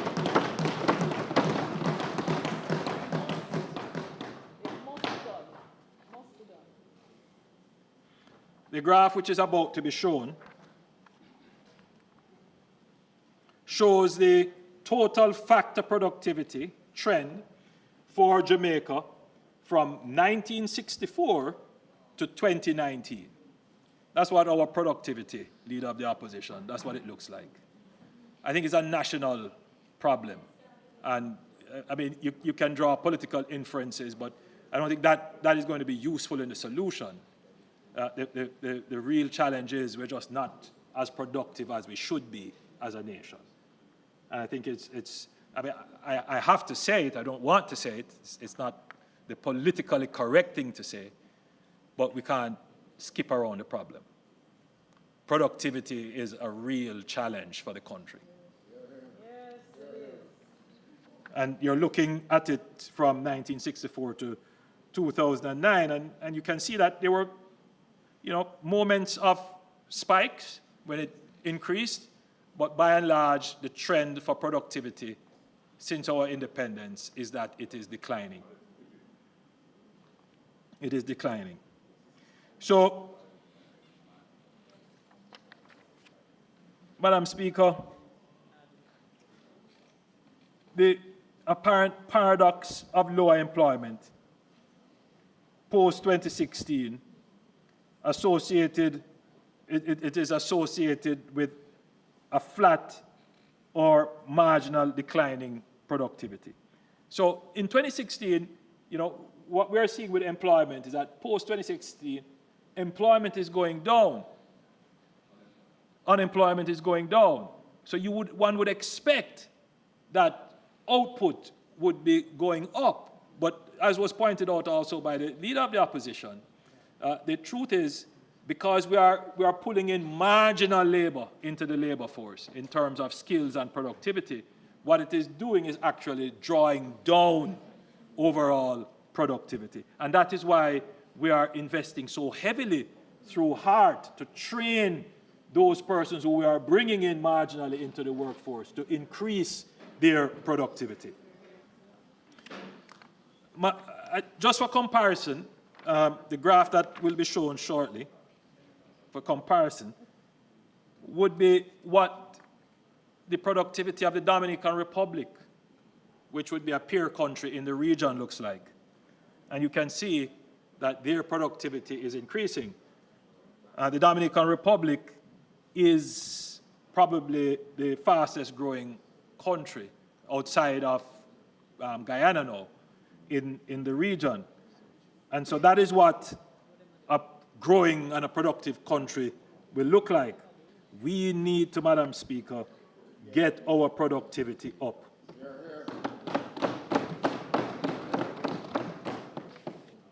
To boost productivity, we must urgently reform Jamaica's public bureaucracy. While our stringent fiscal policies have successfully reduced debt and restored stability, the same controls that curbed wasteful spending now delay approvals, stall infrastructure projects, and hinder growth. Yes. These systems must be redesigned to meet today's development needs. A clear example is the Troy Bridge in Trelawney Southern, which collapsed in August 2021. Despite bipartisan support, it took nearly 3 years to clear bureaucratic hurdles before construction finally began in 2024. The delay was not due to funding or technical constraints, but to the inefficiency of our public investment and procurement processes. Jamaica must now shift from merely controlling spending to enabling strategic growth.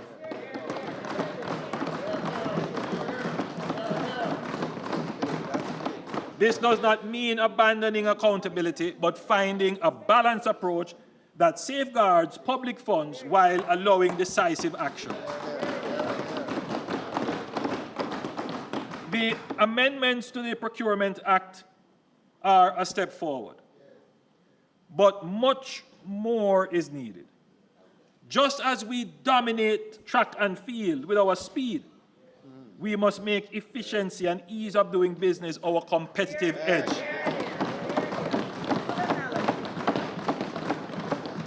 By cutting red tape and leveraging technology, we will transform Jamaica into the region's most business-friendly destination. To drive this transformation, I have appointed Minister Marks to lead the Streamlining Processes for Efficiency and Economic Development SPEED initiative.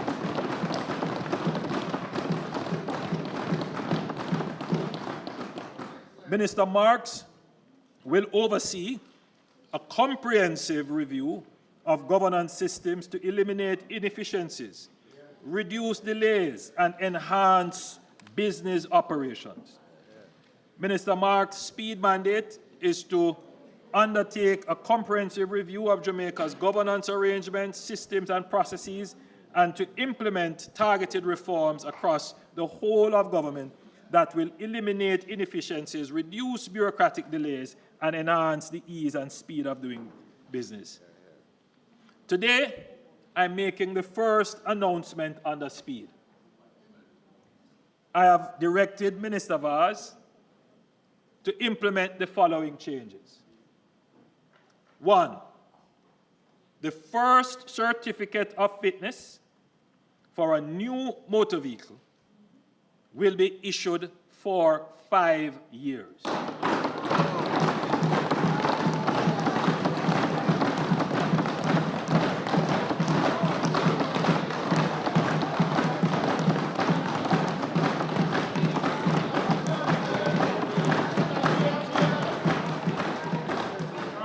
For used vehicles, 10 years or less, the validity period for certificates of fitness will be 3 years.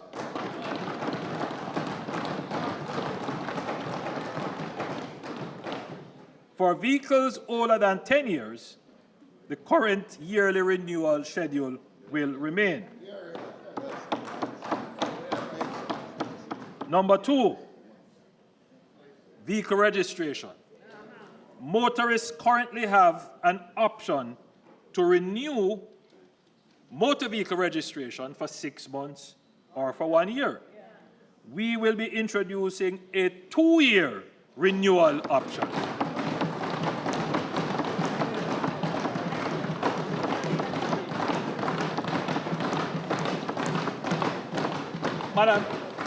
Madam Speaker, just think of the time that we will save people.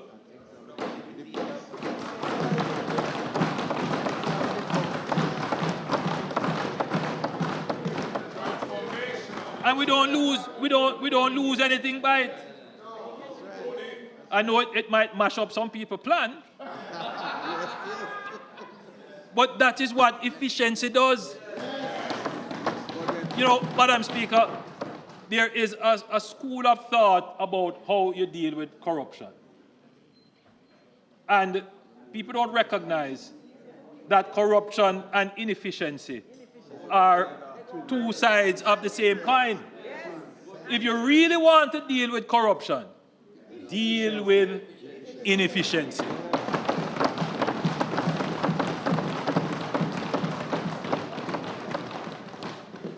So I'm certain that with just this one move, we will save a lot of man-hours and other things as well. So this is just the beginning. We will be reviewing systems and processes across all sectors. And I just want to point out here, especially the approvals. It is a headache and a nightmare. And sometimes I'm of the view that persons are acting deliberately to withhold and frustrate development approvals.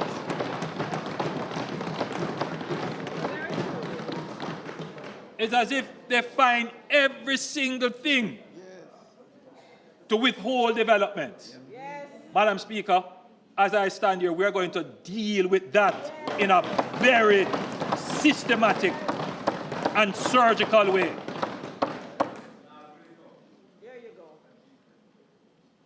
So, as I said, this is just the beginning. We will be reviewing systems and processes across all sectors to identify ways to make life simpler and more convenient and more affordable for citizens, whether it is in reducing waiting times, improving service delivery, or streamlining regulatory and approval processes. We are taking a comprehensive approach to ensure that everyday experiences in Jamaica for our citizens is one of efficiency, fairness, and ease.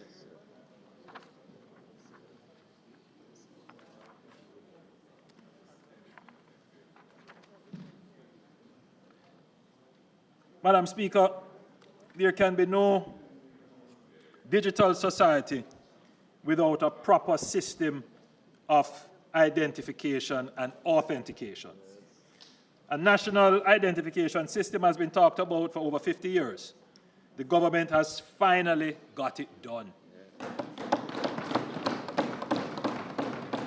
We commenced issuing Jamaica's first electronic identification cards on November 15, 2024. The next step is to develop and expand digital services that leverage this secure and reliable form of identification. With the new electronic national identification cards, citizens will be able to verify their identity securely online, eliminating the need for cumbersome paperwork and in-person visits. This will pave the way for e-government services, digital payments, and more efficient, transparent, and inclusive public sector. Madam Speaker, we are not only making life easier for our people, but also unlocking new opportunities for innovation, entrepreneurship, and economic growth. Madam Speaker, pensioners currently have to complete a proof of life form every 3 months and get it signed by a JP. I don't know how they do it. We will soon be introducing the I'm Alive app, or rather, I Am Alive app, that will enable you to use your national ID, your NIDS, to complete the proof of life form from the comfort of your home in no more than 2 minutes. We have a short video, I don't know if it can be played, to give a preview of how it will work. Thank you. Keep Tony.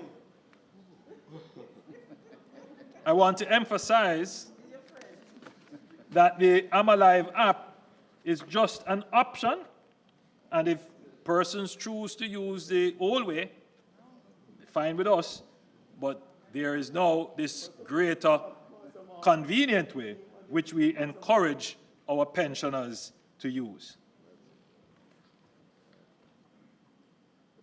We are currently renovating and upgrading the post offices to modern post offices. So, yeah, so we're going to upgrade the post office to modern post offices and nearer service centers. And we're starting in Mandeville, Black River, Maypen, Santa Cruz, Ocho Rios, Montego Bay, Falmouth, St. Anne's Bay, Brownstown, and Spaldings. The construction schedule is to be completed in the first quarter of 2025-2026, and additional locations are slated for renovation, and they are in the process of procurement. And so that would be Mona, Constant Spring, Halfway Tree, Lucy, Savannah-Mar. The RGD Spanish Town, Linstead, Hull Harbour, Yallas, Morant Bay, Port Antonio, Port Maria, and Greater Portmore. These will be all areas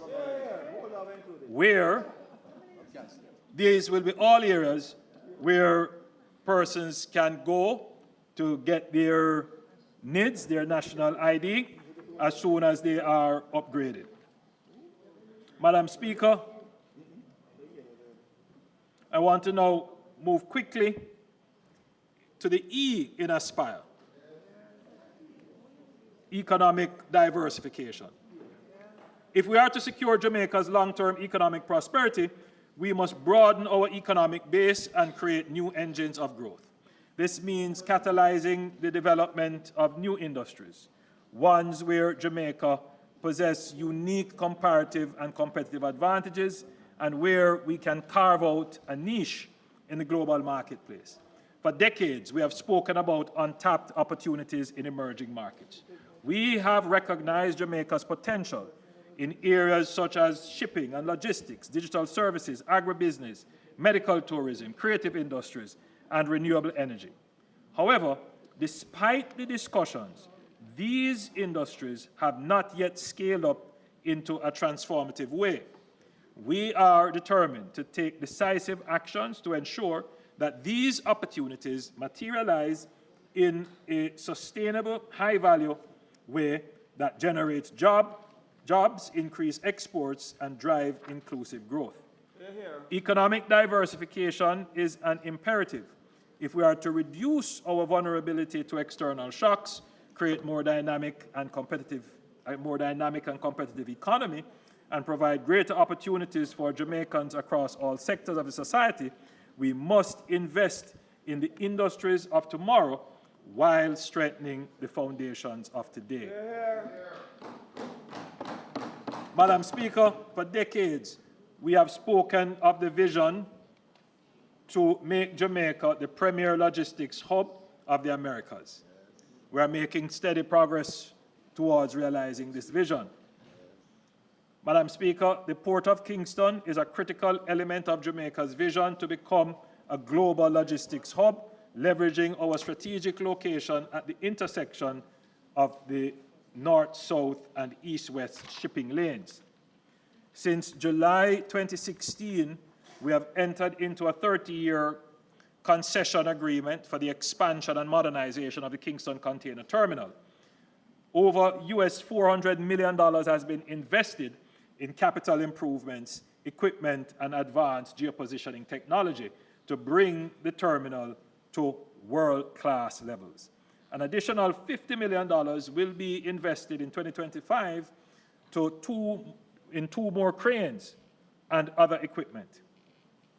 Madam Speaker, cargo volumes at the terminal have surged by 50% since 2017. Employment at the terminal has also risen by 53%. Today, Kingston proudly ranks among the top 100 ports globally, a testament to the strategic advancements we have made. The rapid volume of growth means that we are running out of space to store containers. It is a good problem to have to maintain our efficiency and competitiveness. We are taking decisive actions. The Port Authority of Jamaica is working with the Kingston Freeport Terminal Limited to expand cargo storage and construct an additional 15 hectares of space on the Westlands at a cost of US $80 million with potential for further expansion. On the map now being displayed, the area shaded in, well, the map is being displayed, but when it is, the area shaded in red shows the existing area of the Kingston Freeport Terminal Limited, and the area shaded in green is Kingston Wharves Limited. And this area, the area shown in yellow on the map, is the Westlands, where the $80 million will be spent to expand our port. In addition, Madam Speaker, as I had announced in my budget presentation last year, plans are in motion to relocate domestic aviation operations from Tinston Pen to Norman Manley International Airport and reroute Marcus Garvey Drive. This will free up significant additional lands needed for further port expansion. This is shown in blue on the map being displayed.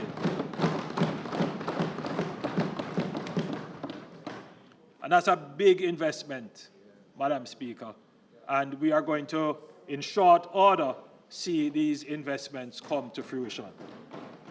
Madam Speaker, I quickly want to say that the government recognizes that there are many roads, orphan roads as we call them. Some of them are in development and industrial estates. And Madam Speaker, the Newport West Road is one of them. The government is taking a proactive approach by engaging the private stakeholders who are willing to invest in the rehabilitation of the road that they use daily. I'm pleased to report that we will be entering into a public-private partnership arrangement with the Port Authority, the Jamaica Customs Agency, the National Works Agency, the Shipping Association of Jamaica, and the Kingston Wharves Limited for the repair of the road infrastructure in Newport West to cost over $80 million.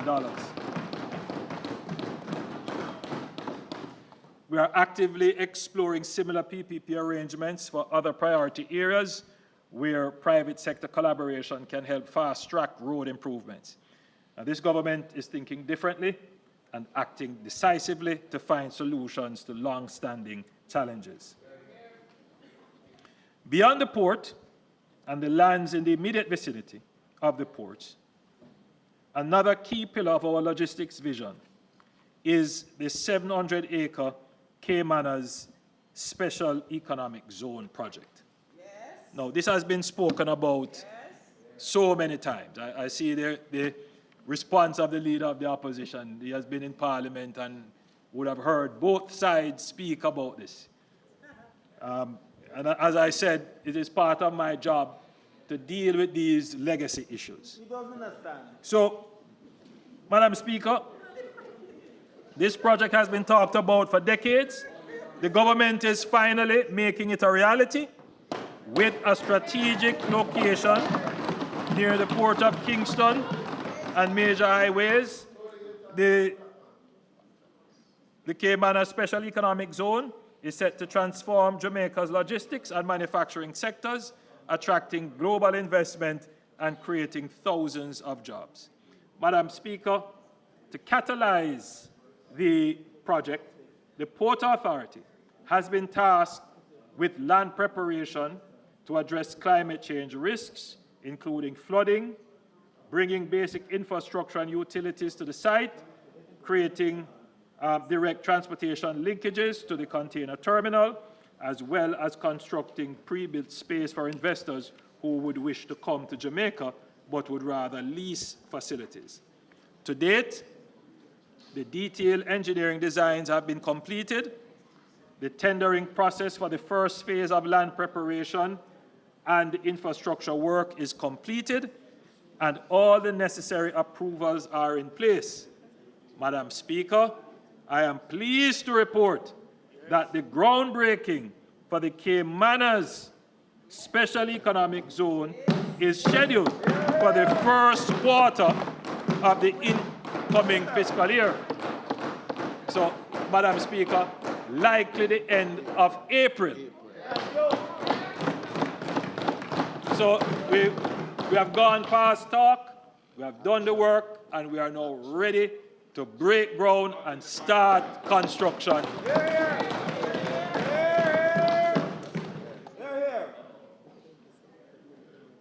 So, for decades we have talked about making Jamaica the logistics hub for the Americas. For too long, this vision remained but that, just a vision. But under this government, we are turning words into actions and plans into progress and ambition into achievements. We are not just talking about Jamaica's potential, we are unlocking it. We are building the logistics hub, creating jobs, driving investments, and securing our place in global trade.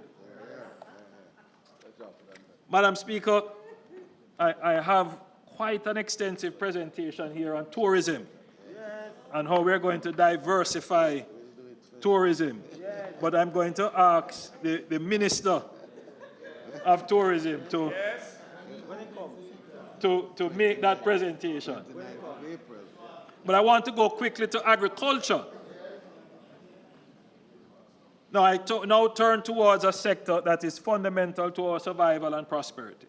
Agriculture, the lifeblood of our nation. Agriculture is not just about tradition, it's about our future. A nation that cannot feed itself cannot be truly independent. Our policy is built on 3 pillars. First, reducing the cost of food for all Jamaicans. Second, maximizing the productivity and potential of our farmers. And third, improving agricultural sustainability. Madam Speaker, there is no denying it. Food is expensive. I know how difficult it is, and I am aware of the impact this is having on many families. Madam Speaker, this government will not increase the cost of food with more taxes.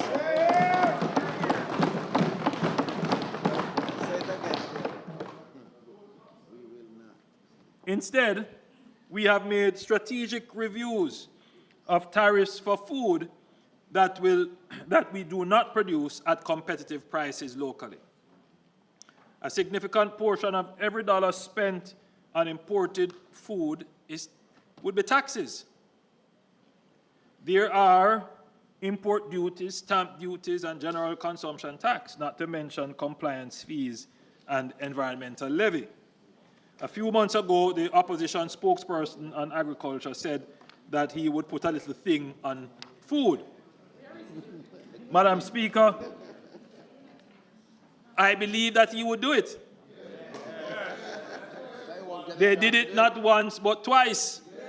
In 2007, their government introduced the environmental levy, and then in 2015, they increased it. They heap these taxes on the backs of Jamaican people, further increasing the cost of food. We'll not go back to those days.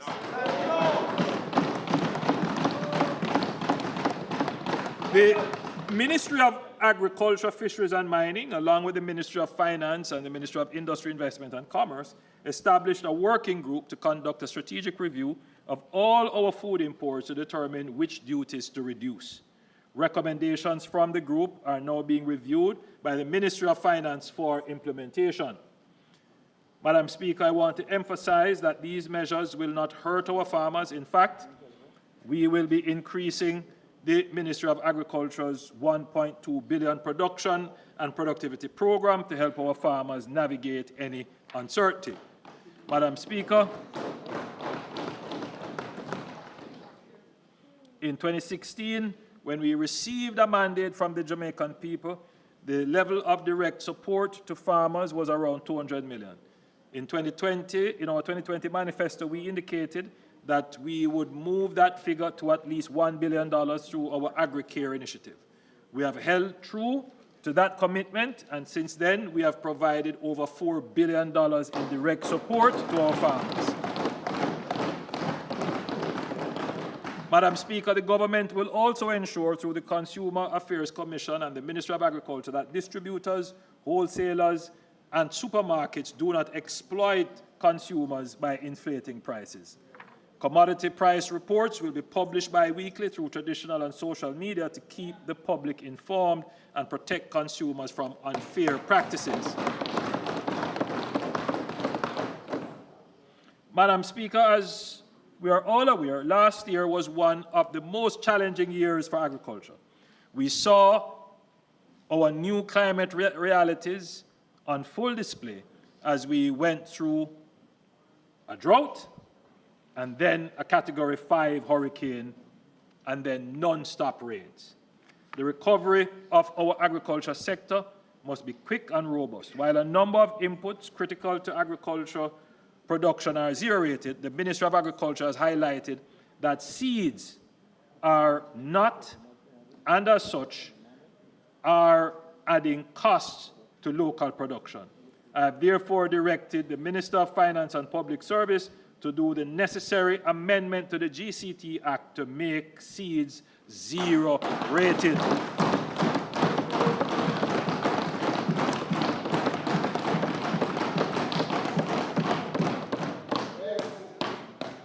We care for our farmers. We promote food security now, and we have to increase our international competitiveness and productivity. We will also revise the GCT Act to redefine eligible vehicles to include versatile options like panel vans and small trucks. These vehicles will now benefit from the existing 20% duty concession that currently applies to pickup trucks.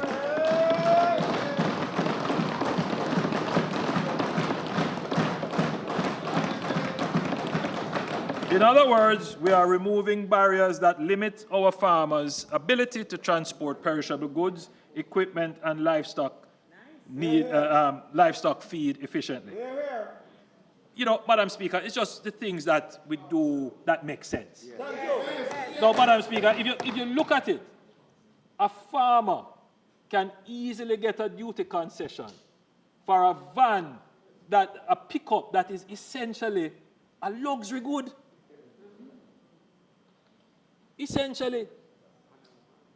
But what they would really need is a vehicle with more capacity to carry load, which is more practical. And this is when bureaucracy becomes self-indulgent.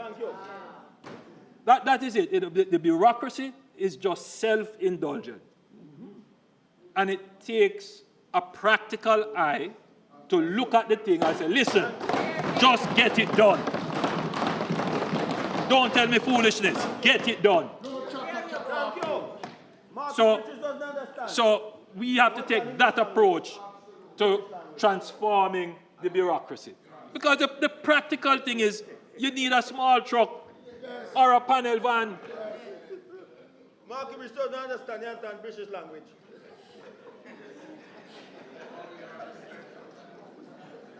This government will also move to amend the age to permit the importation of light commercial vehicles from 10 to 15 years to reduce the financial burden on farmers. While our fish farmers have always benefited from these duty concessions, our marine fishers have not. And this is an unfortunate anomaly which must be addressed. So I've given directives that steps should be taken for our registered fishers to be included in the 20% duty concession regime.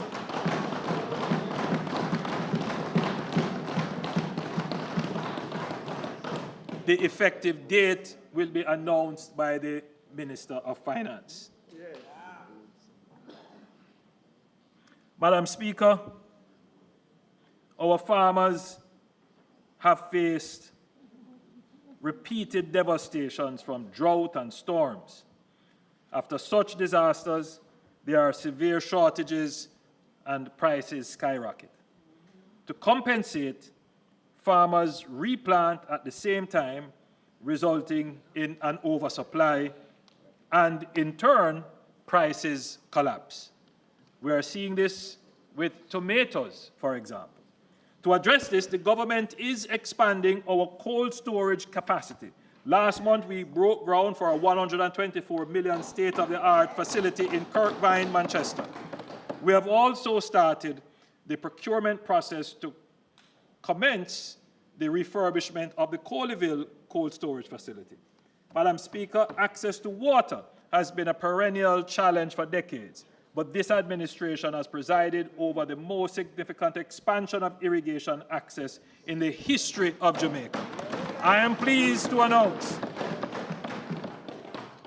that the Parnassus Agro Park, which would have benefited from the Southern Plains Agricultural Development Project, has now been completed. Over 60 farmers have been approved, and this new agro park will commence operation next month.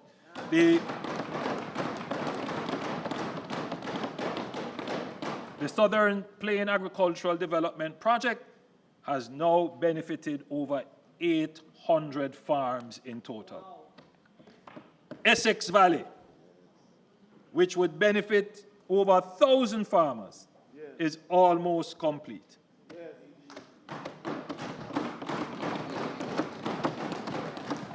The contract has been signed for the final element of the project, acquiring the pumps and the pumps for 5 wells.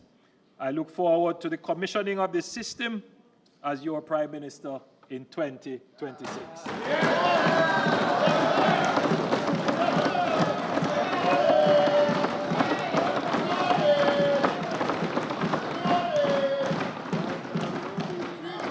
The final year, we will start, this financial year, we will start the civil engineering work for the $30 billion Pedro Plain irrigation scheme,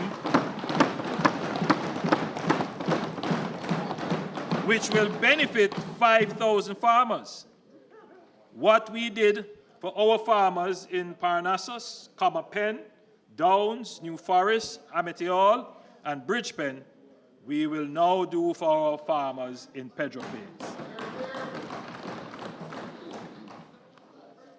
Madam Speaker, as we look to the future of agriculture investment in research, but before I go to that, Madam Speaker, this Pedro Plains project was talked about before I was born.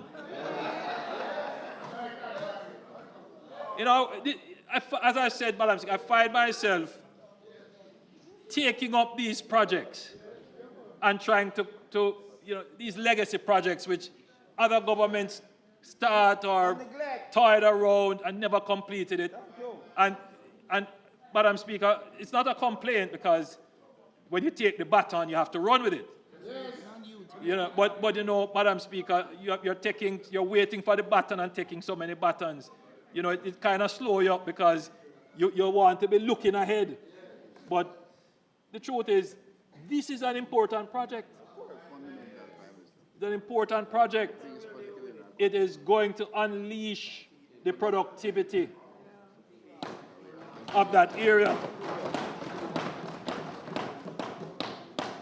And I'm happy, Madam Speaker, that I will be able to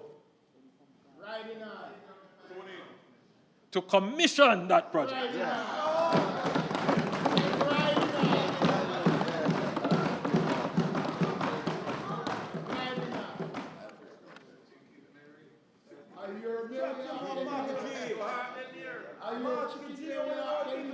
Madam Speaker, as we look to the future of agriculture, investment in research and development is no longer optional. It is essential. To accelerate this transformation, we are investing $6.3 billion over the next 6 years in the renovation of bodles and other research stations. We are also actively engaging in partnerships with global leaders in agricultural innovation, including in India. Our own University of the West Indies, the College of Agricultural Science and Education, and the University of Technology will play a central role in advancing research tailored to Jamaica's unique landscape.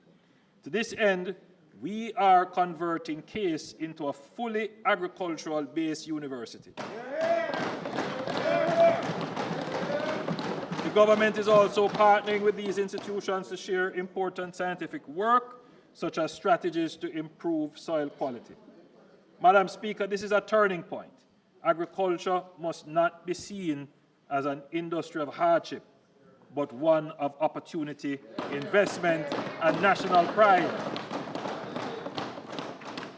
We are ushering in a new era where farmers are empowered, where food prices are fair, and where Jamaica is globally competitive.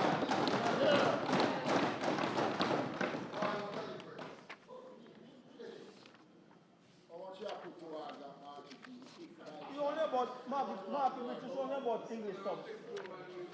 Only British stuff. He doesn't understand. Marking British, show me what British people. You don't want to Jamaica. Marking British. You don't want British alone. Not here.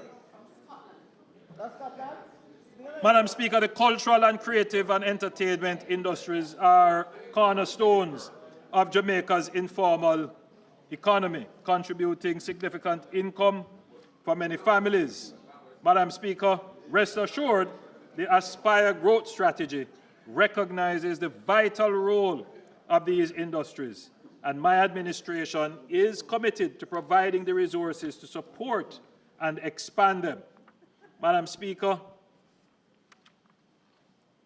a once forgotten location, Fort Rocky, is now poised to be our first declared entertainment zone.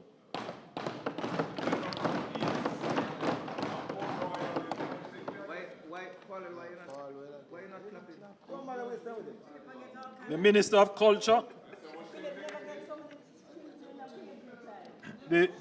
Culture, will give us more updates on some of the other initiatives that are there for the creative industries. But, Madam Speaker, you will recall the launch of the $1 billion Jamaica Screen Development Initiative launched in 2024. I am pleased to announce that 406 applications were received from local filmmakers, and 259 of these met the criteria for further evaluation. In fact, 7 projects have already been awarded film festival support. A further 9 films in progress will also be awarded support to complete their filming. And just yesterday, another 51 films were selected for development funding, and evaluation for films at the production level will begin shortly. This is the start of a burgeoning film industry in Jamaica. Madam Speaker, we can attract top-tier movie productions to Jamaica. We saw that with the Bob Marley movie produced by Paramount. And for that film, over 1,800 short-term jobs were created, and US $20 million was spent in the country. JAMPRO is currently negotiating a co-production treaty with Canada, which will allow Canadian filmmakers to partner with Jamaican filmmakers to film in Jamaica.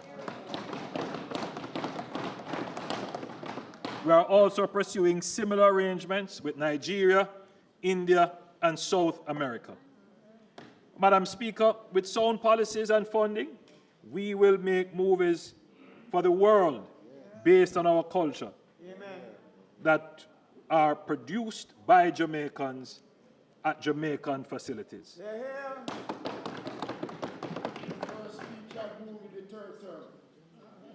Madam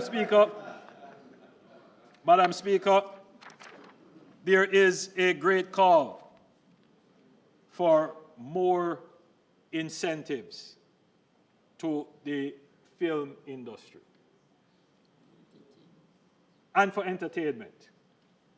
And the government is considering it very carefully because we understand the different dynamics of the film and entertainment industry. And so we are seriously reviewing our policy. We have made a commitment and we provided the $1 billion. In budgets to come, no doubt, we will provide further support. But what we have to be always careful with, Madam Speaker, is that when we provide scarce funding, we can't just allow it to be used up without tangible results coming from it. And so there is a process which can be very involved to ensure that we get value for money from the funds. But I want to say, Madam Speaker, that we see the great potential that just one big feature film can do for Destination Jamaica. So I want to give assurance to the people in the industry that the government is sympathetic, the government understands, and the government will make further allocations as they are possible given our fiscal situation. I would encourage our filmmakers, our script writers, and our producers not to be deterred by, and our animators, not to be deterred by any form of financial scarcity that might now exist. Develop your concepts, develop your films and your scripts, because the future for film and the support from the government is bright.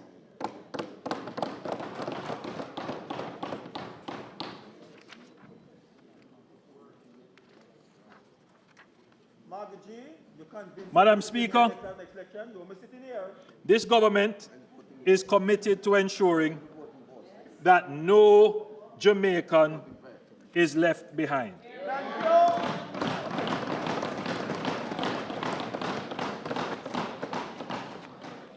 Madam Speaker, we conceptualized a program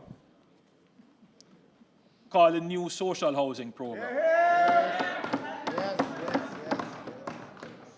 And when we conceptualized the program, the idea was to end kind of, homelessness and shelter poverty for persons who live in the worst of the worst housing conditions. But they wanted to stay there. They had to cost with it. Madam Speaker, I believe I have here some beneficiaries from the New Social Housing Program.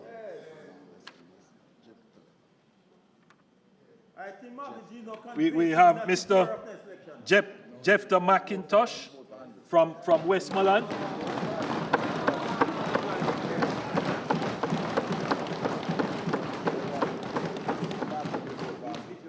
And I believe we have Evadne from, I believe that would be from St. Elizabeth. But, Madam Speaker, the New Social Housing Program is the epitome of care and solidarity with the poor.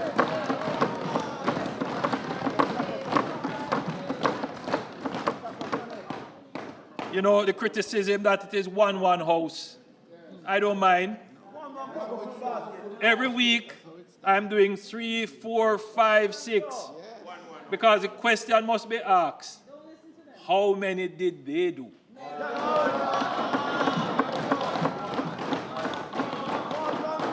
And Madam Speaker, yes, it's 4, 5, 6, 7, I could do more. But the thing is, Madam Speaker, there is now a system in place, there is now a process, and every week we are delivering and handing over a house. We estimate that to end shelter poverty, we would have to build about 6,000 units to help the families who are in the worst of the worst. And we have already gone past 300. And this coming financial year, we are going to scale up what we are doing, because now we have some funding that's coming from tourism. So when we do 3 and 4 and 5 and 7 every week, now we can go up to 10 and 12 and 14. So we are going to increase the pace. So that is, that is the program.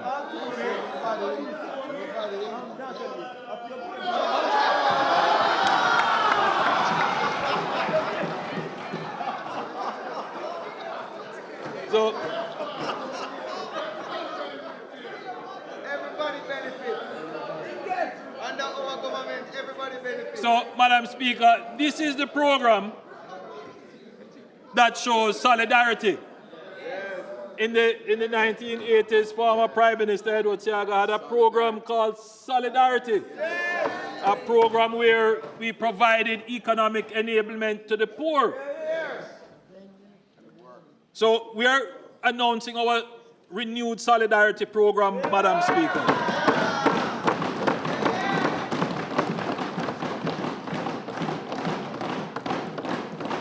As we continue our mission to build a stronger and more inclusive Jamaica, we recognize that many of our citizens are in need, but do not benefit from any existing government program.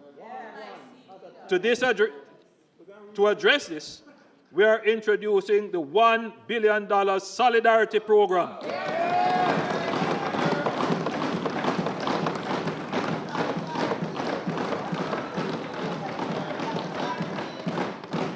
And in its first iteration, we will be providing a one-time cash grant of $20,000 to 50,000 vulnerable individuals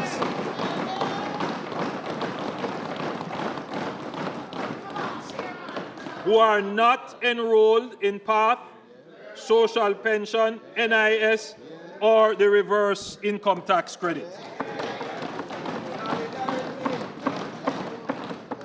So even Jamaicans who are not attached to anything, the state has compassion for you. The state is concerned about your welfare. The state cares about you. We stand in solidarity with you.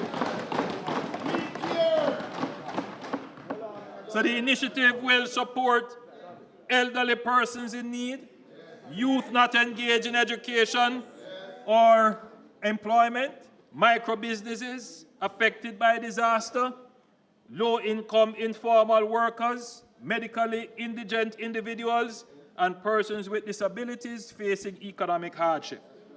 We have to find all of these people who are in the society, who are left out and who are suffering. Madam Speaker, we recognize that some of these persons may lack formal identification, and this may be a barrier to them participating in other social support programs. The government will assist them in obtaining birth certificates through Operation Birthright and securing a national identification card to facilitate their inclusion in future opportunities.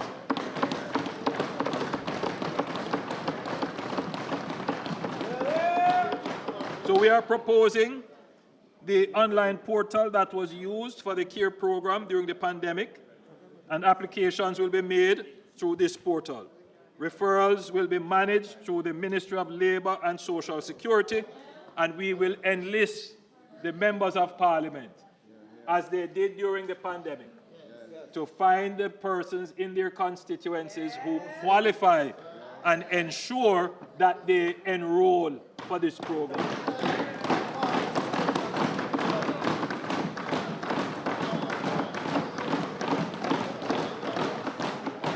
Madam Speaker, so the Solidarity Program would be the first expression of the care, but we want to continue to care for them.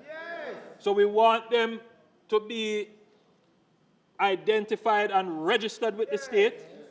So if there are, an elderly person, they don't have not registered on the pension program, bring them onto this. If they could qualify for the PATH program, we start to investigate their case. If they're a young person and they're not attached to any training program, we get them onto a training program.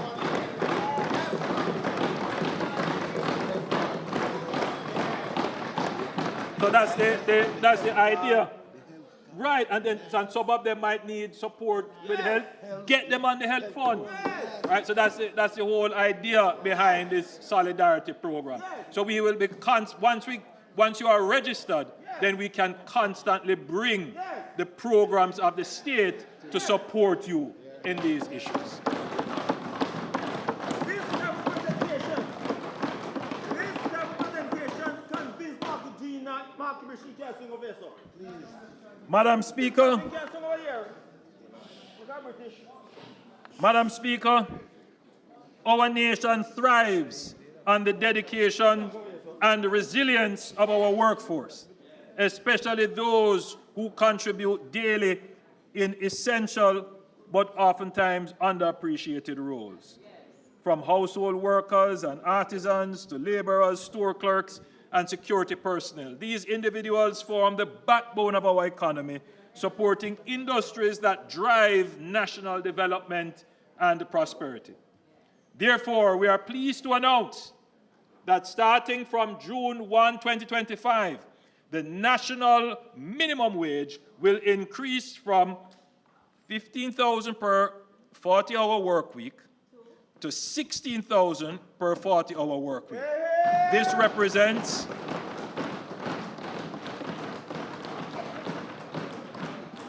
a 6.7% increase, reinforcing our commitment to improving the livelihoods of our lowest paid workers while ensuring economic stability. Madam Speaker, when my administration took office in 2016, the minimum wage was $16,200. This latest, $6,200. I was just checking if you're listening. $6,200. This latest increase to $16,000 represents an unprecedented 158% increase over 9 years.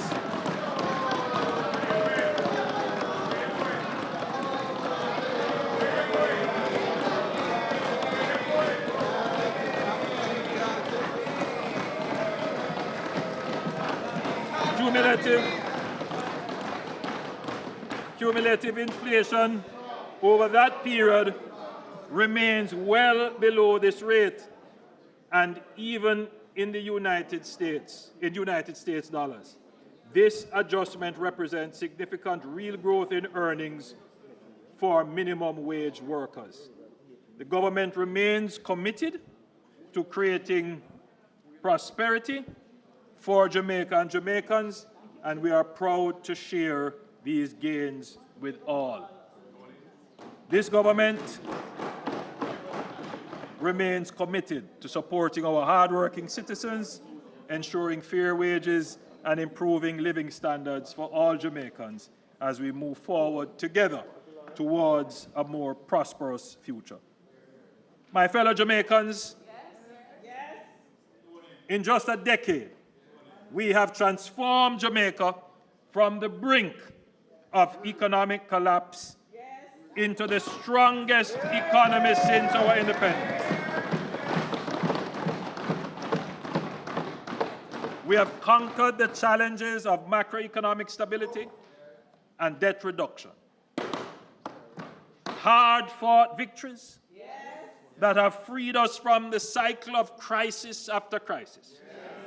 It is now time for us to build on the strong foundation that we have created to focus on generating robust growth that will deliver more opportunities for all Jamaicans to pursue their God-given talent and fulfill their dreams and aspirations. We are ready to move Jamaica to the next chapter, which is about accelerating growth for peace, productivity, and prosperity. It means that the mother working tirelessly to provide for her children can look forward to great opportunities and a better quality of life. It means that the young entrepreneur with big dreams will find the support to turn ideas into success. It means that every citizen, whether in the hills of St. Thomas, the streets of Kingston, or the fields of St. Elizabeth, will feel the impact of a government that is working for them. This next chapter is about building a Jamaica where hard work is rewarded, where dreams are nurtured, and where prosperity is not just for the few, but for all. The next chapter will not unfold overnight. Just as it took years of discipline and sacrifice to secure our economic stability, achieving true economic independence and sustained growth will require continued focus, effort, and an unwavering commitment to national progress. But history has shown that when we Jamaicans come together as one people, our resilience, determination, and spirit knows no bound. Madam Speaker, this government has never been about empty promises or mere talk. We have an unmatched track record of performance and results.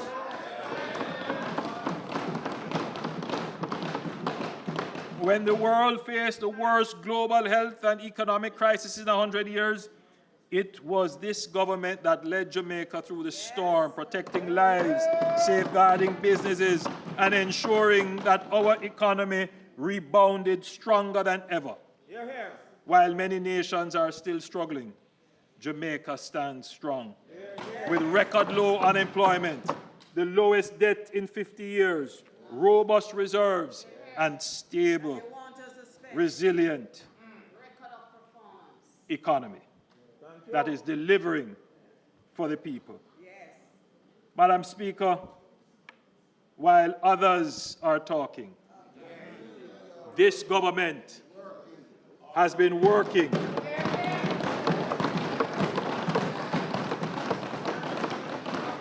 because, as Proverbs 14:23 reminds us, all hard work brings a profit, but mere talk leads only to poverty. The Jamaican people know who has delivered for them.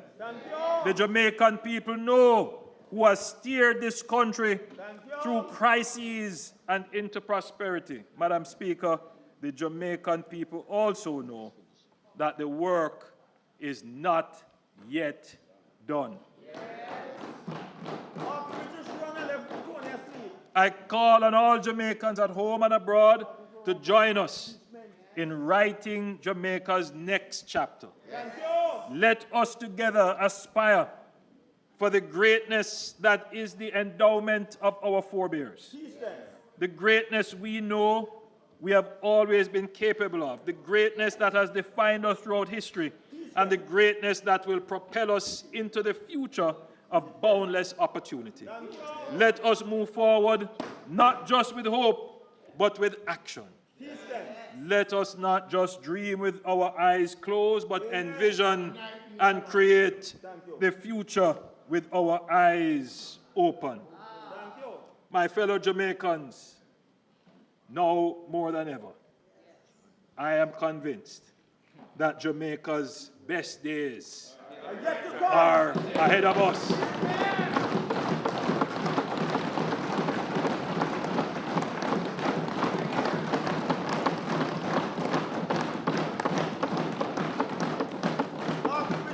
My fellow Jamaicans, this is a year of decision. This is a year when you will be called upon to make a choice. For the first time, a prospectus has been placed before you. Not a manifesto. Not a promise of what we intend to do. But a prospectus. A dissertation of what we have done.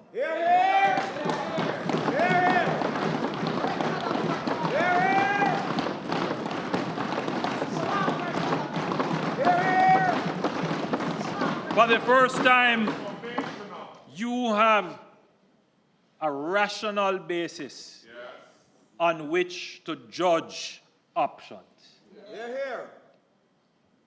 The choice of selecting a government is always an emotional one. Sometimes it can be as emotional as your connection to a football team.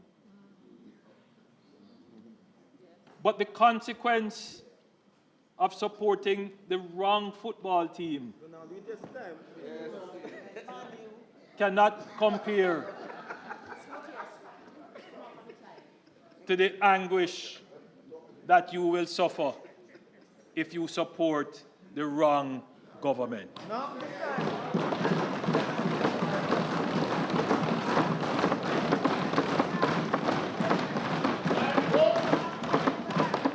I have stood in this parliament and I have given the history lesson of Jamaica's economic experience. I have given you the information on which you can make your rational decisions. I urge every Jamaican in this year of decision to choose wisely, choose rationally. I urge you as I close, choose Jamaica.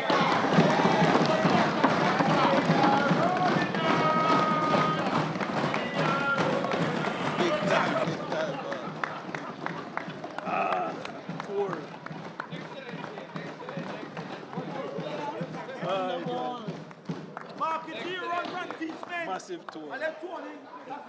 Tony, wake up, man. I go home there. Run, teach, man. I left Tony asleep. No, Mark the British rather. Mark the British run. I left Tony asleep.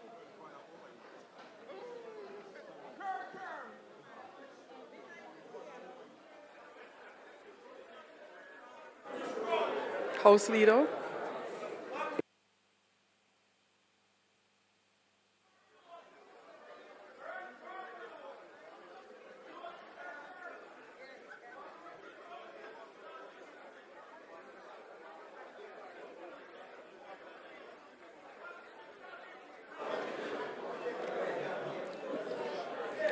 House Leader, please turn your mic on. House Leader. House Leader, please turn your mic on. Turn your mic on. Just turn on your mic.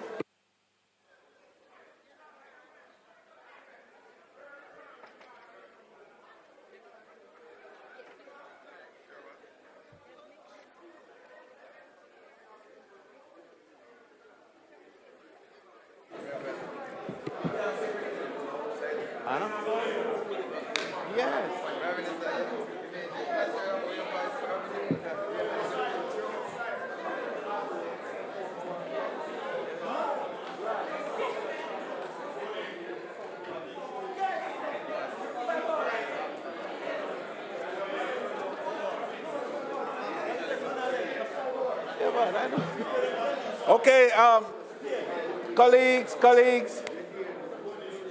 colleagues, I just want to indicate that a bit of history, in addition to everything else, has been made today, because this was the longest budget presentation by a Prime Minister in this Parliament, to my best knowledge.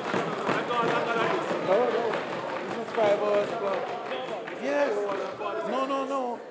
You start at 2:57. But indeed, members, it's not the length of the presentation, but it's the substance of the contribution.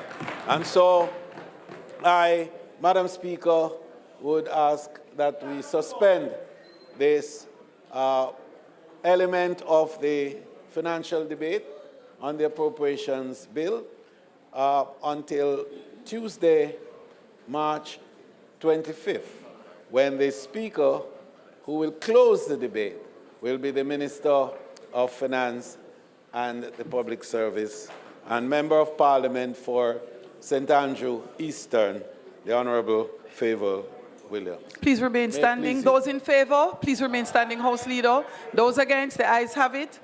House Leader. Madam Speaker, it's not intended to do any further business this evening.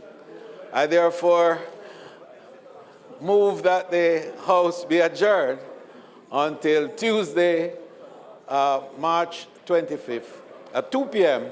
at the George William Gordon House. May it please Question you, is Madam that Speaker. this House do now adjourn until March 25th at 2 p.m. Those in favor? Those against? The ayes have it. This Honourable House now stands adjourned.